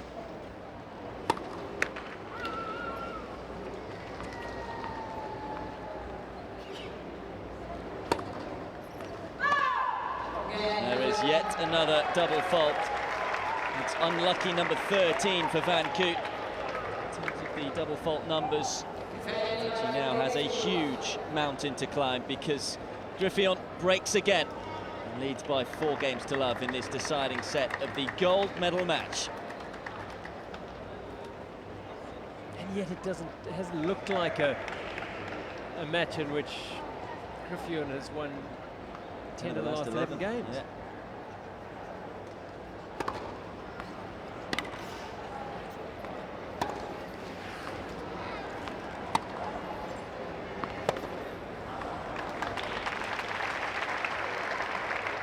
She had some sparkling winners. The inconsistency around the serve, biggest question mark. Matches like these you always feel are going to be won on fine margins. Griffith has just played the bigger points better, particularly in this deciding set, and those double faults as well have really hurt Van Koot. Although there's one from Griffith. That is only her 5th double fault in the match. That's 13, Van Koot. Incidentally, 3 double faults came in her first service game, so she's only hit 2 since then. Nerves and butterflies, though, since gone from her system.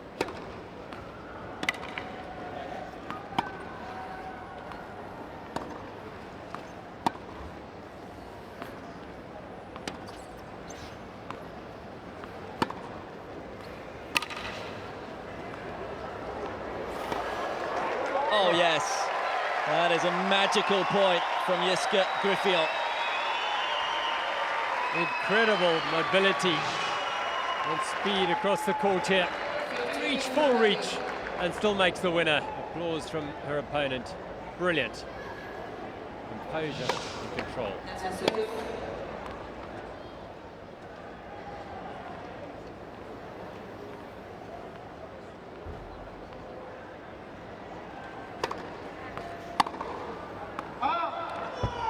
Just wonder whether Van Koot needs to change her tactics here a little. As in, the gold medal is at stake. I'm sure nerves will start to happen for Griffith. Doesn't want to hand it to her. Just to ensure that her opponent at least wins it.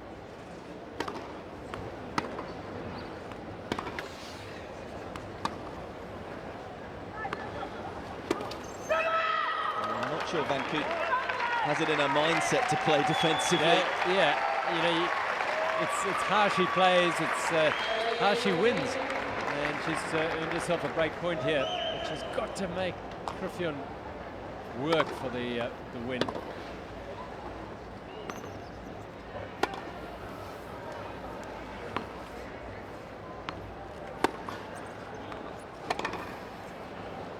Now, is that the start of the comeback for Aniek Van Koot?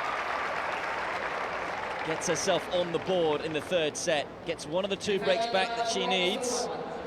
Well, it is Griffith who still leads by 4 games to 1 in the deciding set.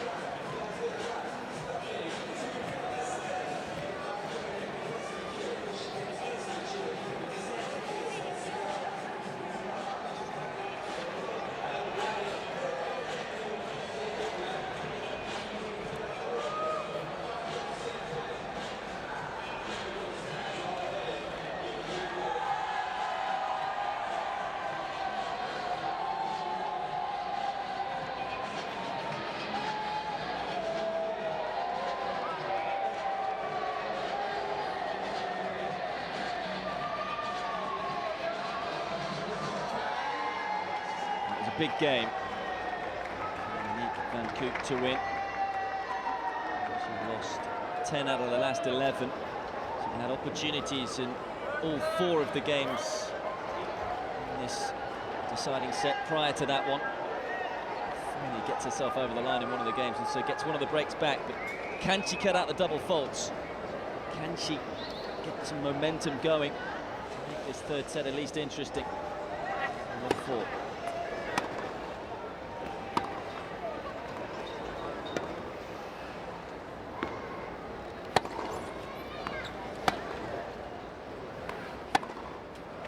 Again, intelligent play from Griffith, just taking the pace off the ball, slicing it, meaning it's tougher for Van Koot to really swing and hit big.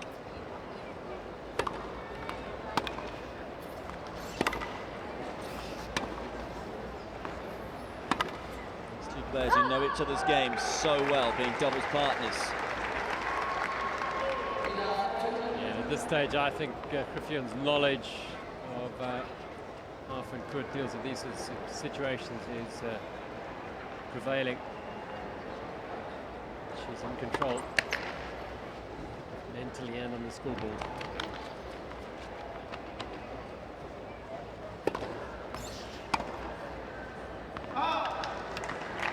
It's going to happen.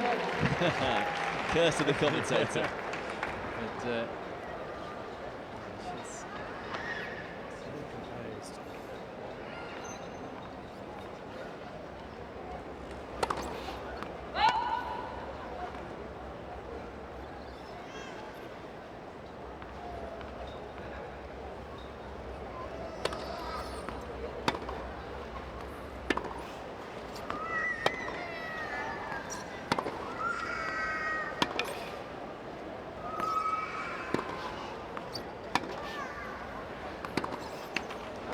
She went backwards. Second to a really good position there, Van Koot. Again, there's the consistency from Griffith. And it's 2 break points for the world number 1.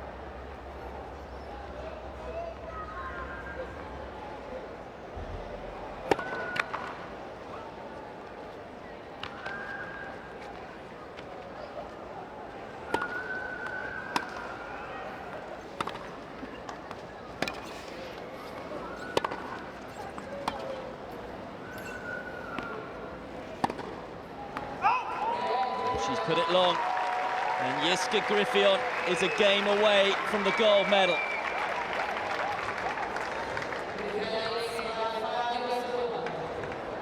31-year-old leads 5-1 in the deciding set. And this is a whole match on its own, this game now.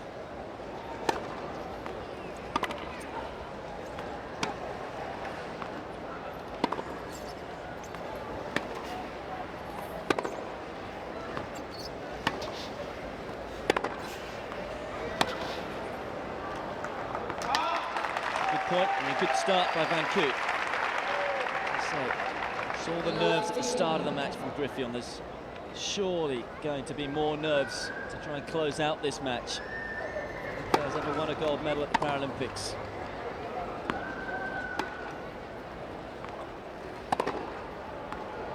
Onto the line. Still playing some gutsy tennis. Yeah, she'll still keep going for the lines and going for the winners.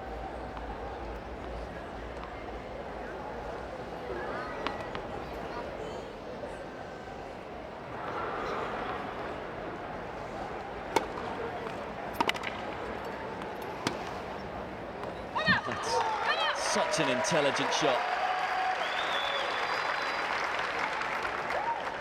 And so beautifully executed. And slice back behind Koot.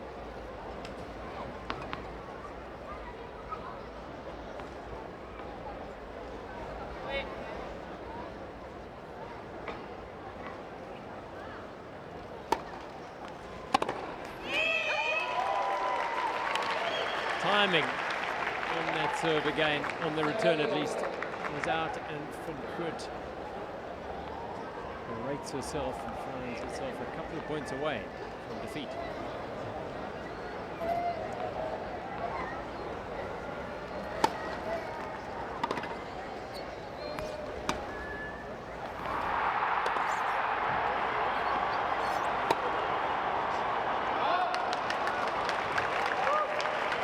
Raw there, close to this court. There is football matches going on. Brazil are in action, so just putting off Griffion on that forehand.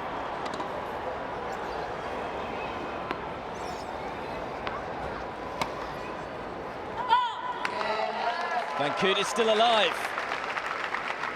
Maybe a bit of a shaky finish to the game from Griffion. And are we going to see a few more twists and turns in this gold medal match? Well, it is Griffion, still leads by 5 games to 2.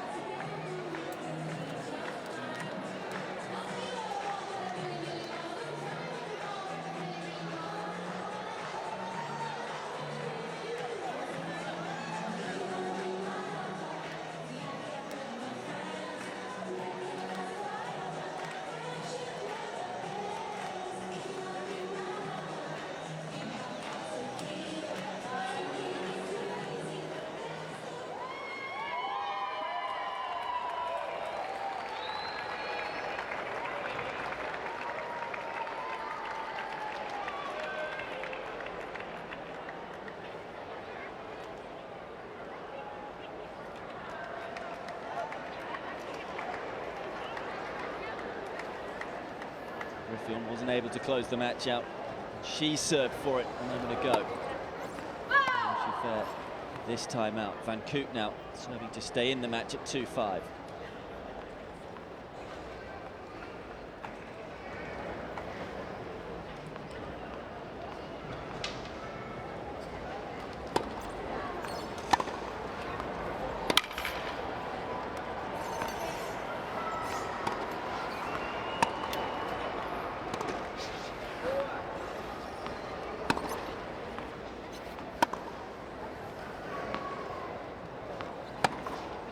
Oh, well, it was tentative play from Griffion, and she's punished for it.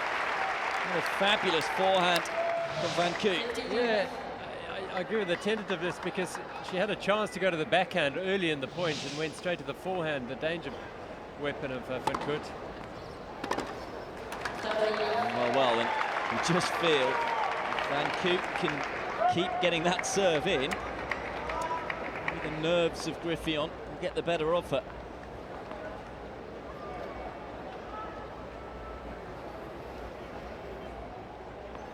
Toughest thing to do in any sport, isn't it? To get over that finish line.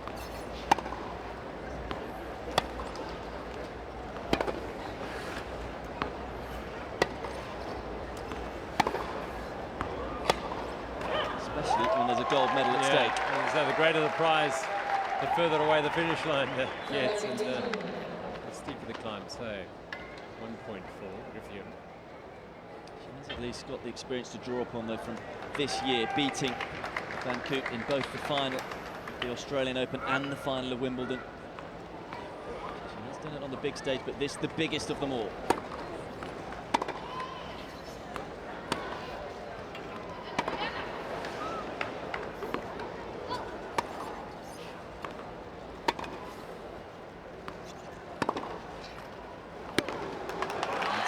Fearsome forehand up the line from Van Koot. She is fighting hard in this deciding set. Well, she's hit 26 winners, and I reckon 25 of them have come from this booming forehand.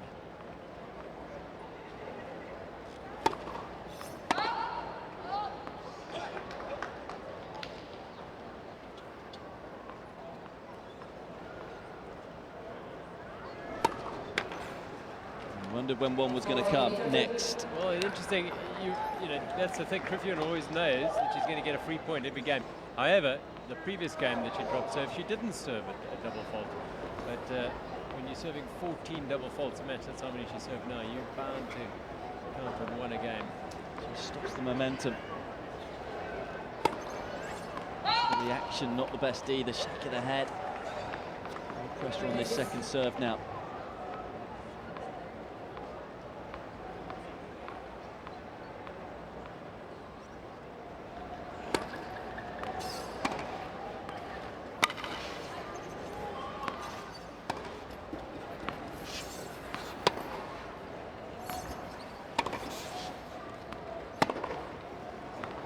She's overcooked it. And again, Griffithon is 2 points away.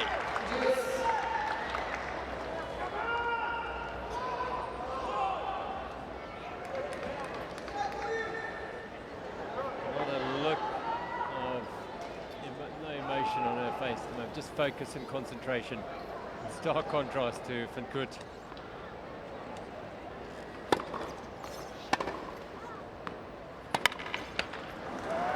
Backhand looked a little tight from Van Koot. With her 59th unforced error, it gives Iska Griffithon a gold medal point.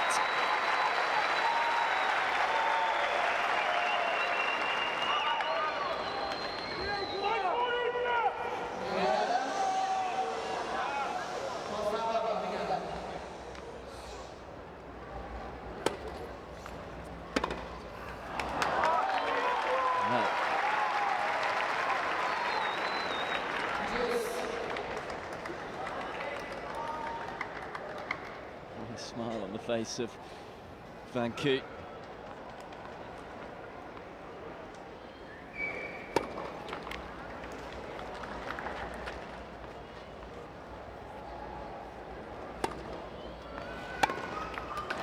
And the serve just dropped onto the service line, and you just wonder whether Griffithon will have thought that one's drifting long before it dropped in.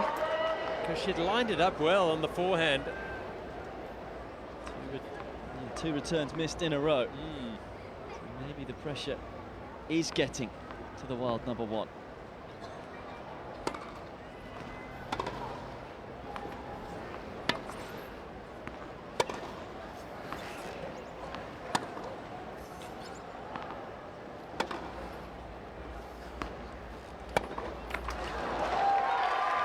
She went to a go-to forehand there for the angle, trying to create the angle out of little, and it wasn't hit with the conviction we've seen earlier in the match.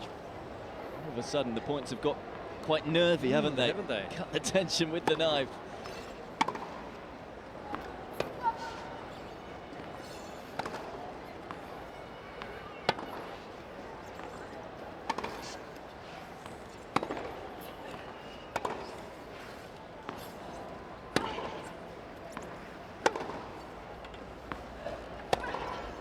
Oh, that is an electric forehand once more.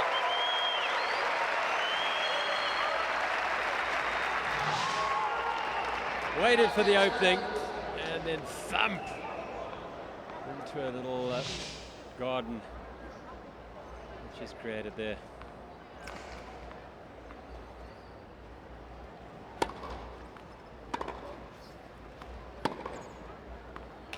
We will go on.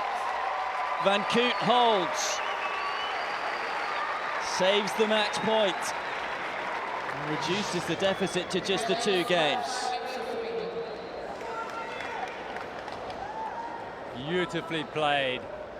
Again, it really is a glorious looking shot, that forehand. So from 5-1 to 5-3. Oh, your nerves, Jiske Griffithon.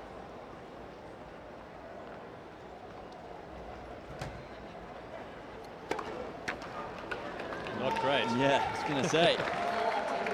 All of a sudden, the momentum is now with Van Koot.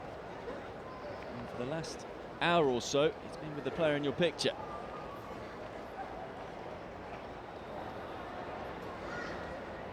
The double fault in the previous game as well. So double faults now.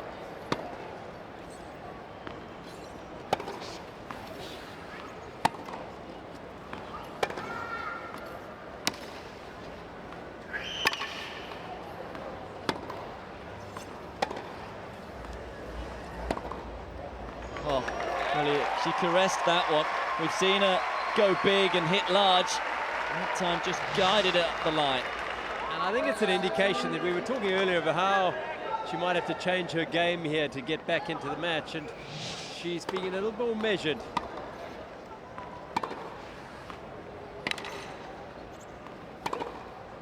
And what it's done has left Griffithon not sure whether to come or go. First time really that we've seen the world number 1 be aggressive for a while, and it backfires. 3 break points.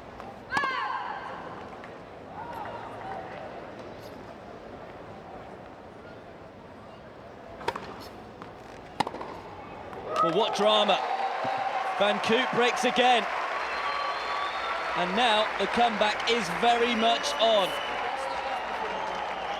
From 5-1 down to 5-4.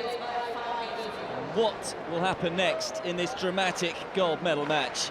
It's Griffithon who still is a game away, but Van Koot right back in it.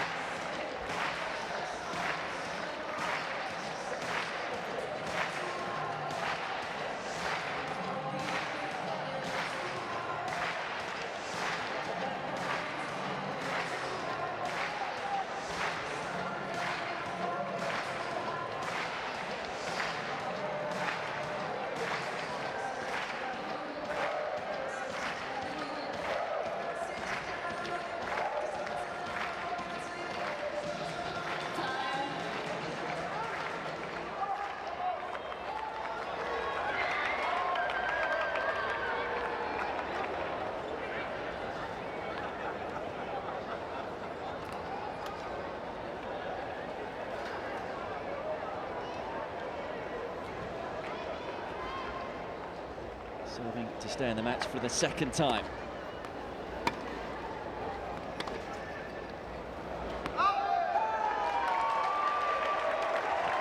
And 3 games in a row, Van Koot.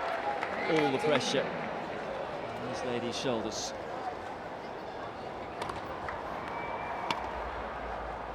Oh, She's got to go out there and try and take this match. She cannot hope it's going to be gifted to her, because Van Koot has got nothing to lose here. It's been tentative. What matters most.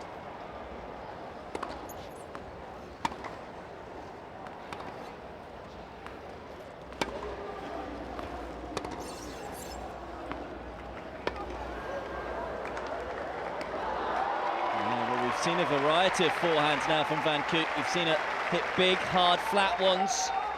That one with plenty of spin and a lot of height.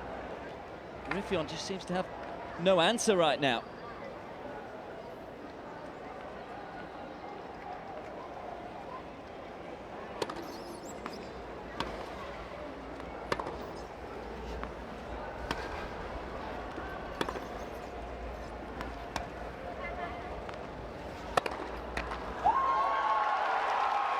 For once, Van Koot missing with that booming forehand. And it was not the best of shots from Griffith. I mean, just by an inch.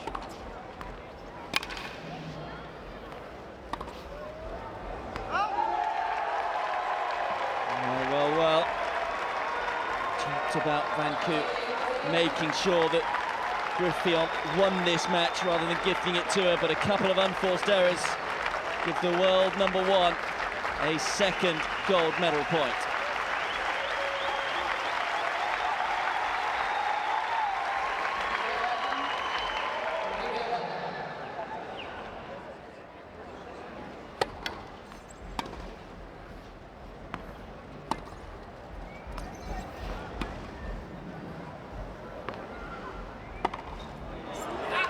It's gold for Griffith. It got a little nervy, it got a little shaky, but she found a way to win in the end. Great sportsmanship once more from Van Koot. Of course, these two close friends off the court, doubles partners too.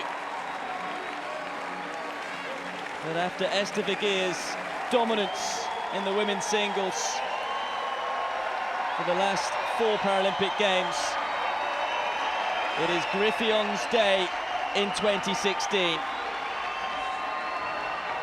The world #1 adding the Paralympic title to her Australian Open and Wimbledon crowns in 2016. What a performance. It is Griffith who wins.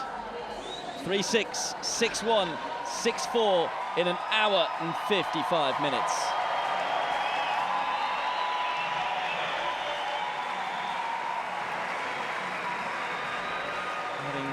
Won 2 silvers and 1 bronze in the past in Paralympic Games. This time she has a precious, precious gold.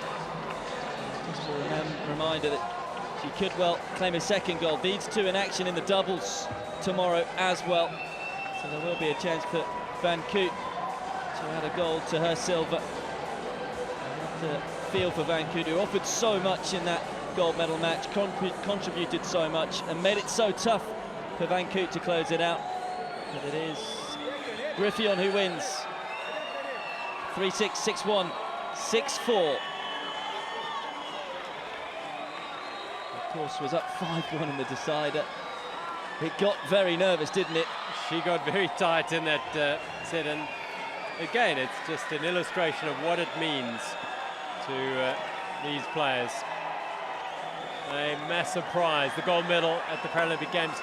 And not the least of which because the Netherlands have such a great record. They've never not won a gold medal here. So there's that to take in mind, and also to follow in the footsteps of Esther Vergeer. And it's all coming out now. We saw a little emotion from her on the court.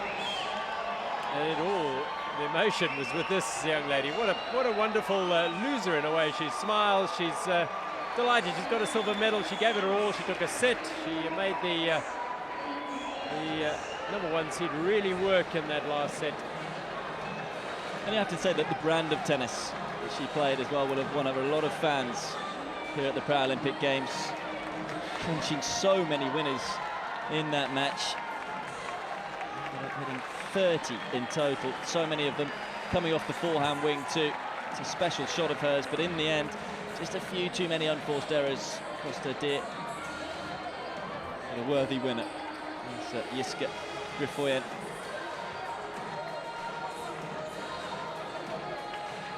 We're going to have the medal presentation straight after this, but she just wants to go and be greeted by family, I think, and emotional moments. Remember, she was in the doubles final 8 years ago with Esther Vergeer. They were favourites to win that one. They lost in dramatic fashion. She probably would have thought at that point, will she get another opportunity to win gold again? She lost 4 years ago in another doubles final with Van Koot. And had to settle for silver on that occasion. Picked up the bronze 4 years ago in singles. But in 2016, it is gold for Griffoyen.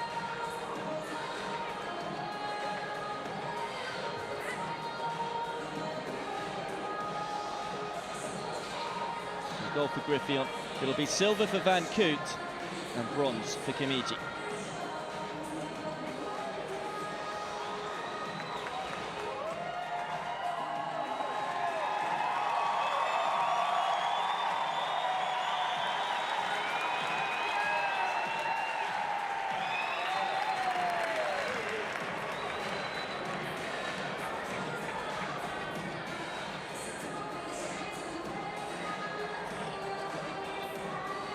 Well, just under 2 hours of tennis, and there wasn't much in terms of the winners. Van Koot hitting 5 more, but there's 20 more unforced errors as a result of her bold approach. She never held back to the latter stages of that third set. A little bit more of the percentages. Griffoyen solid all the way through, 73% first serve percentage. It was 55% from Van Koot. And 14 double faults. In the end, having rather costly.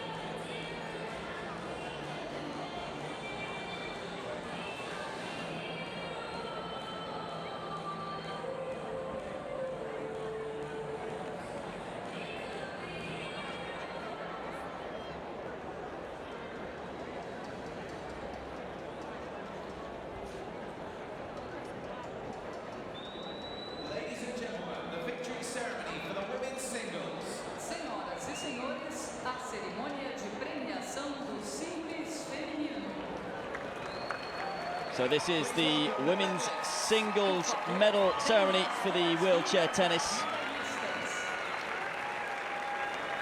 Gold and silver going to the Netherlands. They have dominated this sport, women's side of things, for many a year, mostly due to Esther Begir's success, but after her retirement, the torch has been handed over to others, in particular Jiske Griffiths.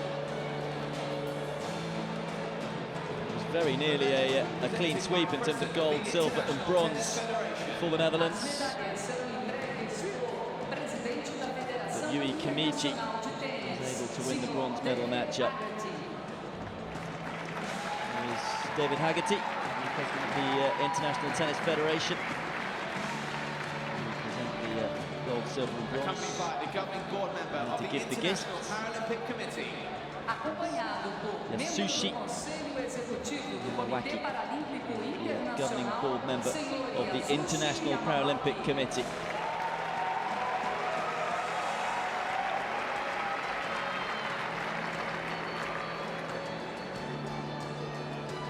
Bronze medalist representing Fantastic Japan. tournament from start to finish. Bronze medalist is Yui Kimiji.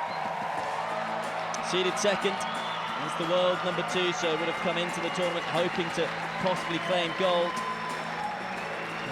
Her delight was clear for all to see after winning the bronze medal matchup against De Groot. She very nearly got herself into the final, lost a humdinger of the semi-final match to Van Koot, 7-5 in the third. She has plenty to be proud of. Just 22 years of age, and she'll be hoping she'll be there in Tokyo in front of her home fans in 4 years' time. But it's bronze this time around for Yui Kimiji. Yeah, the disappointment of the defeat in the bronze medal and the semi-finals is washed away by the bronze medal around it now. Silver medalist representing the Netherlands. It was an all-Dutch final. You were with us just a few months ago to witness someone who contributed so much to that final, Aniek Van Koot. Played against her doubles partner in the final. Well, it was just a lovely sport. You can see beaming smile on her face, so happy with the silver. She was absolutely delighted to win that semi-final matchup against Kimiji.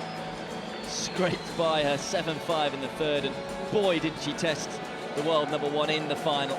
Very nearly came all the way back, was 5-1 down in the third set. Got it back to 5-4, but just came up short. But a really proud moment for the world number 4 and 26-year-old Aniek Van Koot. Real entertainer on the court.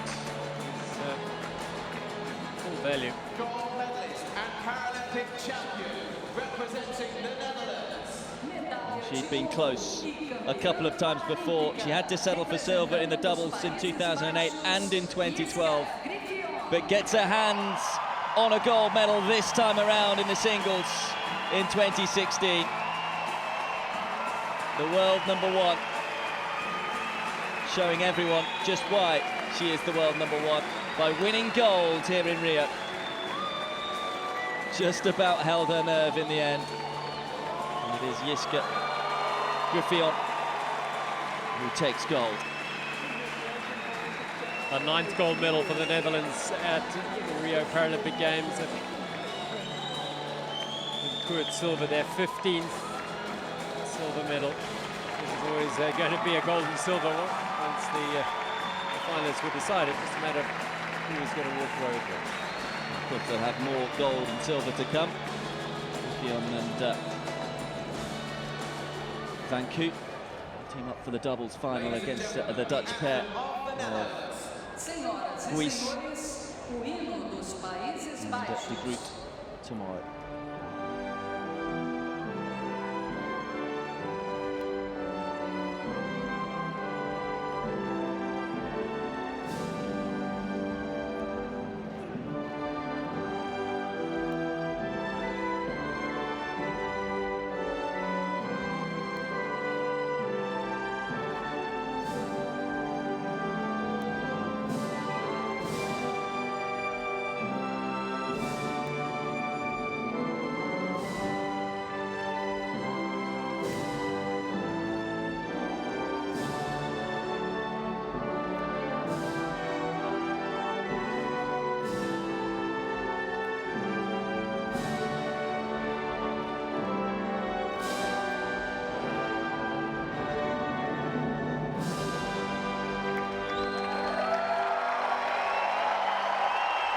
Jiske Griffioen. It is gold and silver for the Netherlands once more in the women's singles wheelchair tennis. It's a podium that's so often seen Esther Begeer top, but this time it is Jiske Griffioen. Silver medal to Aniek van Koot, and the bronze to Japan's Yui Kimiji.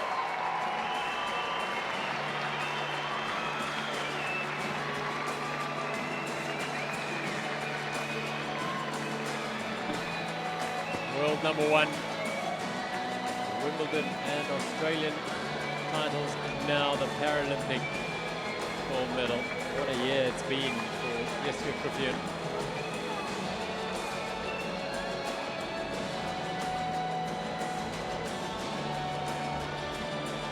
So these two will team up for the doubles tomorrow as well to take on another Dutch pair, Weiss and de Groot. It will be gold and silver once more for the Netherlands. Of course, in 4 years' time, we'll be in Tokyo. Just wonder whether the Netherlands' reign will come to an end then with the likes of Kimiji in the sport, and the talented Japanese players. But once more, it's the Netherlands who have dominated proceedings in the women's wheelchair event. It was a fine performance, you have to say, of consistency and intelligence from Jiske Griffioen in the final. Composure, albeit that she wobbled a little in that last set from 5-1, but who wouldn't really? But it really was a composed performance by her. Panic when she lost the first set. Cool and composure. Really was a fantastic performance.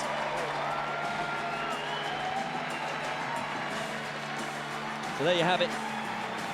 Jiske Griffioen with the gold, Aniek van Koot with the silver, and Yui Kimiji takes the bronze.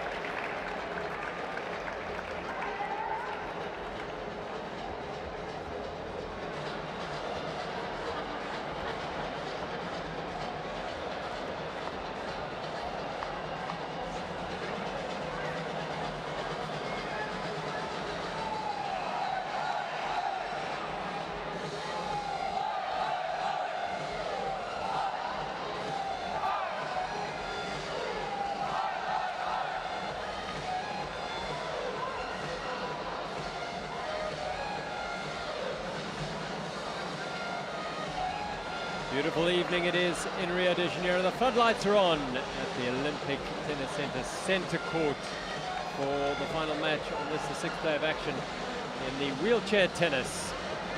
And it's a clash between France and Great Britain. French fans are out, as are those from Great Britain. Gordon Reid and Alfie Hewitt for Great Britain up against Stefan Ude and his partner Niklas Pieper.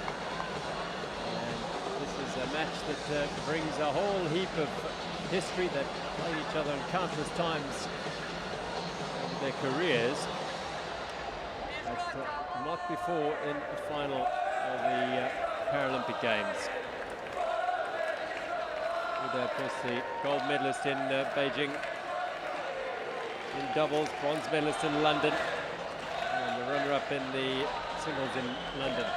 Well, Alfie Hewitt on the left end, Gordon Reid on the right. A phenomenal story for Great Britain, because this pair are in the gold medal match in the doubles, and they are in the gold medal match in the singles as well. Remarkable. I'm so excited about this one. I have to say, there's a long backstory. They've met each other a few times this year. And it's a tough one to call. You would say the form of the tournament, you'd have to go with Reid and Hewitt, but when you look at, in terms of recent tournaments coming up to the Paralympic Games, Pieper, who's won 15 doubles matches back-to-back, has won 4 tournaments in a row. And on the balance of play in terms of beating Reid and Hewitt, they've had more success Ude than Pieper, but Hewitt and Reid have just been peaking at this event, particularly Alfie Hewitt. I mean, who saw him in the gold medal matchup? He's been attacking absolutely everything, and Reid's touch at the net has just been sensational. So you probably make the Brits the slight favourite, which I think, had you said that before the tournament, you'd have said it was the French who were the favourites. Yeah, absolutely, yeah, with their history and their record and their experience. But such as the momentum that's been going, we use that word a lot in sport, but there's something that there's reason behind that, because there's something to be said for a nation who are enjoying such success across all sports, and that success injects optimism, adrenaline and confidence into the remainder of the team across all the sports, and that has to be said for Great Britain. They really are having a remarkable games, and Reid and Alfie Hewitt epitomise that. We have a full crew of line environments, line umpires, all the lines. Any questions? Challenges? Challenges? Unfortunately not. I'm sorry. Anything else? No? Head stays? Heads? It stays? Your choice. You stay here. The serve? Yeah. Have a good match. Great Britain will serve, and France will stay without to receive. It's the first time I've ever heard a question. By saying questions, it's a cheeky question from, I think, Stefan Ude. Any challenges? I'm not sure whether it was in jest. Yeah, there we go.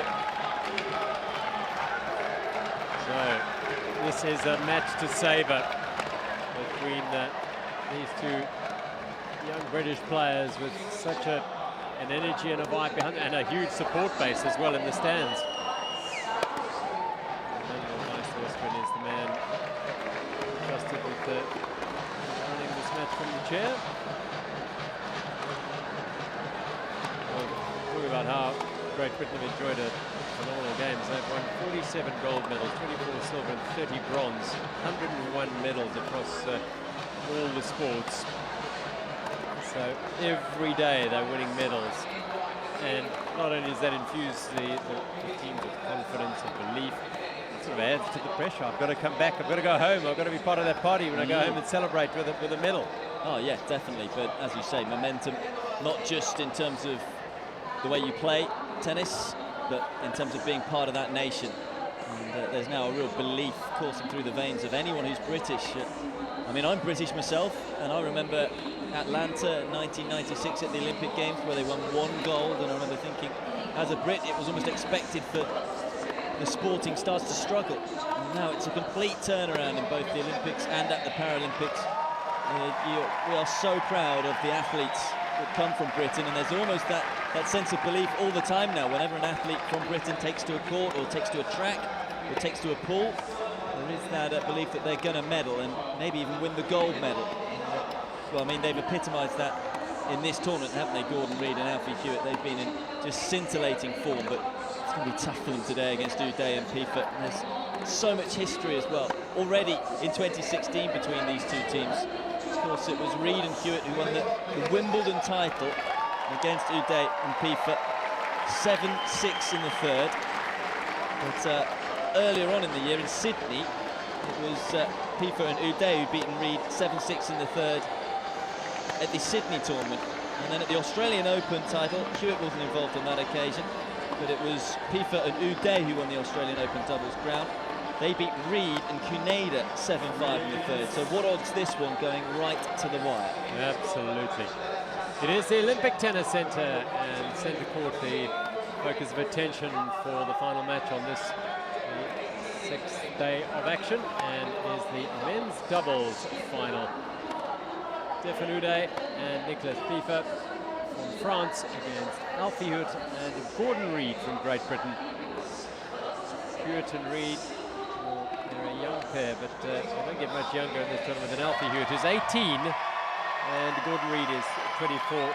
Uday, 45-year-old, and his partner, Nicolas Pifa, 25. That's their path through to the final. Haven't dropped a set.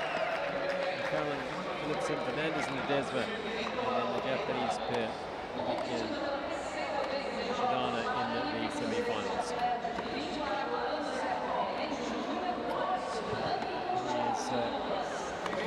world #1 in doubles, and this is Reid and Hewitt. World #2 is Gordon Reid, and they are through Shingo Cuneda and Satoshi Saida in the semi-final. 6-2, 6-4 was a big win for them. Dynamic, they are all four players, not afraid to attack the net. Well, 2 titles to their name this year for Hewitt and Reid. Of course, the big one with SW19 at Wimbledon. They also won Brisbane and were runners-up at the Australian Open. And also, well, Hewitt was also runner-up as well at the South African Open and the Japanese Open, and then Nottingham as well at the British Open, which was the last tournament that they played. And guess who won the British Open? Yep, it was Pifa and Uday. So it's just incredible the backstory that you have between these two players. They know each other's game very, very well. And, you know, Uday himself and Pifa slightly more counter punchers, the players who tend to prefer to sit towards the back of the court. And again, once more, you just wonder whether it's going to be on Reid and Hewitt's racket. Reid in particular, when these two play, he's the one who likes to get forward towards the net and use his skills and touch around the net. But we've seen Hewitt do that on the singles court as well, of course, this week. And, I mean, he is just peaking right now. I mean, it was quite incredible, his semi-final performance against the world #2 Gerard. Belief is just seeping through his veins, and his reaction at the end as well. He almost couldn't believe it. He was in the gold medal match. I think, he arrived here at the Paralympics thinking, yeah, okay, I might better win a gold in doubles. I would have thought he'd be in the doubles and the singles finals, and could well come away with 2 golds as an 18-year-old in the Paralympic Games. Phenomenal. And if you haven't seen it already, have a look at Stefan Uday's chair. It is quite a piece of work. Beautiful carbon fibre chair. Was slightly more elevated as well, has a saddle rather than a seat, which enables him to get a little bit more reach. It's a chair that costs a little bit more than your average chair. Than your average car. Yes, yes, it's almost as much as a Formula 1 car. It's $120,000 US they cost to construct. But he is someone who is certainly moving the sport on to new echelons. Absolutely, and that's I think one of the sub-stories to the Paralympic Games here in Rio in the wheelchair tennis will be how the sport has just stepped up in play, in approach, and it's been very evident here in the way the tournament has progressed. It's become a lot more technologically advanced, and we've seen players do things, I think, that the likes of Peter Norfolk, who is here and very much part of the furniture here, and Brad Parks, who started this sport 40 years ago, will be looking down and be very proud of it. And we also talked about the situation of the amount of times that these two pairs have met in 2016, but also Alfie Hewitt beat Nicolas Piefer in the singles, remember. So there's a chance here for the Frenchman to get revenge against him. Of course, Uday was to Rio. Yes. So there's unfinished business, or finished business if you like. So this is the gold medal match in the men's doubles of the wheelchair tennis at Rio 2016 Paralympic Games. On the near side, Alfie Hewitt and Gordon Reid against Nicolas Piefer and Stefan Uday. Smart start. So both players from Britain more than comfortable at the front of the court. They play such an exciting brand of wheelchair tennis, these two.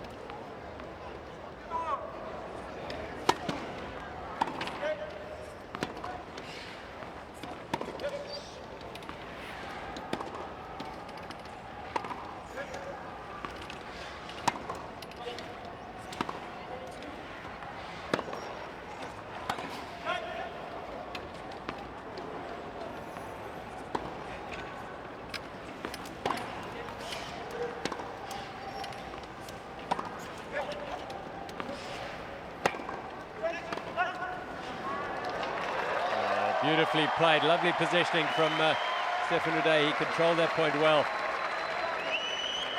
I was excited about this match before it started, and this is why. What a contest we have got. Lovely volley from Uday.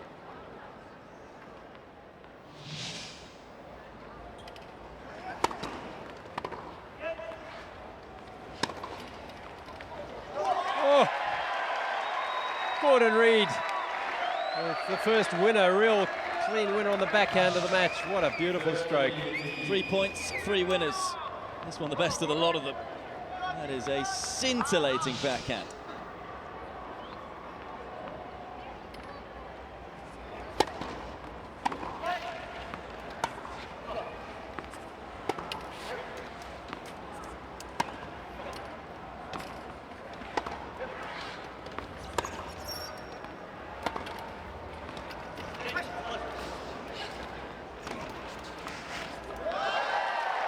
Alfie had got himself into a spot of bother there with that little half-volley drop shot and was punished.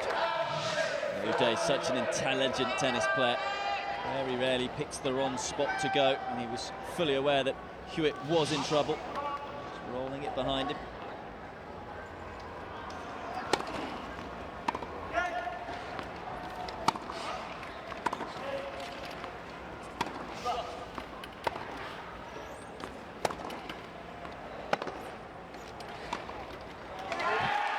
So good. He's got such phenomenal touch up at the net, hasn't he? Lovely to watch. I'd say even if you're not British, you have to appreciate what these two have brought to the court in this year's Paralympic Games.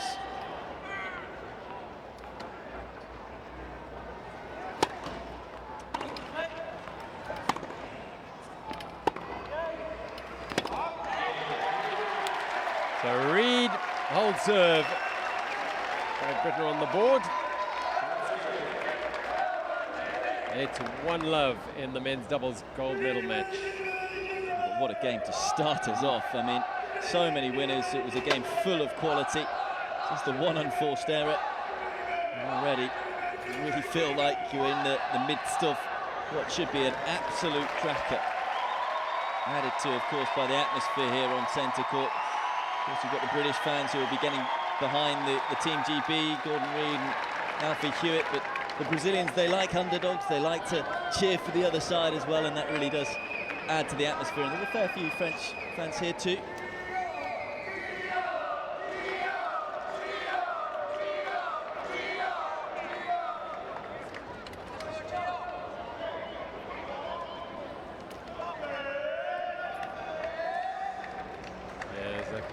Wonderful atmosphere and a match to savour here in Prospect. We dare to serve.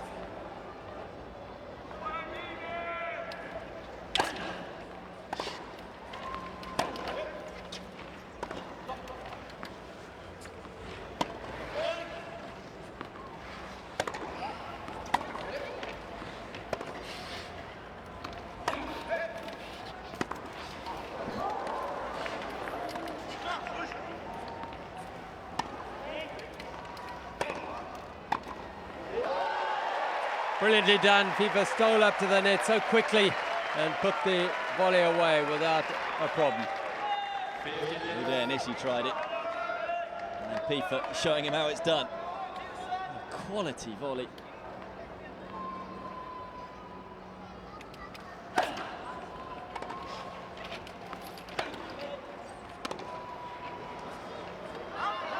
Set up by a really good serve. Nice and deep, put a kick on it, and Reed could not make too much of the return.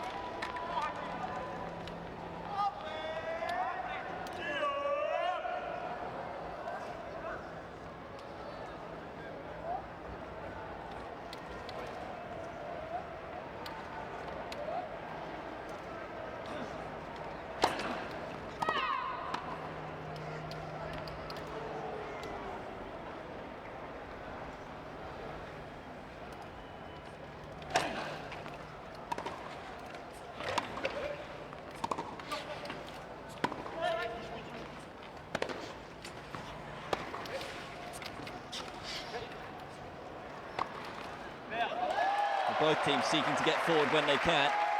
And at the moment, just haven't seen an error really from the front of the court. It's been sumptuous. I was about to say, there's no mistakes anyway. He has just winners all over. Lovely to see.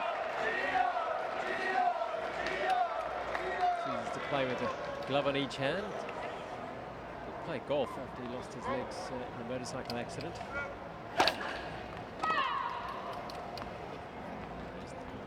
Left leg.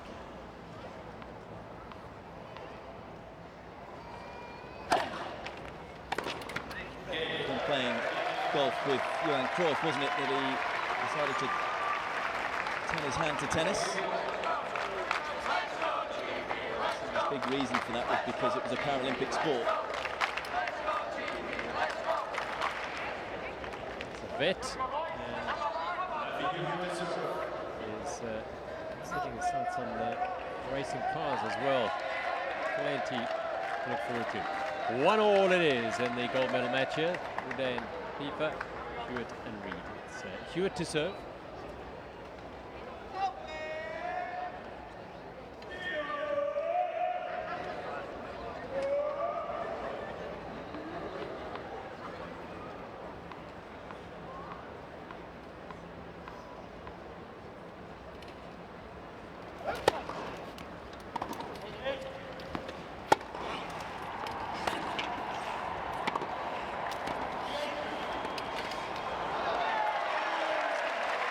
It was open for it. Right idea. Just couldn't execute. This centre court, very close to court one, which is where football matches are being played. Brazil in action, so roar of the crowd just off at Reed on that shot there.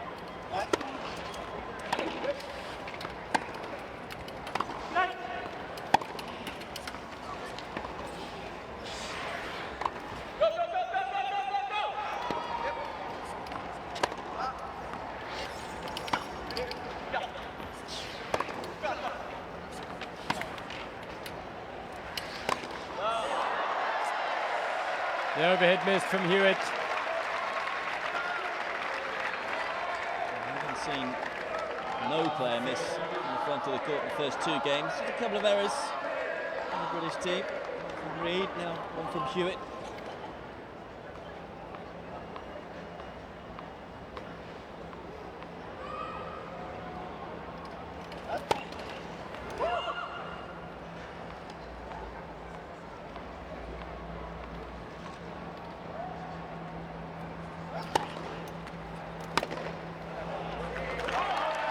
One from FIFA as he hopes they return a serve out of court. The powerful man, Pieper. 4 in singles, 25-year-old, number 3 in doubles. As I say, on a 15-match winning streak in the doubles court. That's 4 tournaments.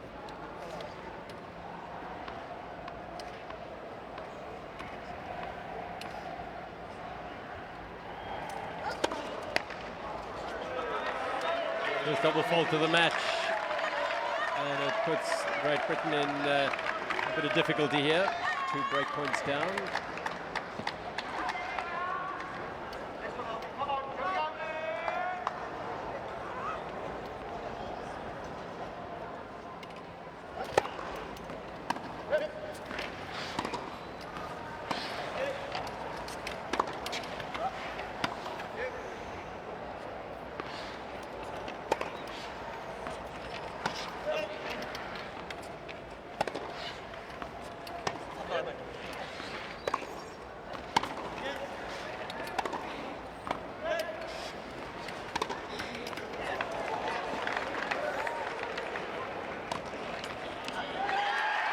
Well, he'll take it, Gordon Reid. A moment of tension as it went up in the air. An awesome point there. The speed that these guys are striking the ball. It was Team GB who were on top of the rally, manoeuvring both Uday and Pieper from side to side. Thumbs up from Uday. Great sportsmanship to see, just appreciating that. It was just too good.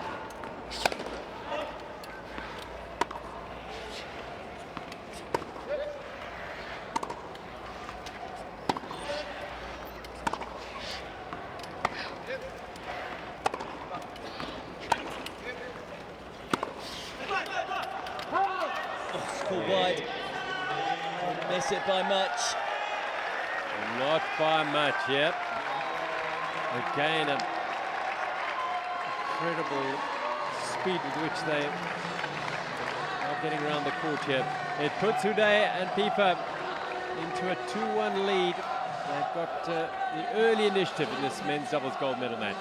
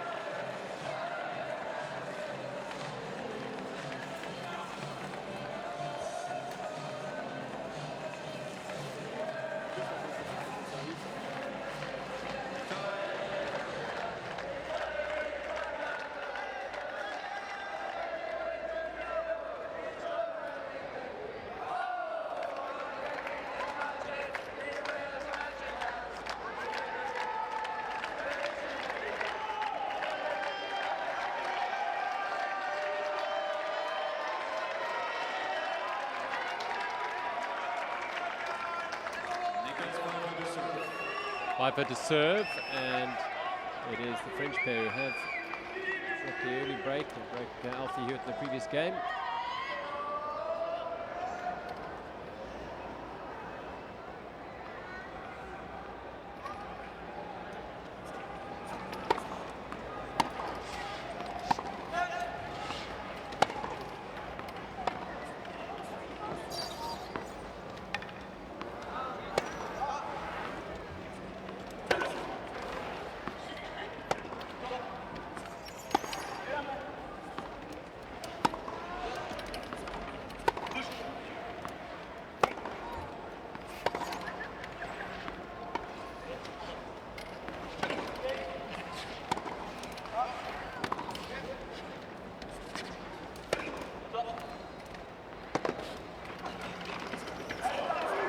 Oh.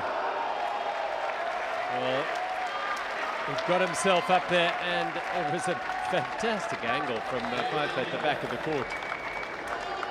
And his forehand. Moment. Just a little more consistent than the British pair. Forced errors. Hewitt and Reid.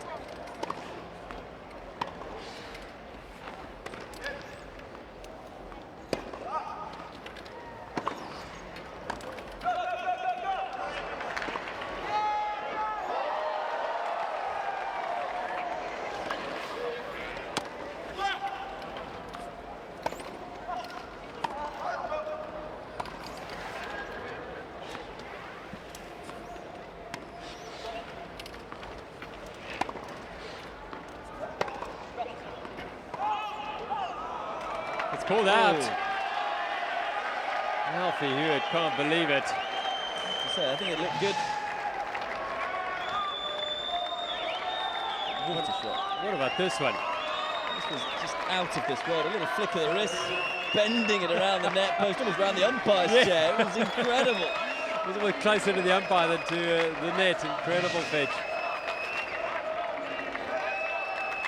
Dirty love. This is incredible, this tennis.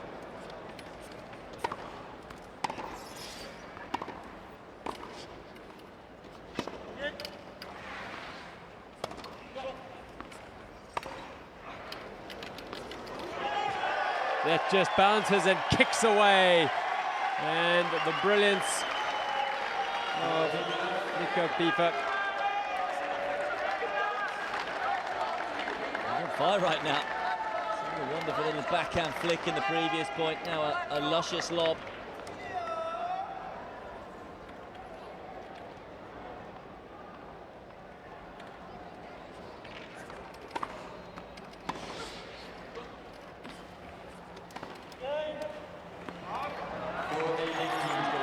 Invincibility about him. At the moment, of course, with all the match wins coming into this one. There.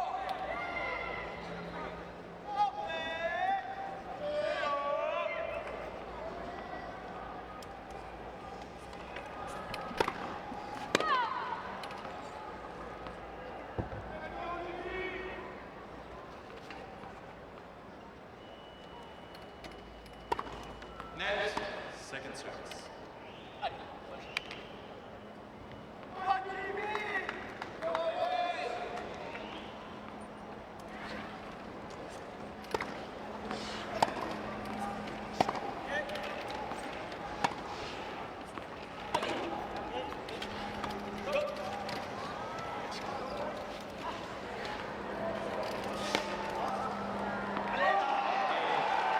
Out it goes, it's 3-1.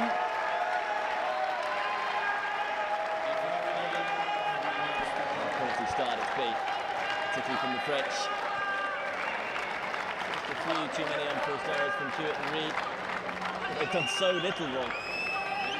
So that they'll be aware that if the French can keep up the way that they're playing, then they deserve the gold medal. Yeah.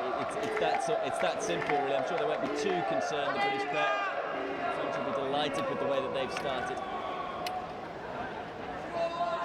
It's so important in tennis to realise when your opponent is playing well. Right now, the French team have been on fire for the first 4 games. Let's just hope this match continues like this, because it's been an absolute delight. It's been rich entertainment. Gordon Reed to serve for the second time.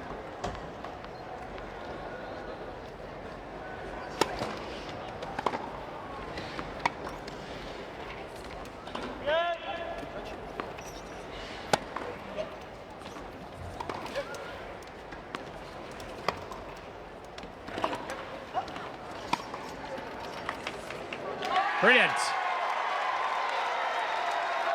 There's Andy Lapthorne, who won the silver medal yesterday in the quad. He's a passionate fella, getting behind this British pair. Wonderfully timed by Hewitt, took it almost on the half volley, which gave him a bit more power.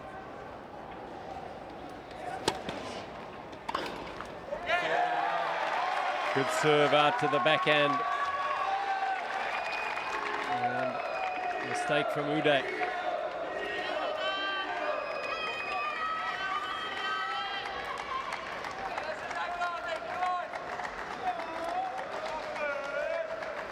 Commanding presence as FIFA Mitchell there.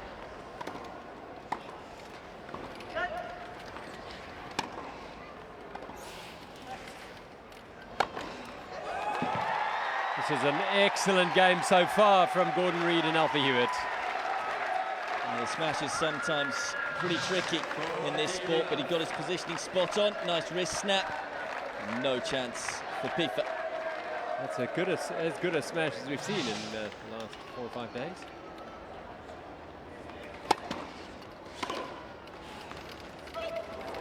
Oh, that's magical. And that's as good a drop shot as we've seen. Brilliant from Alfie Hewitt. What a game that was from Great Britain. Just what they needed. it was a bit of a miss-hit return, which makes it even harder. It's swerving in the air, low down, cushioning it on the racket, and then almost a goal-like celebration to cap it off. It's 3-2 to the French pair, Boudet and Pieper. They have a break of serve over Hewitt and Gordon Reid in the first set of the gold medal doubles match.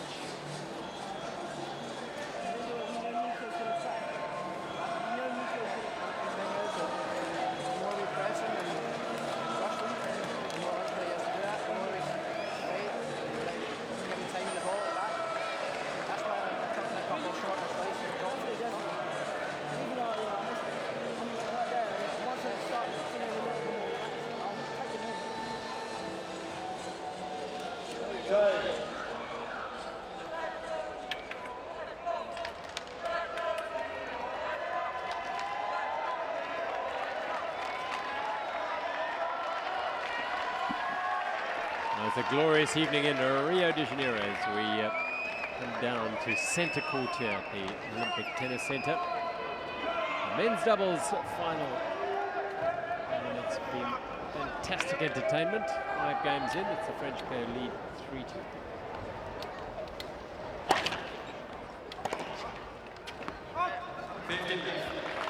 He puts so much work on his serve, Stefano Uday. The arch of his back when he goes for the big kick serve. The top speed kick serve is incredible.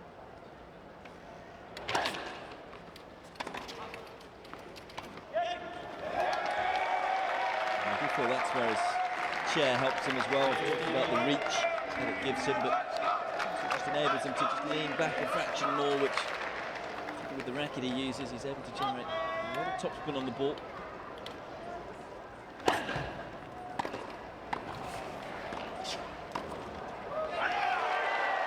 He's a presence at the net. Pieper, and he did the job here. And this is why he's such a good doubles player. Great hand skills, great composure. Didn't try and do too much with either volley. Just angling it into the open space. And that'll go out. Another excellent serve from the Frenchman Uday. Such a clinical display from both Frenchmen. That's so good. Again, getting a little bit of top on the board just to kick it away from Reid.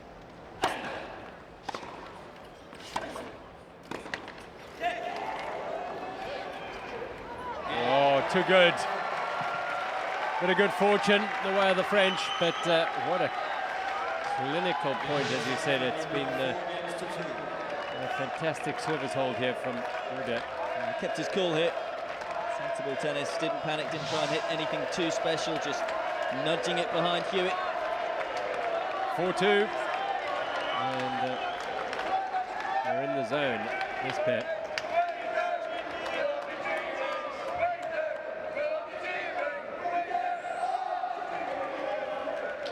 Well, you almost have to wonder at the moment, Hewitt and Reid, what's going through their minds. I mean, they've played much better. They've made about 2 or 3 unforced errors, but other than that, it's been pretty sublime tennis from them. They find themselves 2-4 down. Shows just how well the French are playing.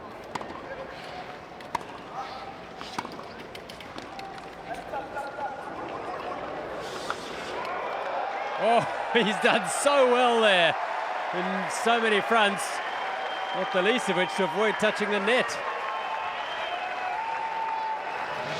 He was travelling here. This one was so close to the net, had backspin on it as well. And even at that speed, able just to keep his wrist firm, thinking back over the net.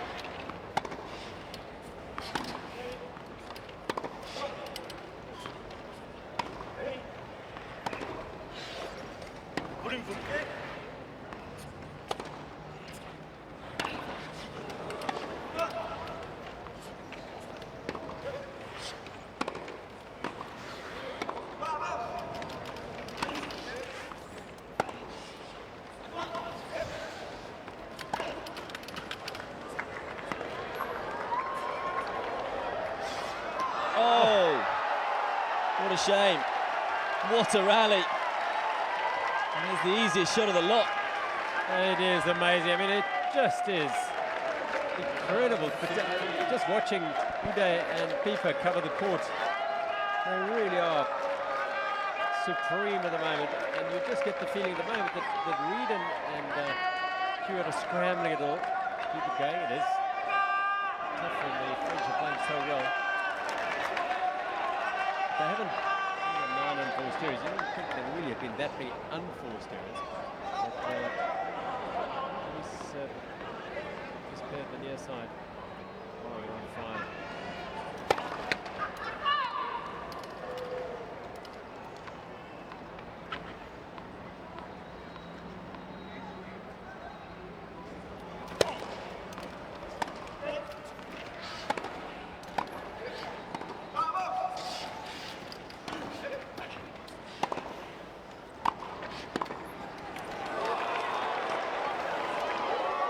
Oh, stop it. That is just amazing.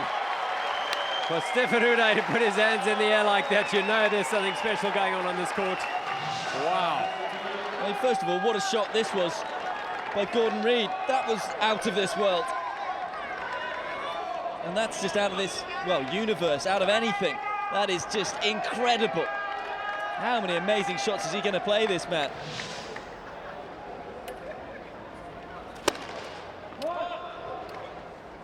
Three break points to the French to take a 5-2 lead. Wait, please.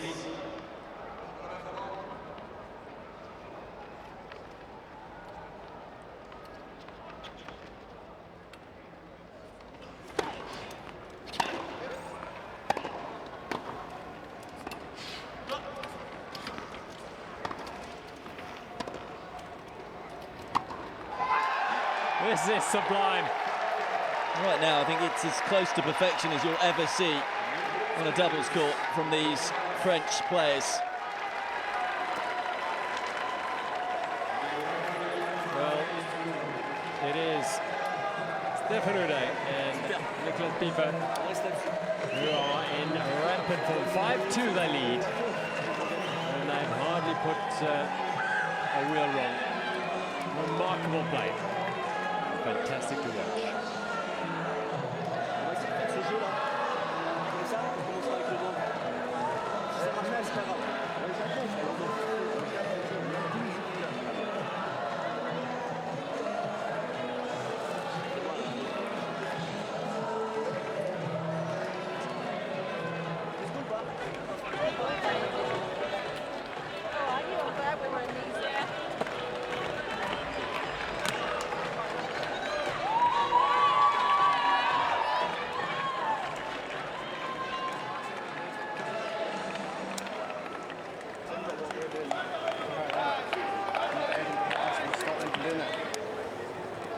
When we drop the ball short, especially if it's higher and shorter, they're dictating a little bit more. So what we have to do is push onto the ball and get it in the depth. We have to use the height a little bit more to do that.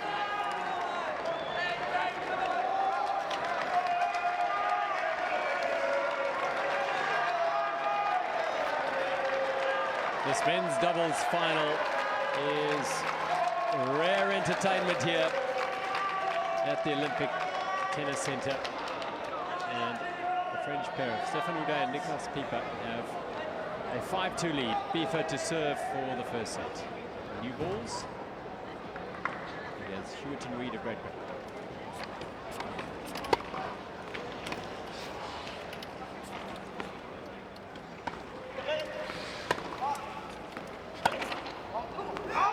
Playing with a real steely determination, the French pair. A lot of conviction.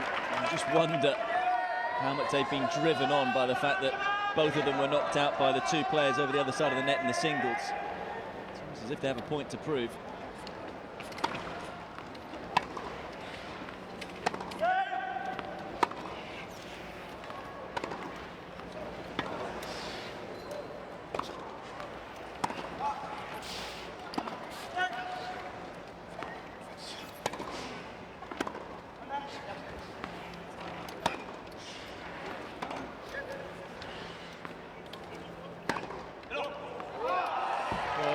Scrambling a little there, and Hewitt and Reid will be a bit disappointed they weren't able to take full advantage of it.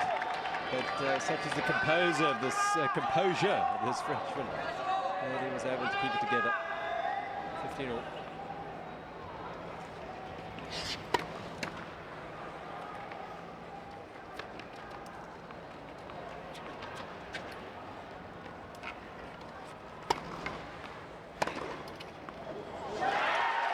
Hewitt aggressive on the second serve. It's a nice reaction.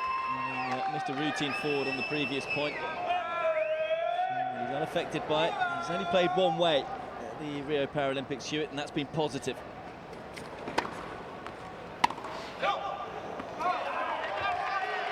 Reed beat Today and Hewitt beat Pieper.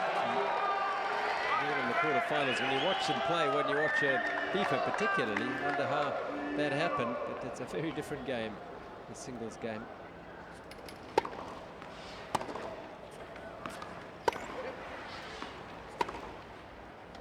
Of course, winning breeds confidence, and Pieper's won 14 doubles matches in a row, 4 tournaments in a row.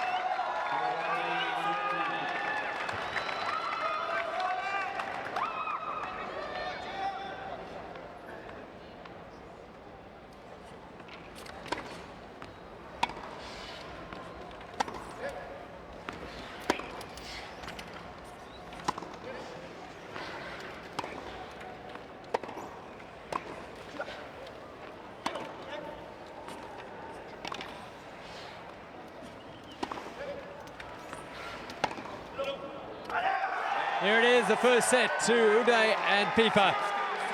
And they richly deserve it. It has been a wonderful exhibition of doubles play here. They take the first set over Hewitt and Reed 6-2 in just 31 minutes of absolutely sublime doubles.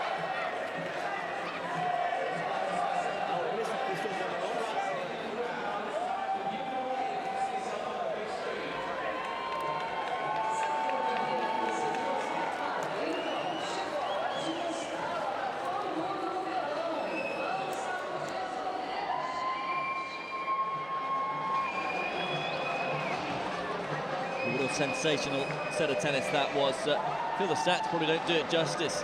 Uday and Pieper just couldn't miss. Barely made an error. Only 5 unforced errors in total, and I think some of those were probably more like errors rather than unforced errors. Pieper just playing out of his head right now in terms of striking the ball. He can do no wrong. Uday's hardly playing badly either. Hewitt and Reed have been good. Pieper and Uday have been even better. The opening set 6-2.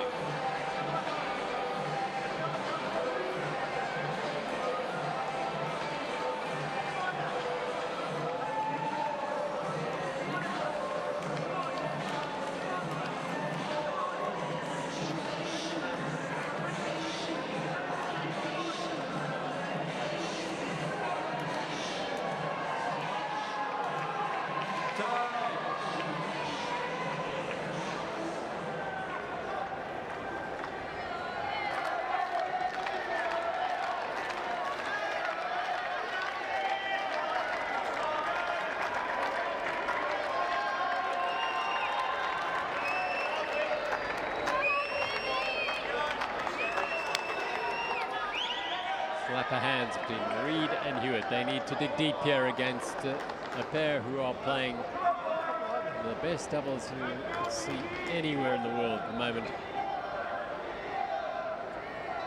It's going to be so important to see how the British pairs start this set.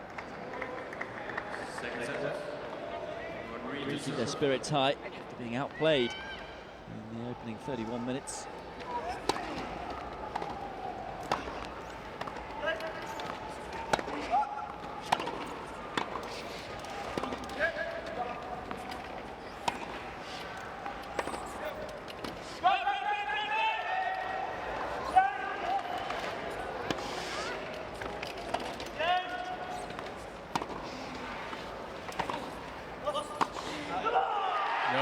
Played Gordon Reed. We've seen little of that in the first set. He hasn't been given much opportunity to do it, but this time he took the opportunity. There's another quality point from start to finish. Pouncing on the net, right on top of it. Good firm volley. I say, so important for Great Britain to start this second set well. They've been a bit bruised and battered after that opening set.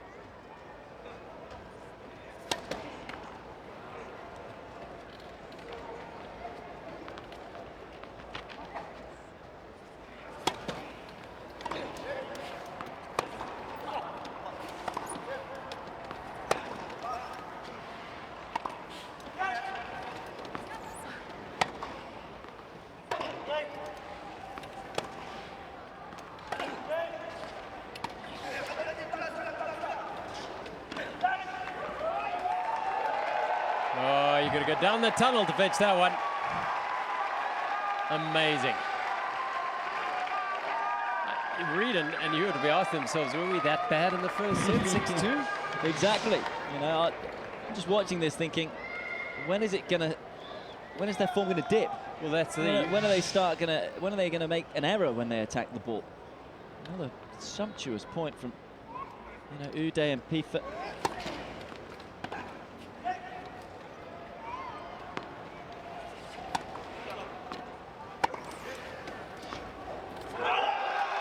Another.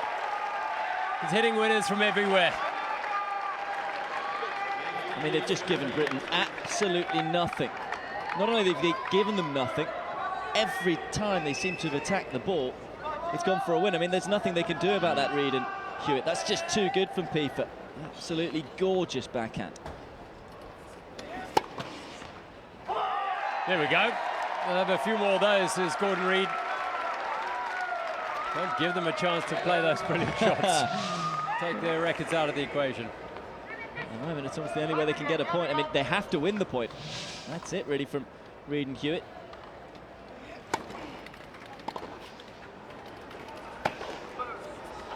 That's quality. Two good serves from Gordon Reed.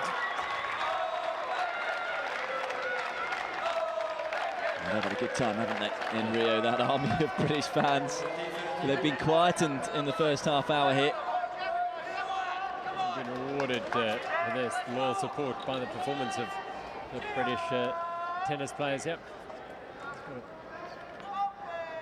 Problem with his chair. Not sure, it looks like he's getting the tape out for his racket. Not sure what that was about. Good to go again. Apologising to the two British players.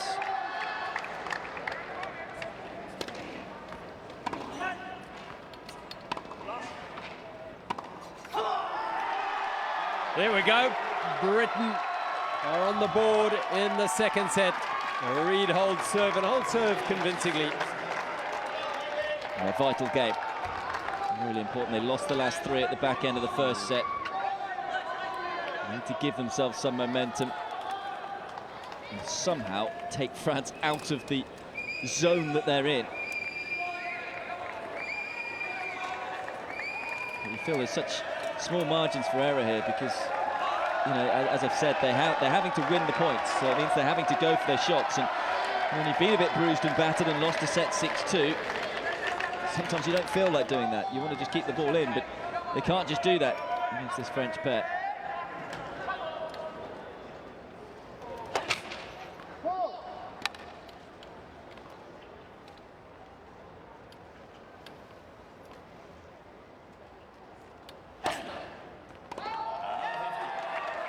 Well, their first double fault.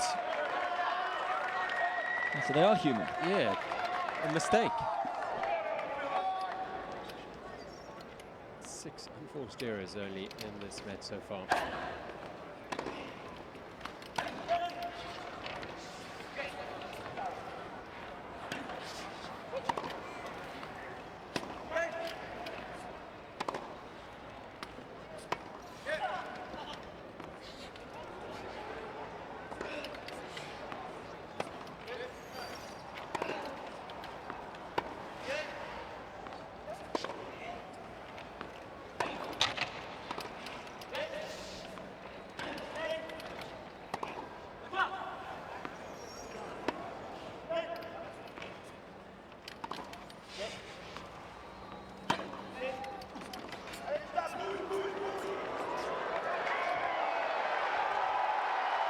Oh, this doubles is just a privilege to watch. I know the ball girl got in the way there.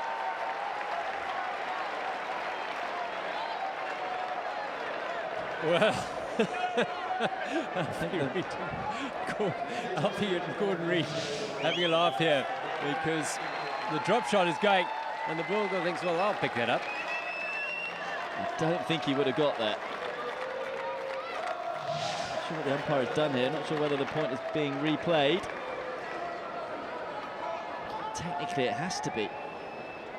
Indeed, it is. A bit of fortune there for Team GB.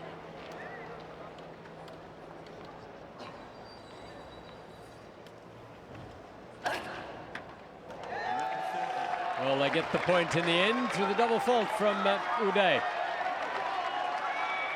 2 double faults in the game. People just giving him a bit of encouragement. I do feel a little sorry for France there because it looked like it was going to be their point. It was a wonderful little drop shot from Uday. Somebody going to have to replay it.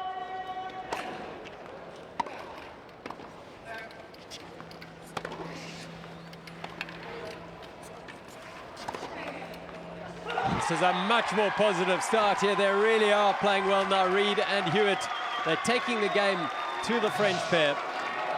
Rubbing salt into the wound of the previous point. It's a fine forehand up the line. For 1-2, they can't get there.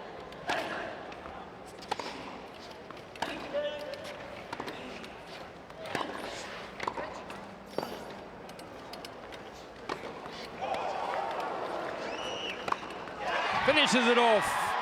The break early in the second set to Hewitt and Reid for Great Britain. I can't quite believe what I'm watching.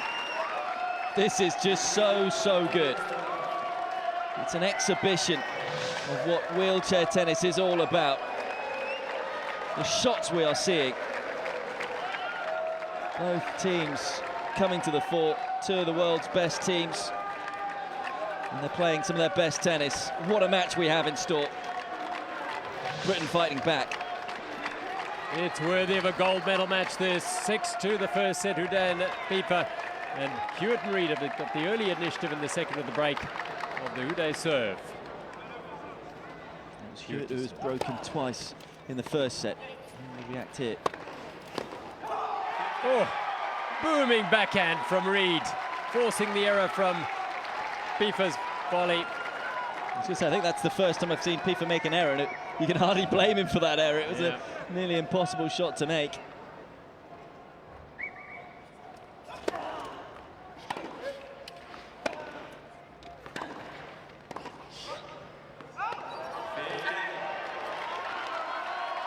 Yeah, we were talking just before the previous game about when it is the French might sort of go off the boil. Well, 2 double faults in that game.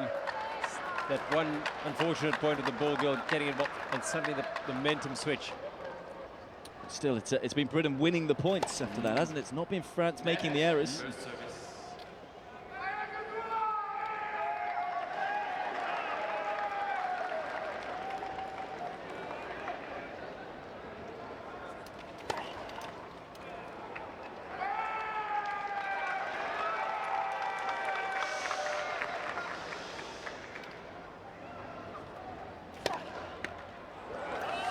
Some of the crowd getting a little overexcited, and of course, few spectators may not have seen a tennis match before late at night. May well be a little overexcited, so to speak. Yeah.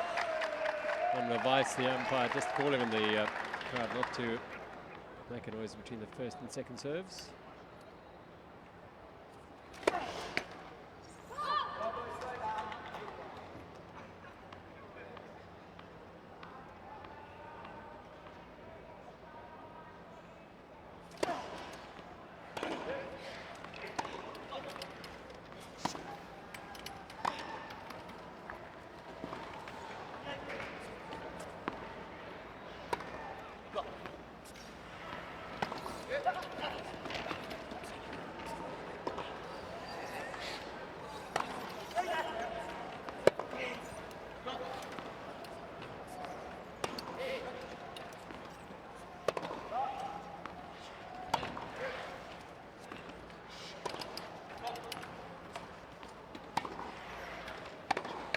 Oh, just missed it. Reed. Great use of the whole court. This is in such contrast to an earlier match in the bronze medal match. I just felt there early in the rally, Hewitt with a volley had a chance to put the ball away and didn't quite do enough. And from there on in, it was the French who were on top of the point. It's flying one way, then the other, though, that rally. Can't take your eyes off this one. 2 break points on the Hewitt serve now.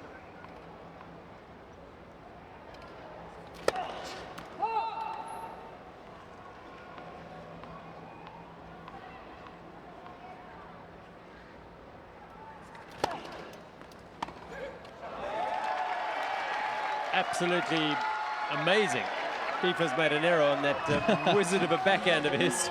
Don't often see it. Keeper's made an error anywhere. Yeah. It's a very, very rare cheap point for Great Britain.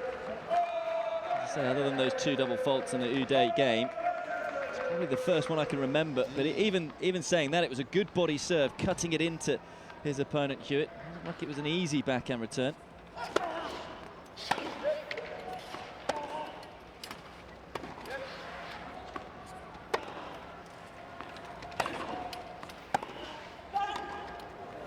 Killer. Amazing. The break back by Uday and Pieper. It's 2-1.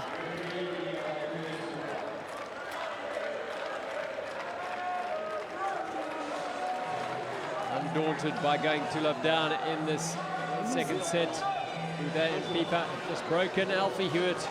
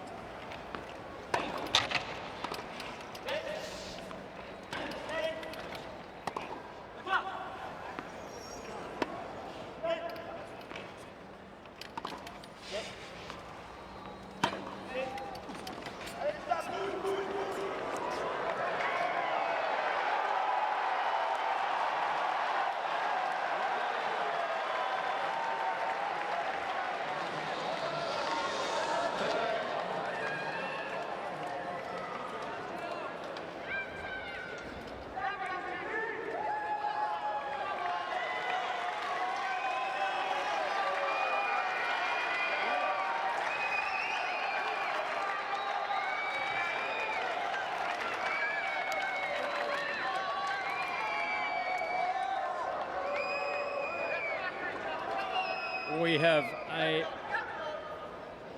superb match in prospect here and in progress. This is Pieper serving, 1-2 down, second set.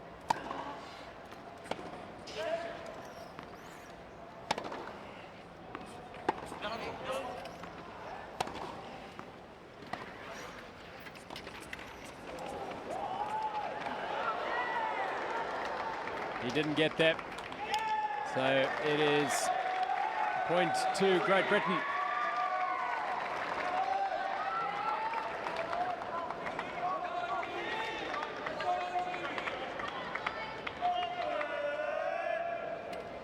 Lovely drop shot, so Pieper, number 15.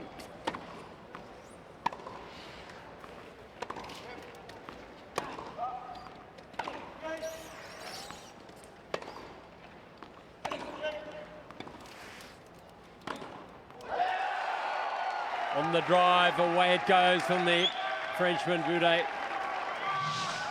As well as Pieper's been playing, Uday's hardly made a mistake. And he's been good when he's come forward in particular. Volleys are pretty tricky. He makes it look so easy there. Timed his roll to perfection.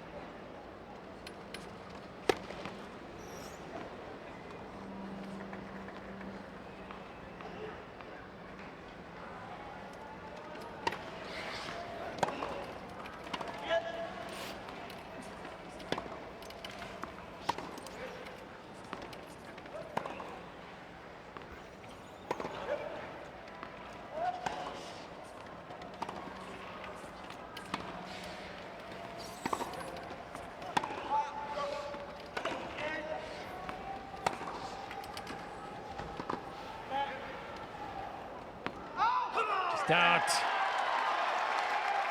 Well, even points like that have been rare in terms of where they've actually forced the French into an error. And the defence has been that good. Didn't miss by much either, only about half an inch.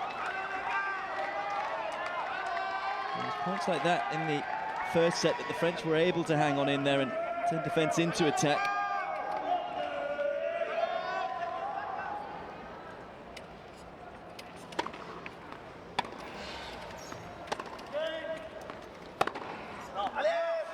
Stout too long on the backhand from Reed, and that's what this French team are doing. They're forcing Reed and Hewitt into going for the lines and the winners. I mean, we've already had 27 winners in the match, 14 from the French and 13 from Great Britain, which shows you how high the level is here.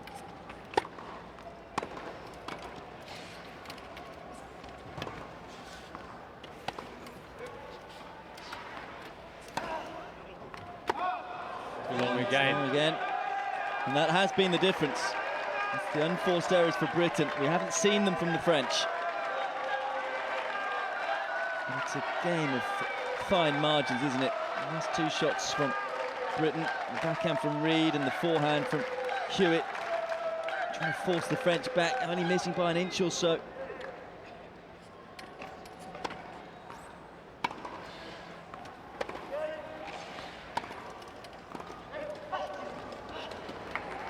Oh.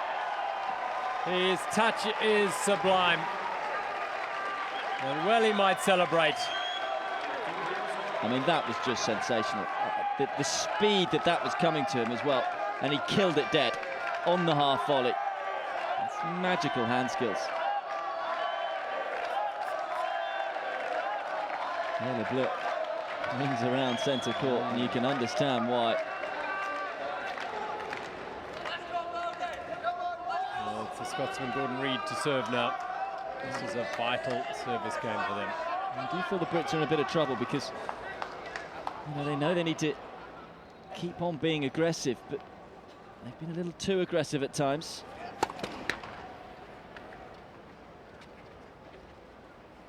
Getting that balance right.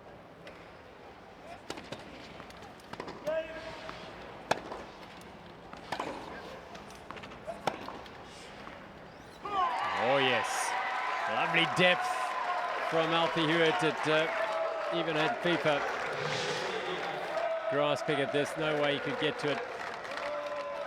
And they've got that winning feeling at the Rio Paralympics. So the belief is there. Even for this young 18-year-old.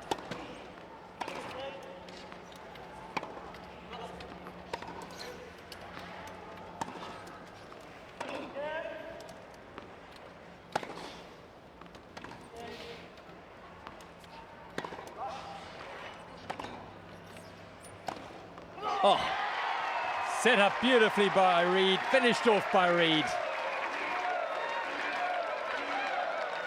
Well, timing your move forward to play a drive volley, one of the toughest things to do, but again, it's been a spectacular display from both teams of amazing attacking tennis.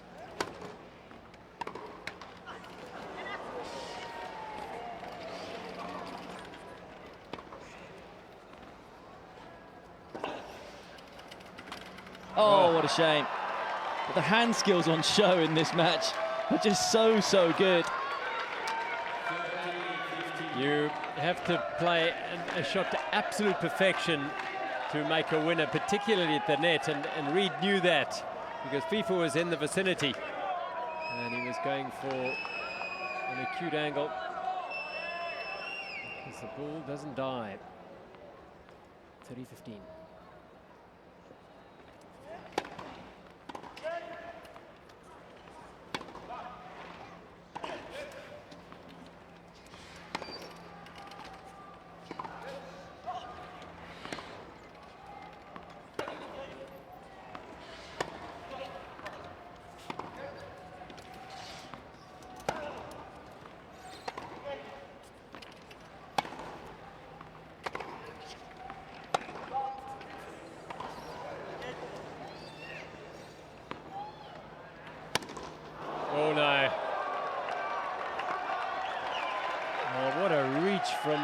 Uday to keep that one alive on the forehand.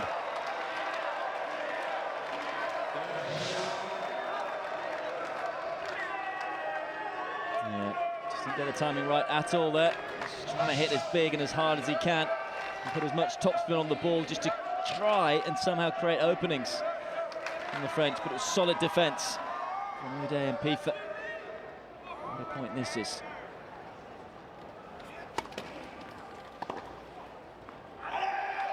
That's in. Waited to hear the call, it's in. The only call you heard was allez from the French pair. Quite remarkable backhand return from Pifa. Gives them a break point. Do you just feel that the close margins are going the way of the French? They're just clipping the line. They've missed a couple of balls where they've just missed the line.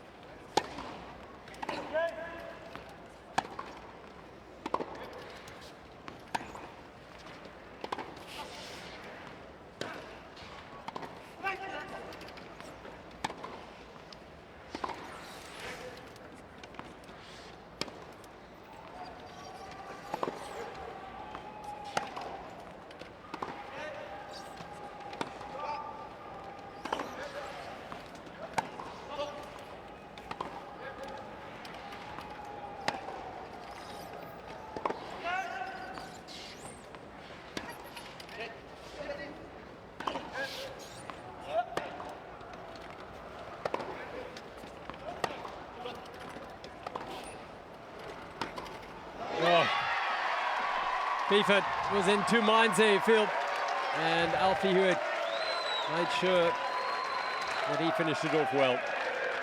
Just feel the French have got a little bit into their shell in terms of playing a little bit more conservatively, asking the questions of the British pair. And on that occasion, they had the answer. That was some drive volley off the backhand side from Hewitt to close out the point. Big game this at 2-all. French have had a break point.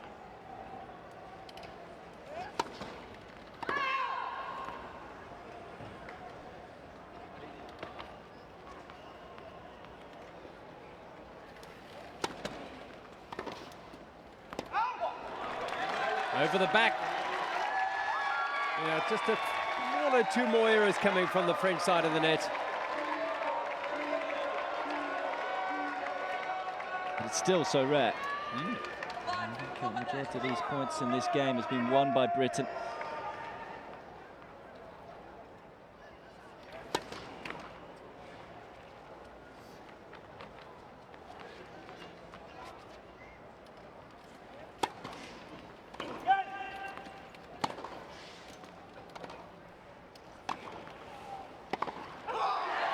There's the hold. It was tense, but they've managed to hold serve. See off a break point, and Reid asking the British fans to up the volume from the stands, because they're right in this contest for the gold medal in the men's doubles at the wheelchair tennis. Matsuda and Pipa took the first set 6-2. Hewitt and Reid lead 3-2 in the second.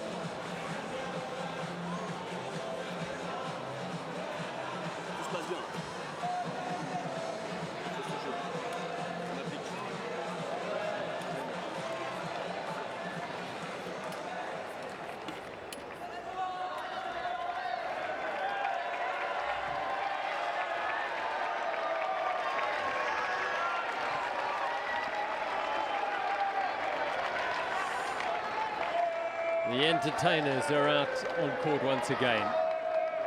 What a match this has been. Sixth game, second set. It's Uday and Pipa, 2-3 down.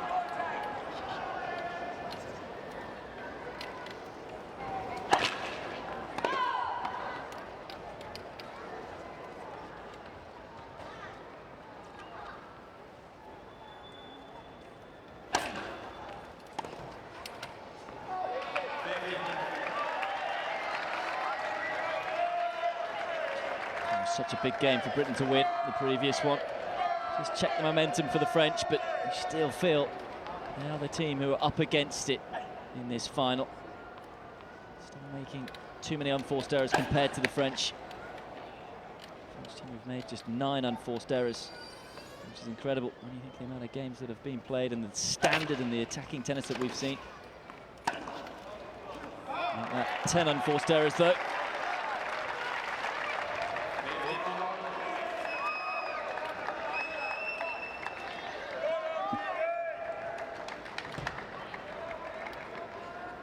I think the unforced errors counters as well have been particularly harsh on, you know, whenever an error's been made, it's gone down as an unforced error.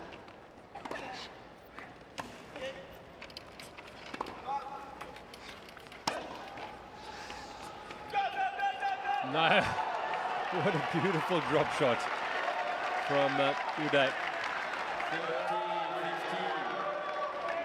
It's a tricky one to make for Reed. His hand skills are still one of the best in the business. Able to make that one for once.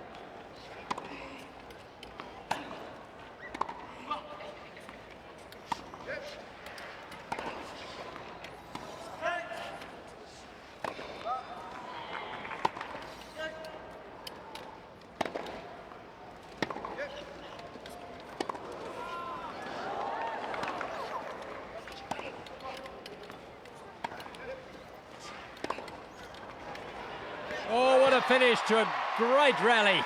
Alfie Hewitt applies the pressure. Incredible point by the 18-year-old. Sadly, the replay doesn't show his first get, which was just unbelievable, the backhand that he got back into play. And then finishes it with a sublime angle on the forehand. Doesn't get better than that.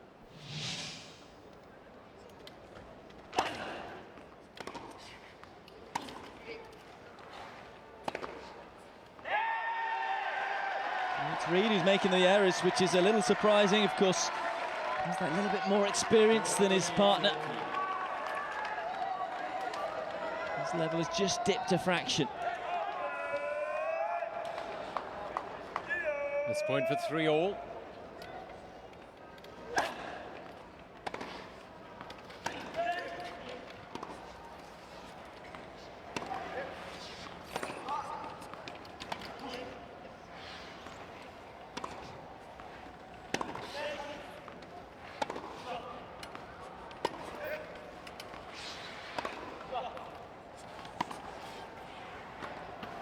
Oh, Reed at the net.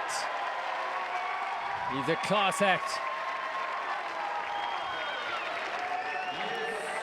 Like all great champions, responding after adversity. Made a couple of unforced errors in this game, but still had the confidence to step up and come forward and execute on the volley.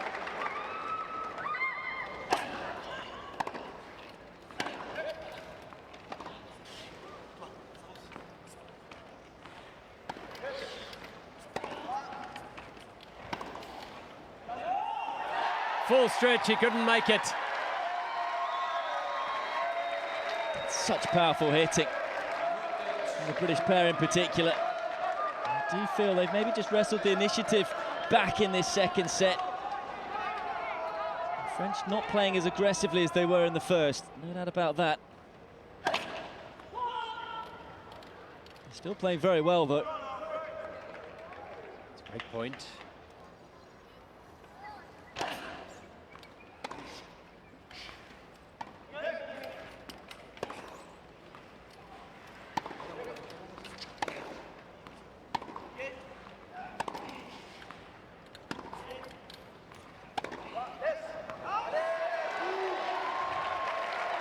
There's a chance. Yeah.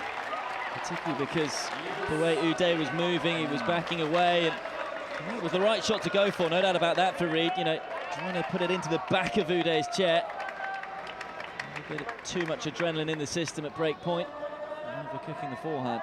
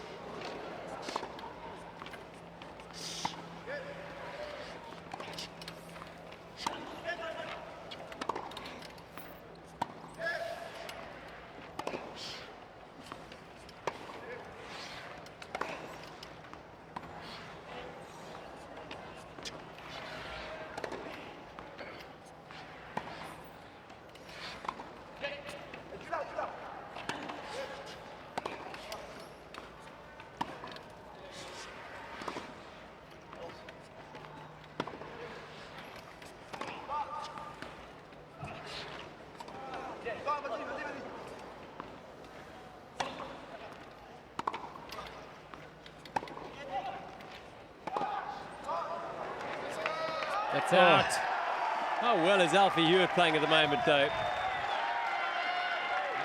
That at some point to win from France. I mean, you saw the benefit there of the modern chair from Uday right at the beginning of the point. He stretched and got a forehand. It clipped the net. I don't quite know how he got it back into play. It was great defence from the French because the Brits were bossing the point. They were able to turn defence into attack. Quality play once more.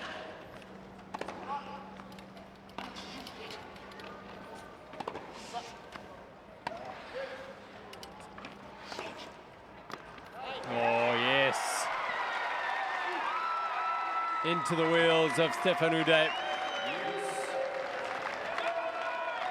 He really has got to be that good to pick up a point against the French because their movement and athleticism has just been on point in this final.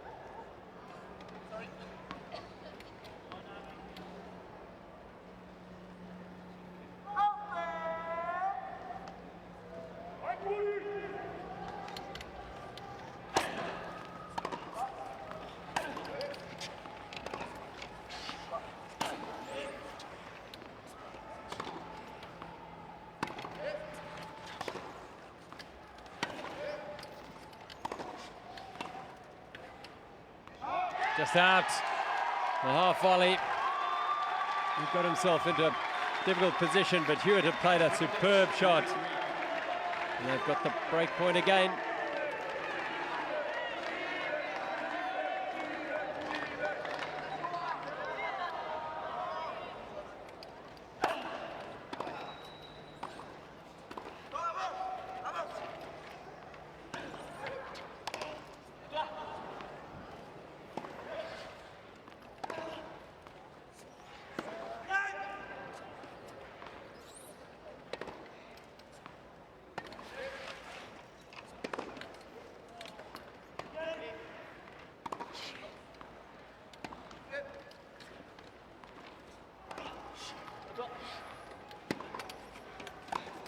No, ambitious, but he missed it by a long way.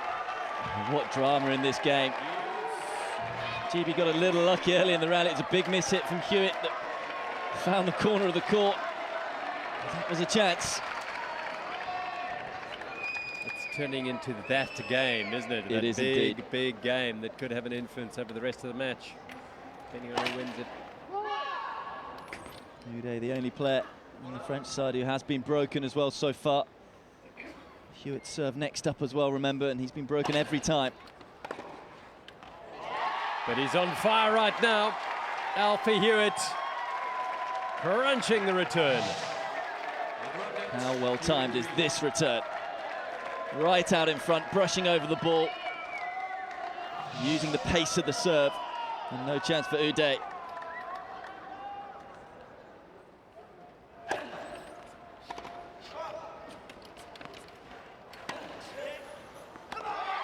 On the stretch there, he couldn't make it. And Great Britain have put their noses well and truly in front now. Remember, they lost the first set, and there's no question that they have raised their level, but the French are not in the sort of shape or form that they were in that first set, where they just couldn't make a mistake. I just think with the history of these two teams, surely it has to go the distance. Yep. All the dramatic meetings they've had in 2016, there's been very few that have been straight sets.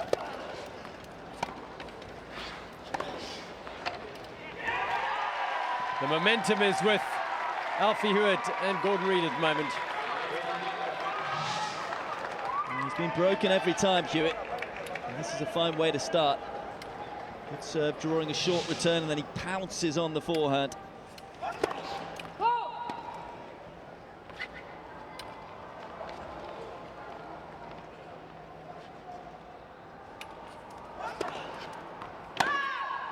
Yeah, double fault. He's had a few issues with the double in this match, the 18-year-old.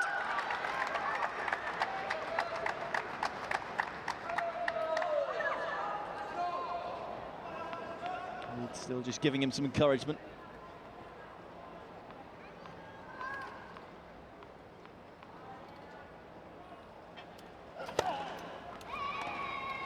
It's an excellent body serve.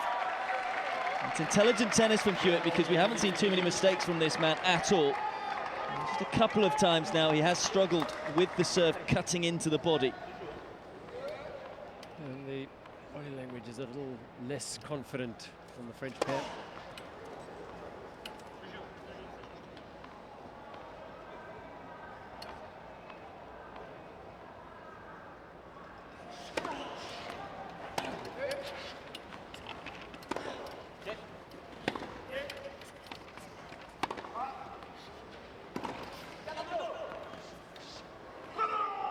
Yeah, that's too good. He knew it. The Reed touch. And that is the touch he is known for. You do just wonder with the French team, as in, when it went to 2-all in this second set, they've just taken, you know, a step back. They've not been as positive as they were in the first set, no doubt about that. And it's Britain who are playing the majority of the tennis now.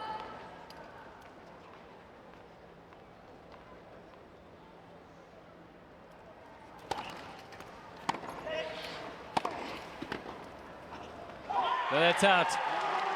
And Britain into a 5-2 lead.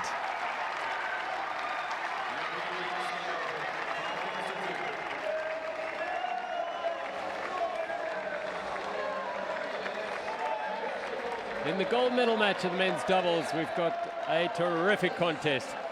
We're down feet for the first set, 6-2. Hewitt and Reed now 5-2 in the second.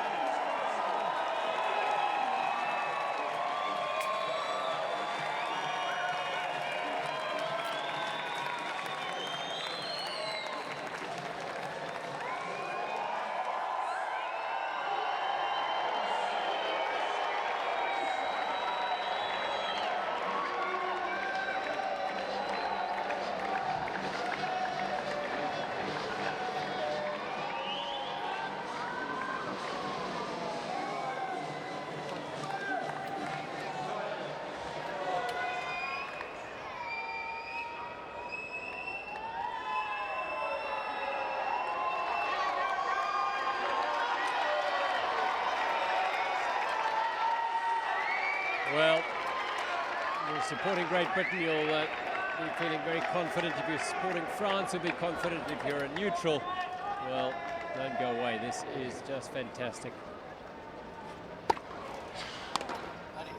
French serving to stay in the second set here. The match really, in a way, deserves the final set. Yeah, important for them just to try and get on the board again in this second set, the French team.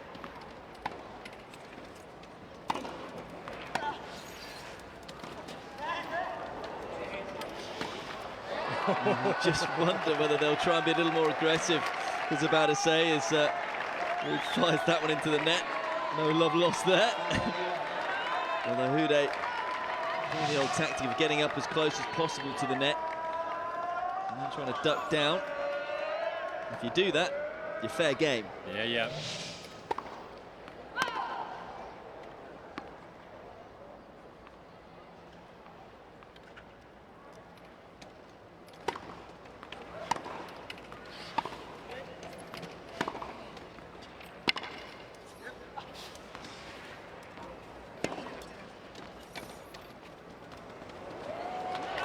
Yeah, Hude very cleverly taking advantage of a little bit of a mix-up between Reed and Hewitt beyond the baseline. But he's coming to action again. I haven't seen this from the French for a while. Trying to get forward. Wondrous hand skills from Hude. More like expansive tennis that they played in the first set.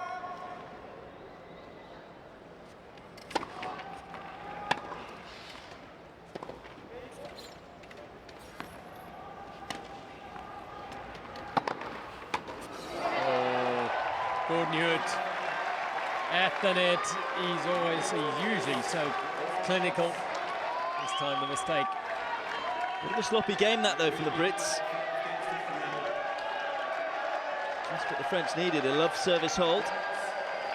You just feel this man, he's gone off the boil a little after his magical first set. As I said earlier on, I just couldn't believe they were going to keep that up, because it was as close to perfection on a doubles court that you will ever see.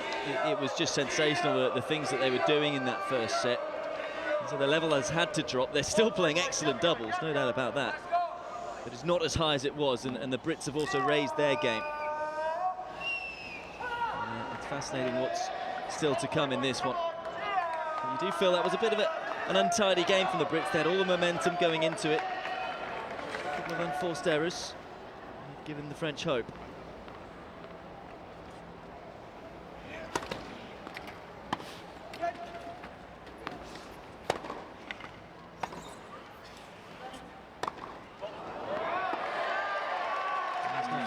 In a row for France. I just wonder, they had all of that adrenaline rush to go up 5-2, Hewitt finally holding. And that sometimes can result in a bit of a lull and thinking, right, job's done. Yeah, all we have to do now is. Yeah. And they haven't done that yet.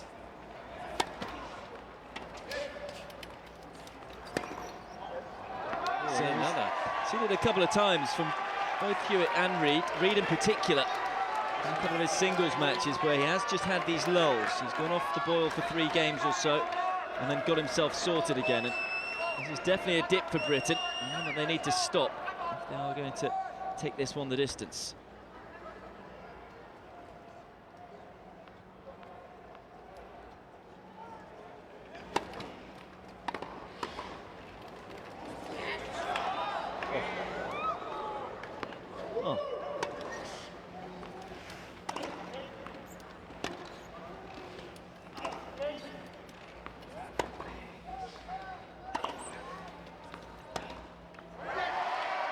Some great tennis, and then a disappointing end for Alfie Hewitt, beg your pardon. And it gives the French pair 3 break points. What a get though, early on from Uday. Flick of the wrist, and found the baseline too.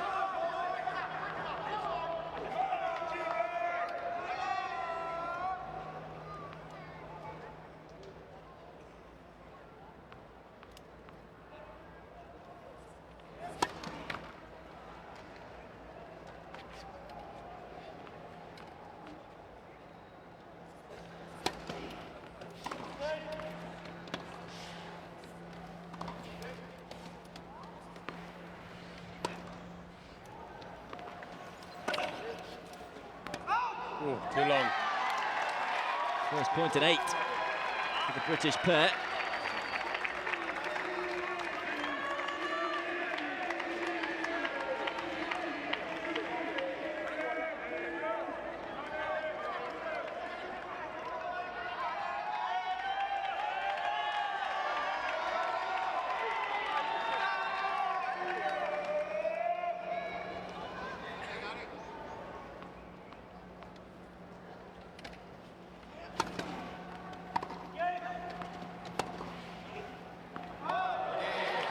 Over the back in that game from Great Britain, and the level they have been playing at in the second set has drained away, and it is France who now have a chance to live it at 5-all.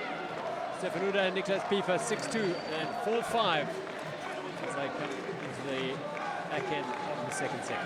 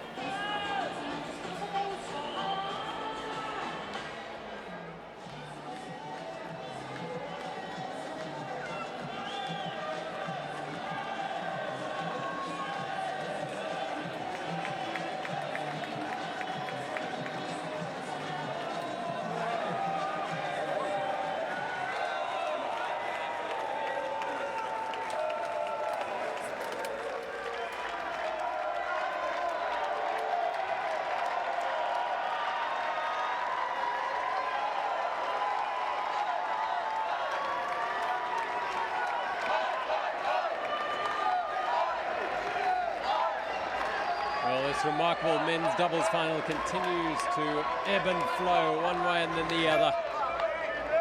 Momentum switch in the last game.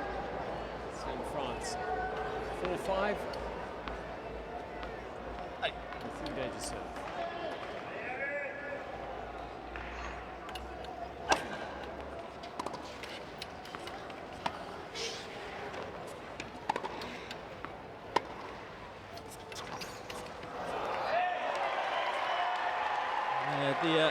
The tennis, which has been sensational, has just gone off the boil a little, in particular for Britain. The rhythm is out at the moment. Good return, set the point up, and able to take advantage of it. And the French defending really well. They're making the Brits play as many balls as possible.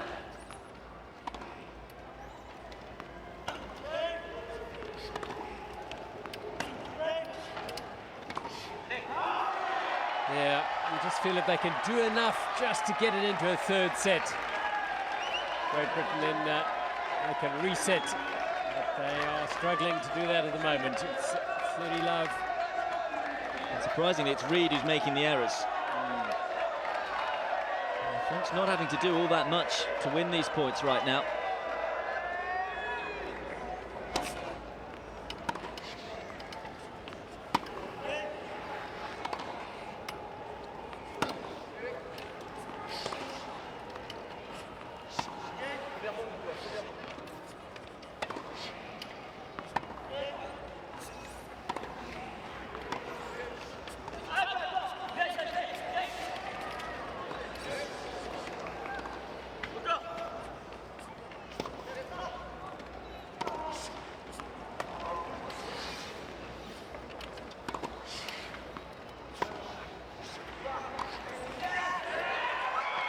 Yes, it is a winner.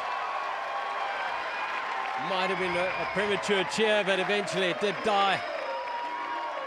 Well, is that point that's going to change the momentum for Great Britain? What a rally. Reed, who's made a number of errors recently, making no mistake with that volley. And around the side of the ball, Kiefer has been lightning quick around the court for once and able to get there.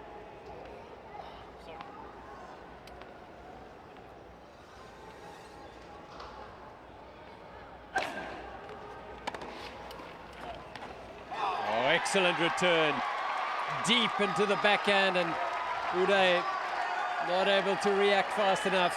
30-all, fighting back Reed and Hewitt. And so often we talk about momentum shifting, and as I say, that long rally that they just won, you do wonder, it's just changed what they were thinking.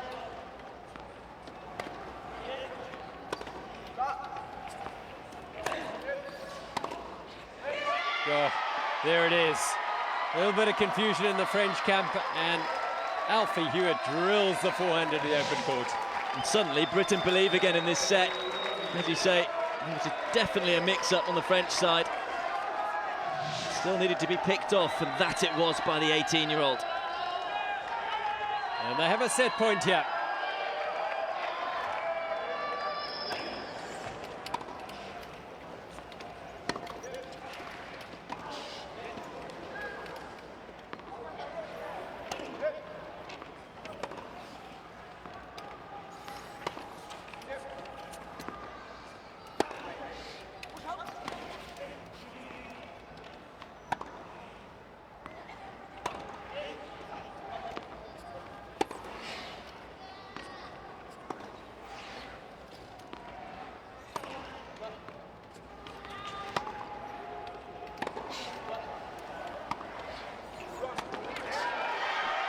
We've got a decider.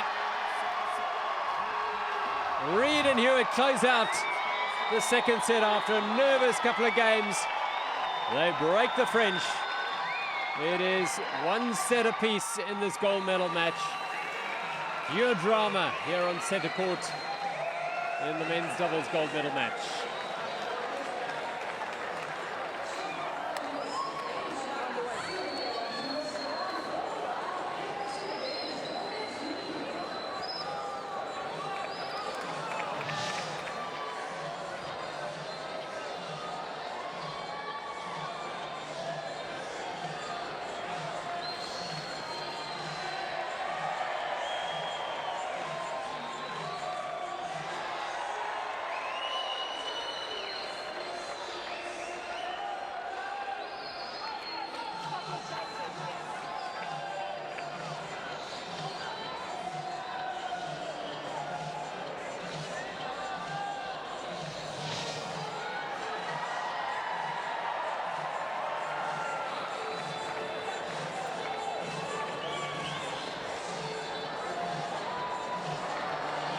dramatic set, full of quality. This time it's Team GB who come out on top of it. And they were the team who played by far the more aggressive tennis. As you can see, there's 16 winners for Hewitt and Reid compared to just 7 for Uday and Pifa, who went a little too defensive maybe in that second set. Although Britain made 20 unforced errors in the second set, their positivity was enough to get them over the line in the end. And this one will be settled by a deciding set. Britain taking the second set 6-4.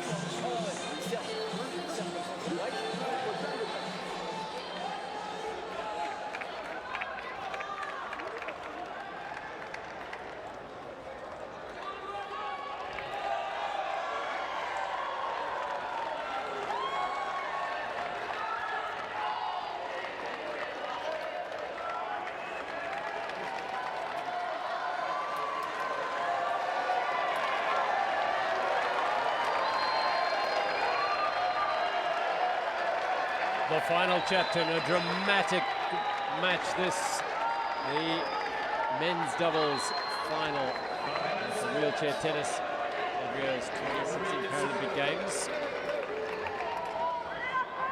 Call it if you can. It's deserving that it's going to go down to a decider.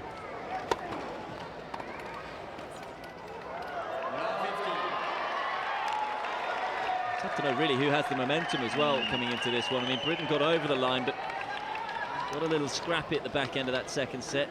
5-2 up.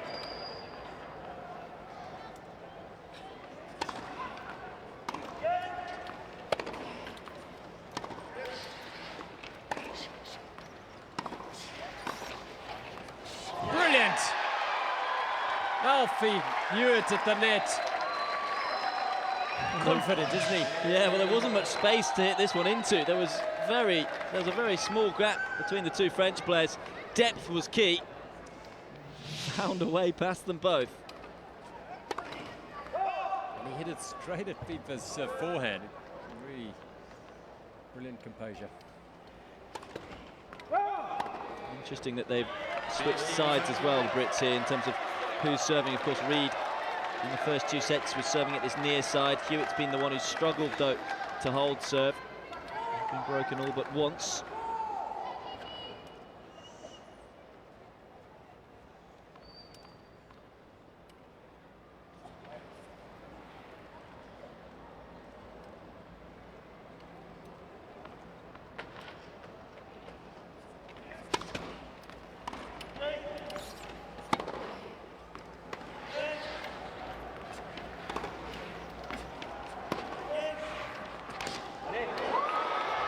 Terrific bounce and kick off that forehand from Pifa. And now France, early in this final set, have 2 break points. Again, the early momentum.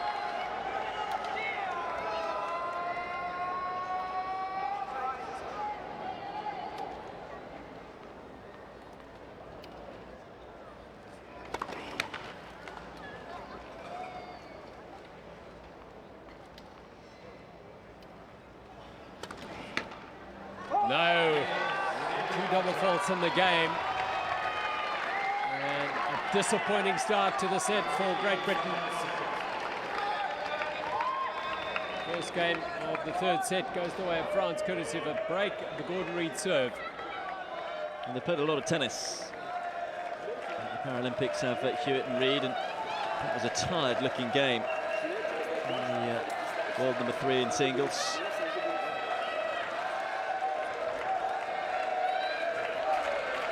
Reid and Hewitt, believe it or not, will play each other for the gold medal in the singles.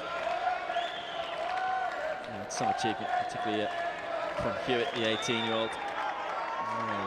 Really unexpected. He was 13th seed in the singles event. Beat Pifa, who was the 4th seed. Uday knocked out by Reid. Still a chance for both Uday and Pifa to get revenge.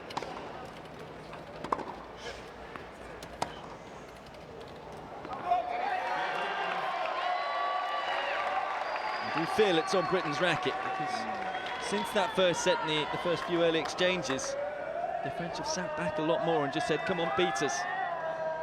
So good at covering the court.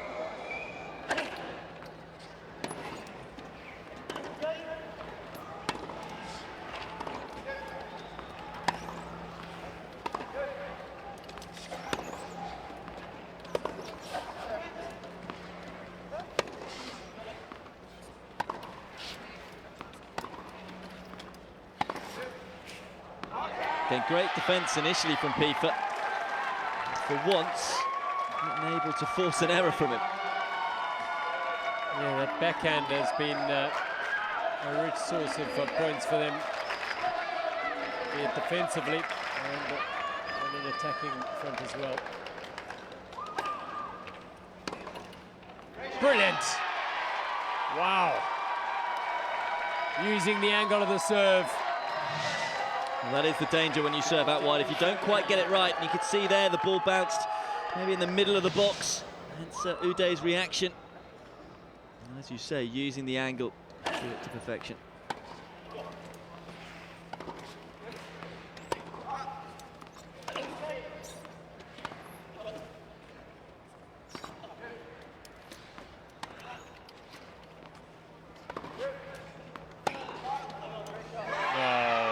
Hewitt, 2 winners in a row. And that one was even better. He was backpedaling as he played this one, back to the court. And again, splits the French pair.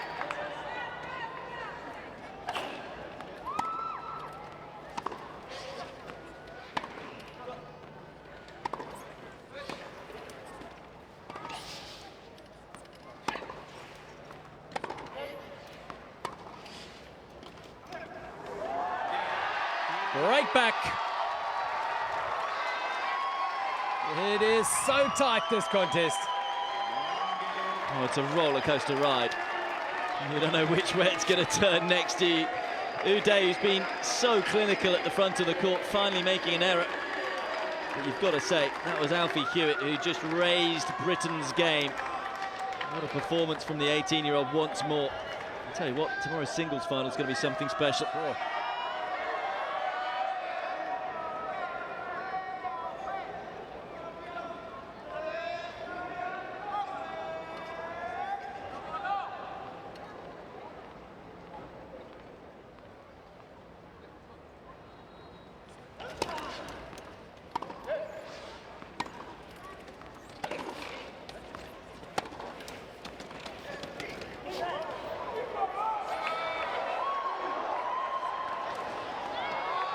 That's too good. Both sides of the net chasing down, desperate to make the last shot. A real little ding-dong battle. No backspin on the ball though from Reed, and probably proved costly. Just allowed enough bounce for Uday to whip over the top of it.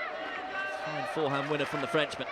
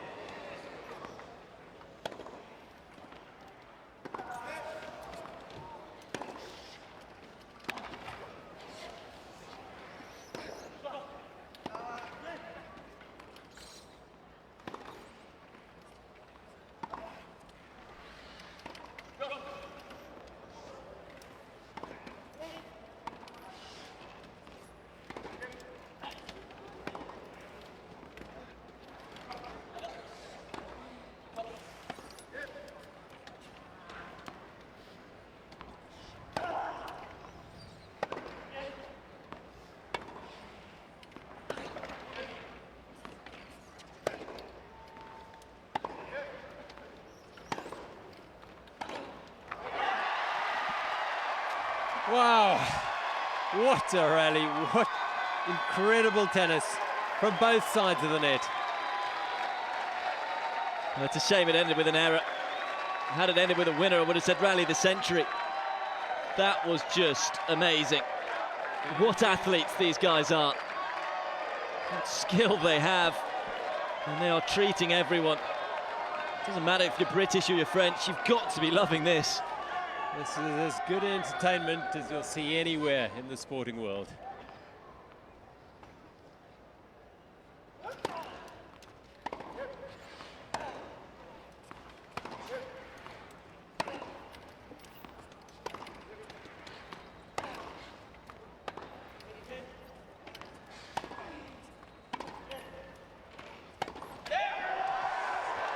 And then the mistake from Gordon Reid. I just wonder, it's got a little cooler now that night has fallen. He's travelling through the air a little slower. Everything's a little cooler. I think that probably plays into France's favour because it is the Brits who are trying to make the running in the rallies. The ball just keeps on coming back. Over-forcing on that occasion, Reid.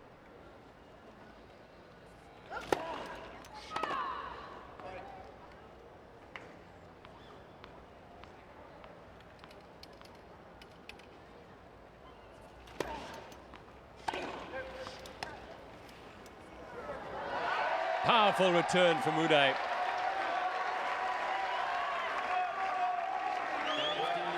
Gains them 2 break points.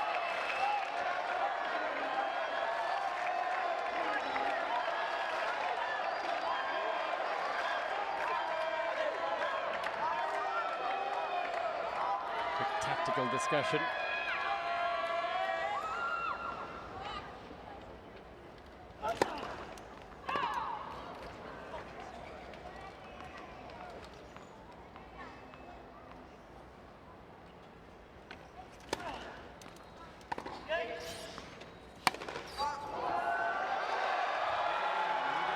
There's the break. Hewitt serve.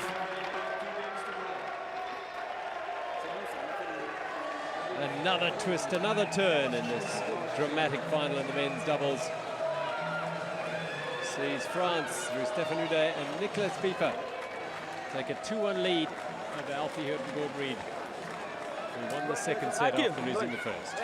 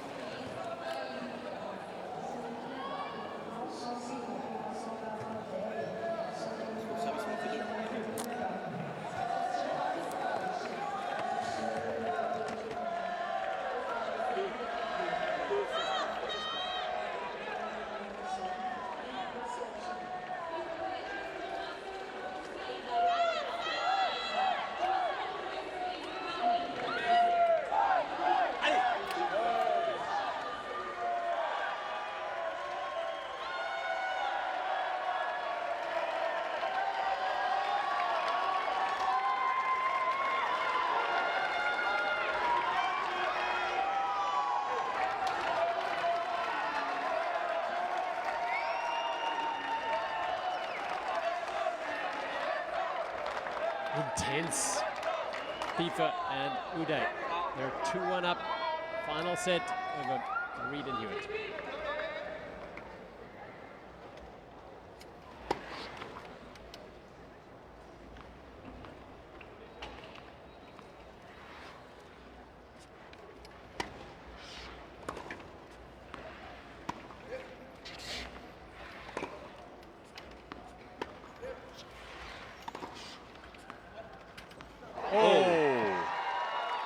Got him a few times down the middle, Hewitt.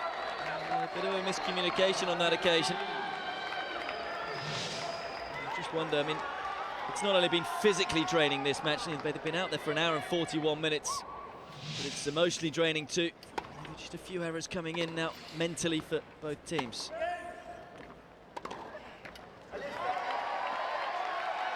Yeah, I suppose this is the lull before the culmination at the end of the set here. Then suddenly the realization of what is happening is going to bring intensity about it, but at the moment they're jockeying for position.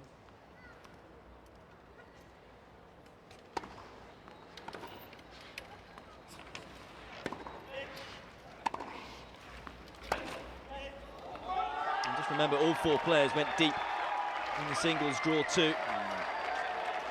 A lot of tennis, there's been a lot of twists and turns. A lot of weary heads, arms and bodies. It's such a physical sport these days.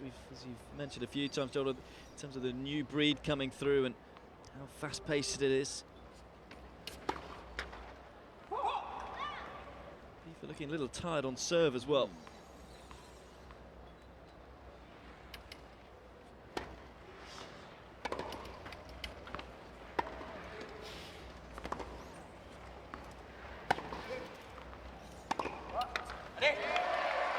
Four unforced errors in this game. And for a set and a half, it was quite incredible tennis, wasn't it, from both pairs? Mistakes are creeping in now. Whether it's the pressure, whether it's the fatigue, whether it's the situation of it all. You still can't take your eyes off it, though. It's so dramatic. Will Weiss correcting from the chair that call on the line, so full serve again for FIFA.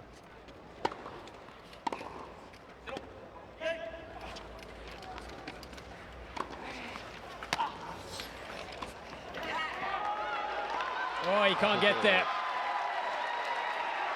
Half expected that one to come back. Pifa's got some incredible balls, particularly off the backhand wing. Another break point for Britain, though. The players struggling to hold serve at the moment.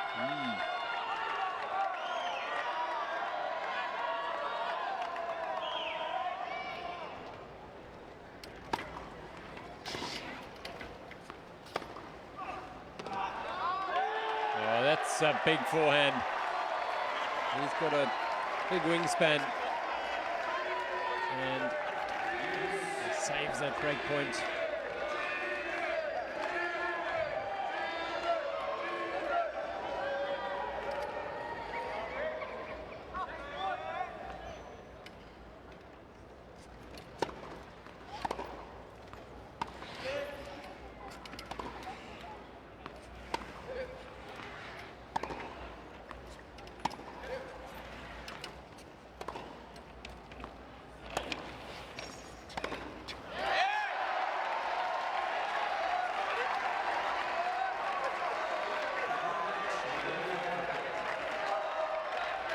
Mistakes from both sides of the net just at the moment. And it's a combination will make the least at this phase of the match. They'll put their noses in front. Really doesn't look as though he's putting the effort he was in the first and second set into his serve.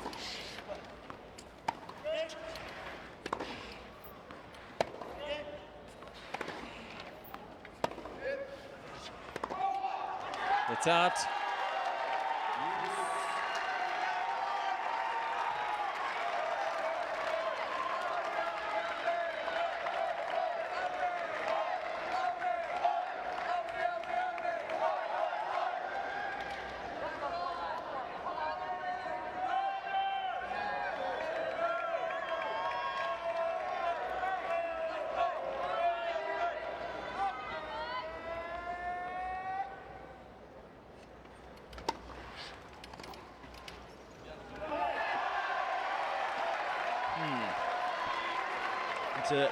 It's very strange what's going on. Suddenly everyone's gone a little flat. You know, it's been such an intense match, as you've alluded to, and I just think all 4 almost subconsciously taking a bit of a mental break almost. It's just I think the fact that night has fallen as well may have taken an effect. You know, the temperature has dropped probably quite dramatically, so the ball's not travelling through the air as it was.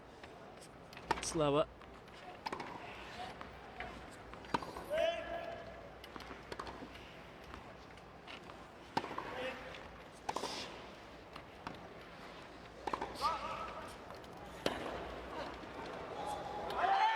That's good.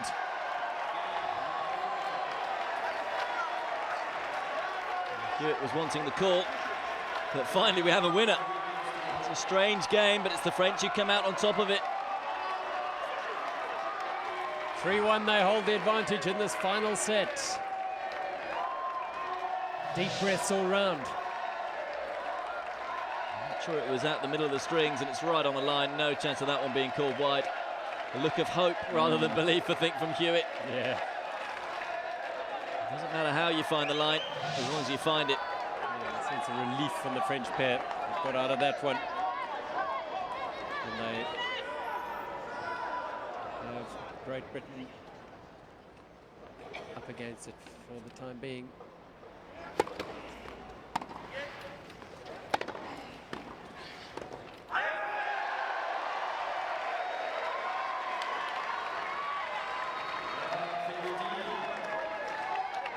The level has dropped, no doubt about that, from the British point of view. As I say, the French very clear that what their tactics were in that second set. They were just going to say, right, breakers down. Brits maybe just over forcing things a little.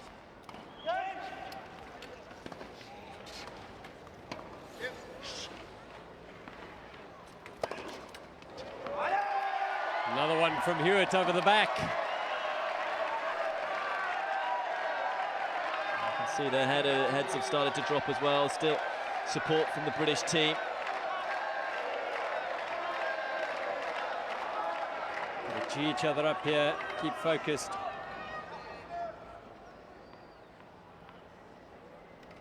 a bad day feeling, they'll realise that the French are feeling the same, I'm sure.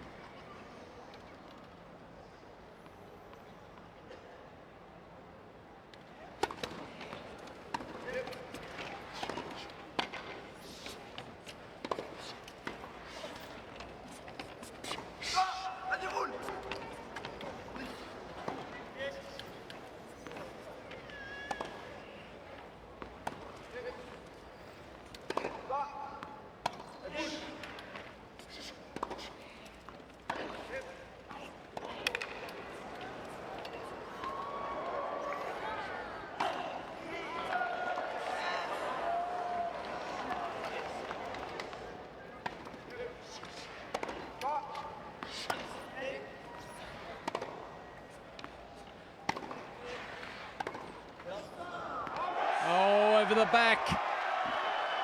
And they did so well to stay in the point for as long as they did. But again, the errors keep on coming off the British rackets. And the French are just keeping it steady at the moment. And making Great Britain's Hewitt and Reid hit the extra ball. 3 break points.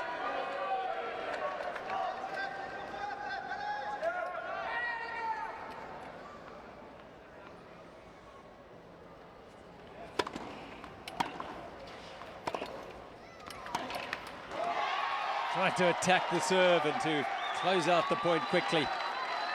Doesn't happen often.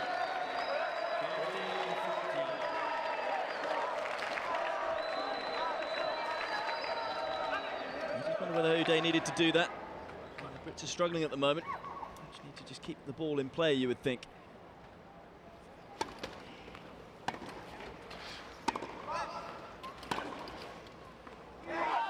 It's out. It is just wide. Didn't miss by much. Yeah.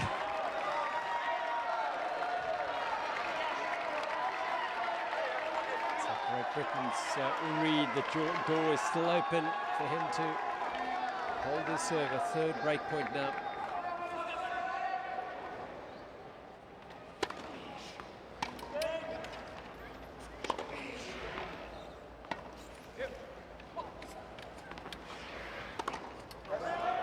Oh, well, the errors are now coming rather thick and fast from Great Britain, and France take what could be a crucial lead here at 4-1 in the final set.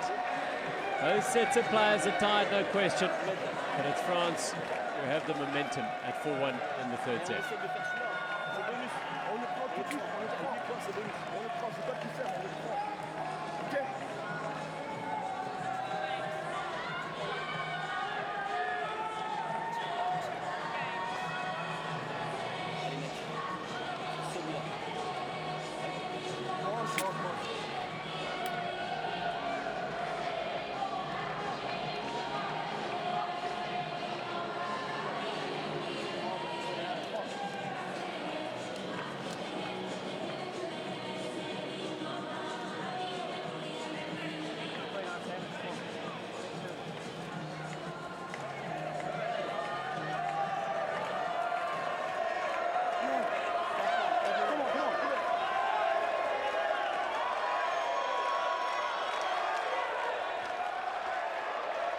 Hewitt and Reid roll out for a vital phase in this match now.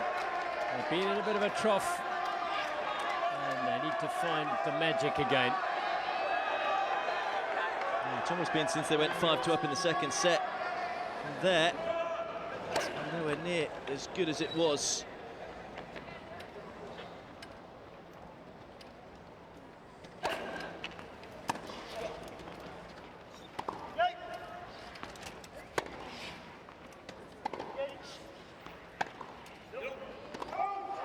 Out. Of course, neither of Reid and Hewitt have tasted defeat yet in the Paralympic Games in Rio. They need to cut these errors out. I think they only know one way of playing, and that's to be positive. We'll see the French just do the same thing, be as consistent as possible. As I say, I think the cool conditions suiting them. The court's playing very slow now. Seen a winner from the British pair for a good while.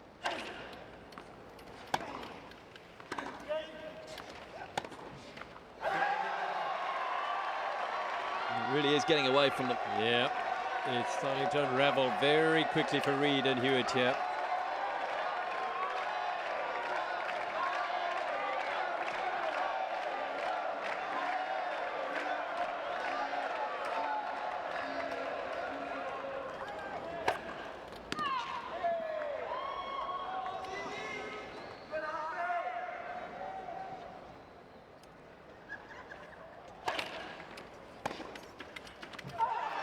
And another one on the returner serve.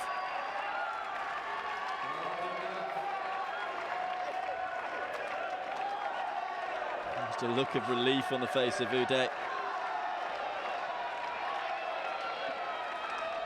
For Britain, they've got to try and make the French win this. They're gifting it to them.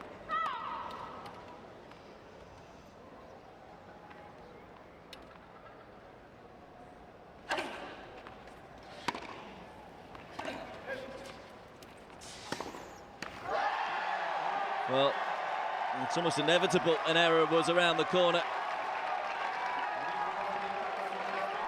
France are a game away. And the French fans are now on their feet. Uday and Pifa are one game away from the gold medal in the men's doubles over Alfie Hewitt and Gordon Reid of Great Britain.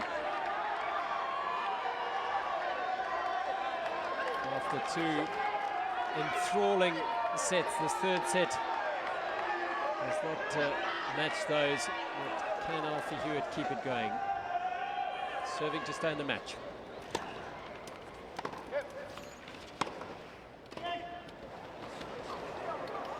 Yep, that's Uday, brilliant. He's a master at the net. Lovely touch and angle. As we said, they've been more consistent, but Uday showing that they can still come forward. Wondrous touch from the 45-year-old.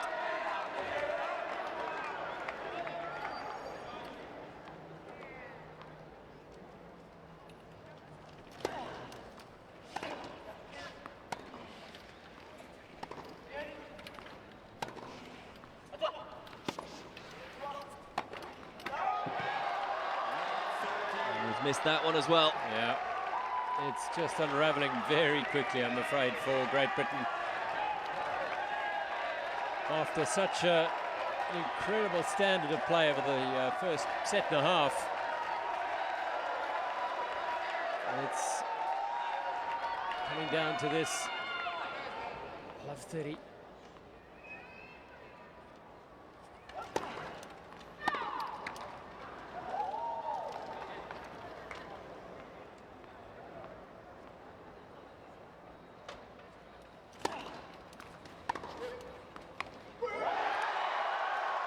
Nails the forehand, and it is down to match point, to gold medal point.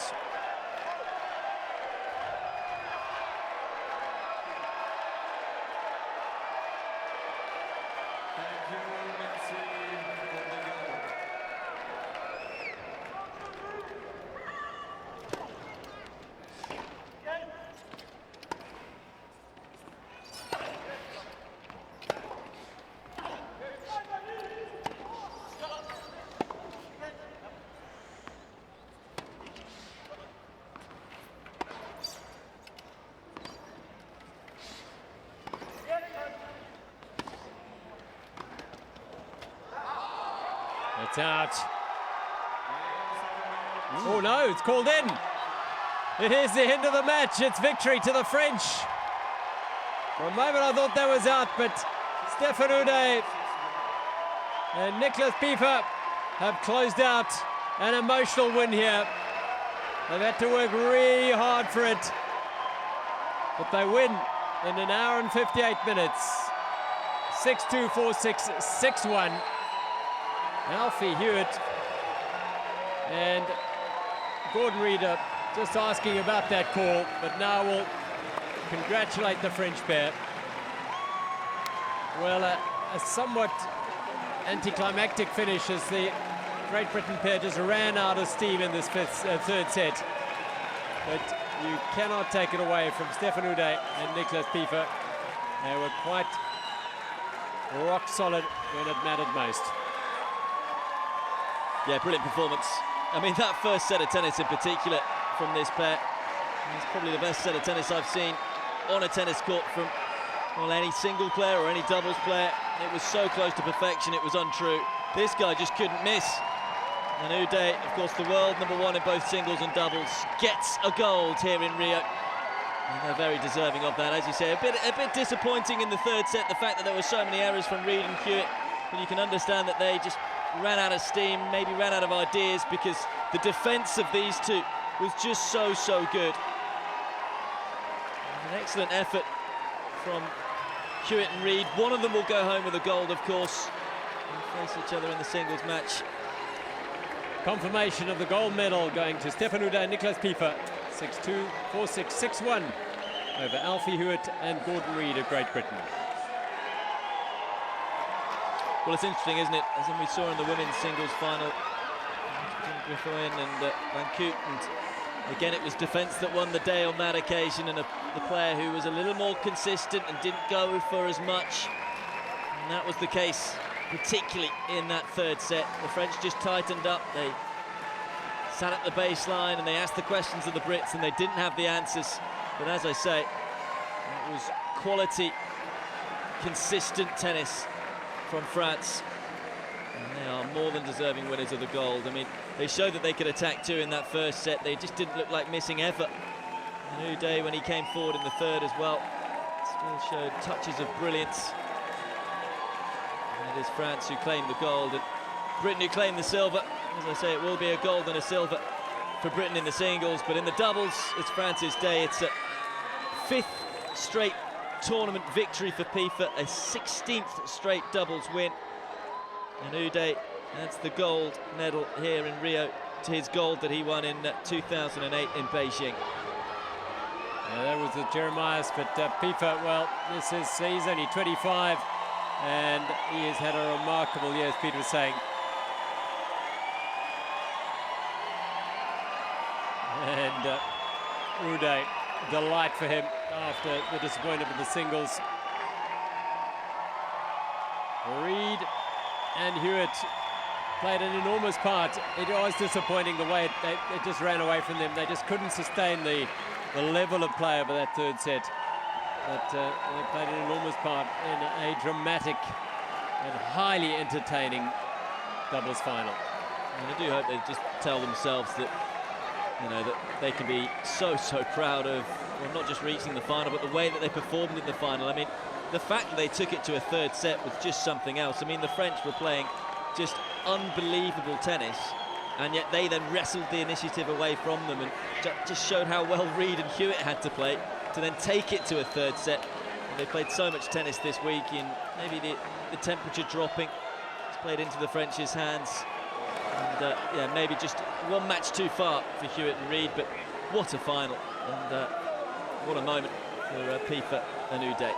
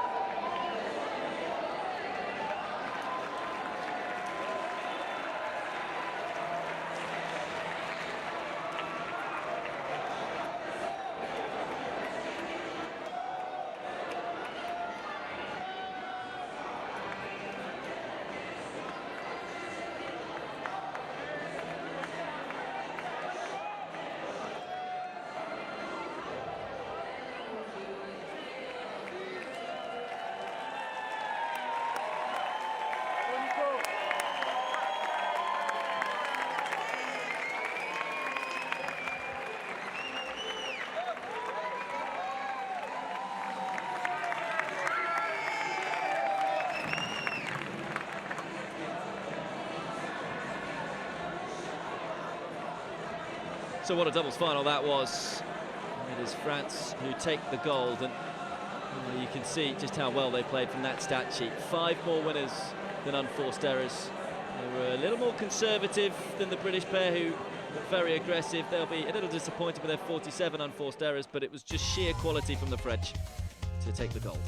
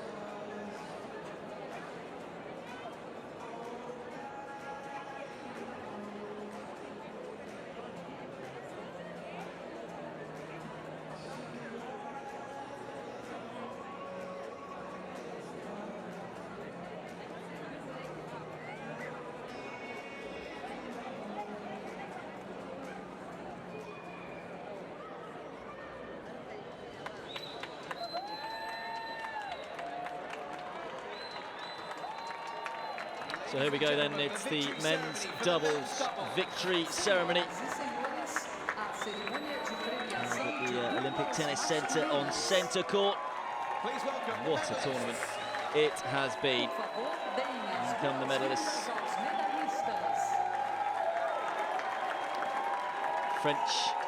The French team, the victorious team, claiming gold in a dramatic and quite brilliant final. Just tipping GB, who have to settle for silver.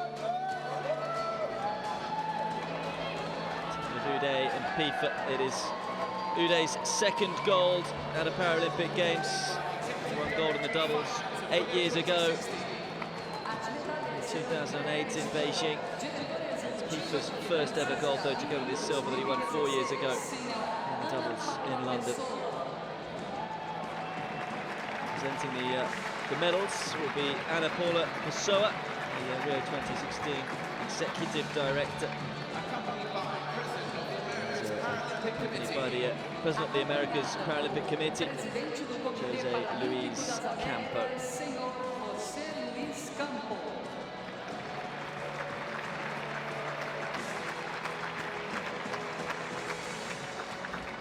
Saw both the bronze medal matchup today as well as the final. It was an all-Japanese bronze medal encounter, and it was one that the great, or one of the greats of the game, Shingo Kaneda, was able to win with his partner Saida.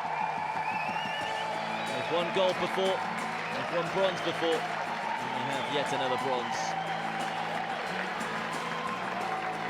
Played a very solid brand of doubles. They were so consistent throughout.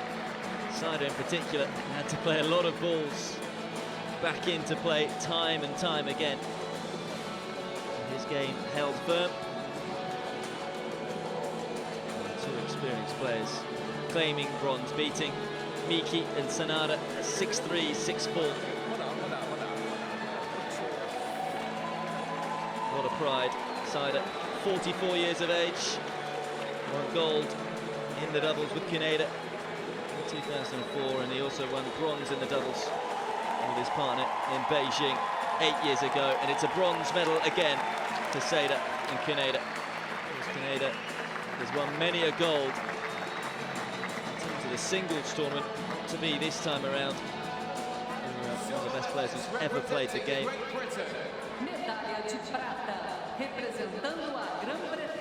And a silver for Alfie Hewitt and Gordon Reid. Well, what a tournament these two have had in both singles and doubles. They'll contest the singles final tomorrow, but they were a great partnership today. They did come up a fraction short. They contributed to one of the best doubles matches you will have probably ever witnessed in wheelchair tennis. 18-year-old Alfie Hewitt, what a future he has in the game. Silver today, though, for Reid and Hewitt. They just lost out. They did ever so well to fight back in the final. Lost the first 6-2 with the French team playing near perfect doubles, but they battled back to take the second set 6-4. They just seemed to run out of a bit of steam in the third set. Too many errors costing them dear, but it's still been a fabulous tournament for them. They were the second seeds coming into it, and they pick up a thoroughly deserved silver medal. It was actually Team GB's first ever medal in men's wheelchair tennis. That's not including the quads. Of course, Andy Lackthorne won a silver yesterday, and of course Peter Norfolk has been a player who's had a lot of success in the past. France then secure their 5th gold of the Games, courtesy of these two, Stéphane Uday and Nicolas Pifa. It was some display in the final. It was really tough to tell which way it was going to go. Whether the experience of Uday and Pifa would tell on the day, or whether the red-hot form of Reid and Hewitt was going to win through. But it was Pifa and Uday who were able to claim a quite magical goal. The tennis that they performed, particularly the first set and a half, was just out of this world. You'll struggle to see the sport being played to its elitist level possible in any other format. Uday, the 45-year-old, picking up his second gold. In the Paralympics, he won gold in 2008 in Beijing in the doubles. Pifa with his first gold, having picked up a silver medal in London 2012. Of course, his partner Gatanio on that occasion, but it's gold this time for Pifa. And we'll quieten down to Ladies and the gentlemen, French the anthem national of anthem. France. Senhoras e senhores, o hino da França.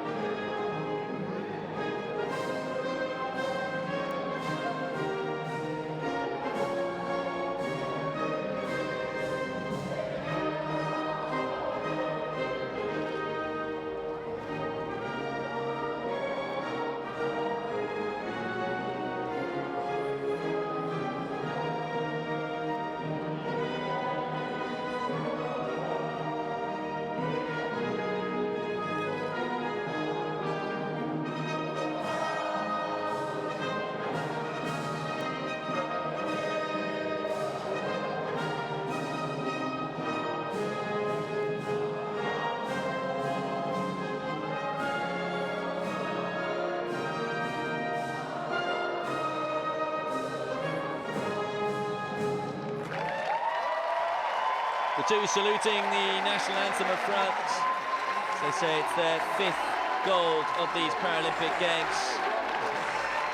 It's the 3rd time that they have been able to pick up a gold in wheelchair tennis. France as a nation. So bronze goes to Pineda and Seyda. Silver to Reid and Hewitt. And gold to Pifa and Uday. Can't celebrate too much tonight, Stéphane Uday, though, because he's got a bronze medal match-up tomorrow against Joachim Gerard. He wants to add yet another medal to his long and illustrious career of titles and medals. I'm sure Pifa will be able to have a drink or two and celebrate. As I say, it really was a stunning final that could have gone either way.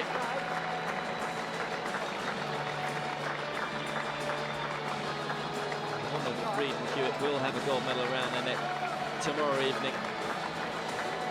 Joy for the Japanese as well, as I say, picking up a invaluable bronze medal. A really sound performance from Pineda and Seyda. Pineda able to return home with something around his neck after a difficult year. Seyda, at his ripe old age, still showing he can mix it with the very best of them. But it is gold for Pifa and Uday, and gold for France. Britain take the silver, and Japan take the bronze.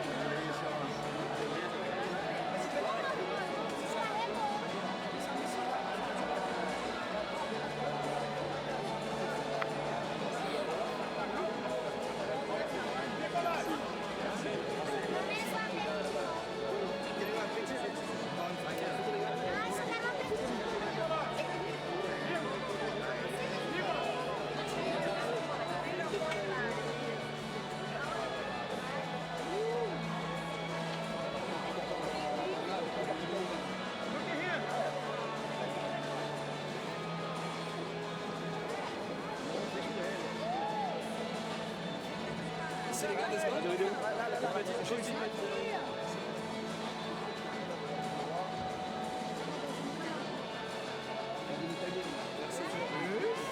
Merci, merci, c'est super. Quand t'es dans le jouet, c'est super. C'est énorme, vous êtes des monstres. Allez, fais là.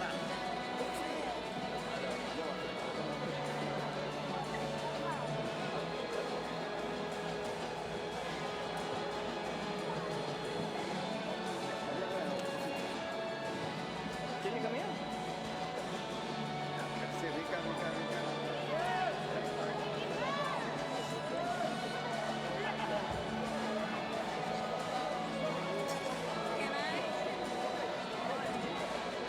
Quelle heure demain? Quelle heure demain? Et quelle heure demain? C'est à quelle heure demain?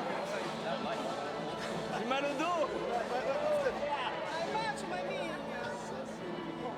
Viens à gauche. Ai bate uma minha.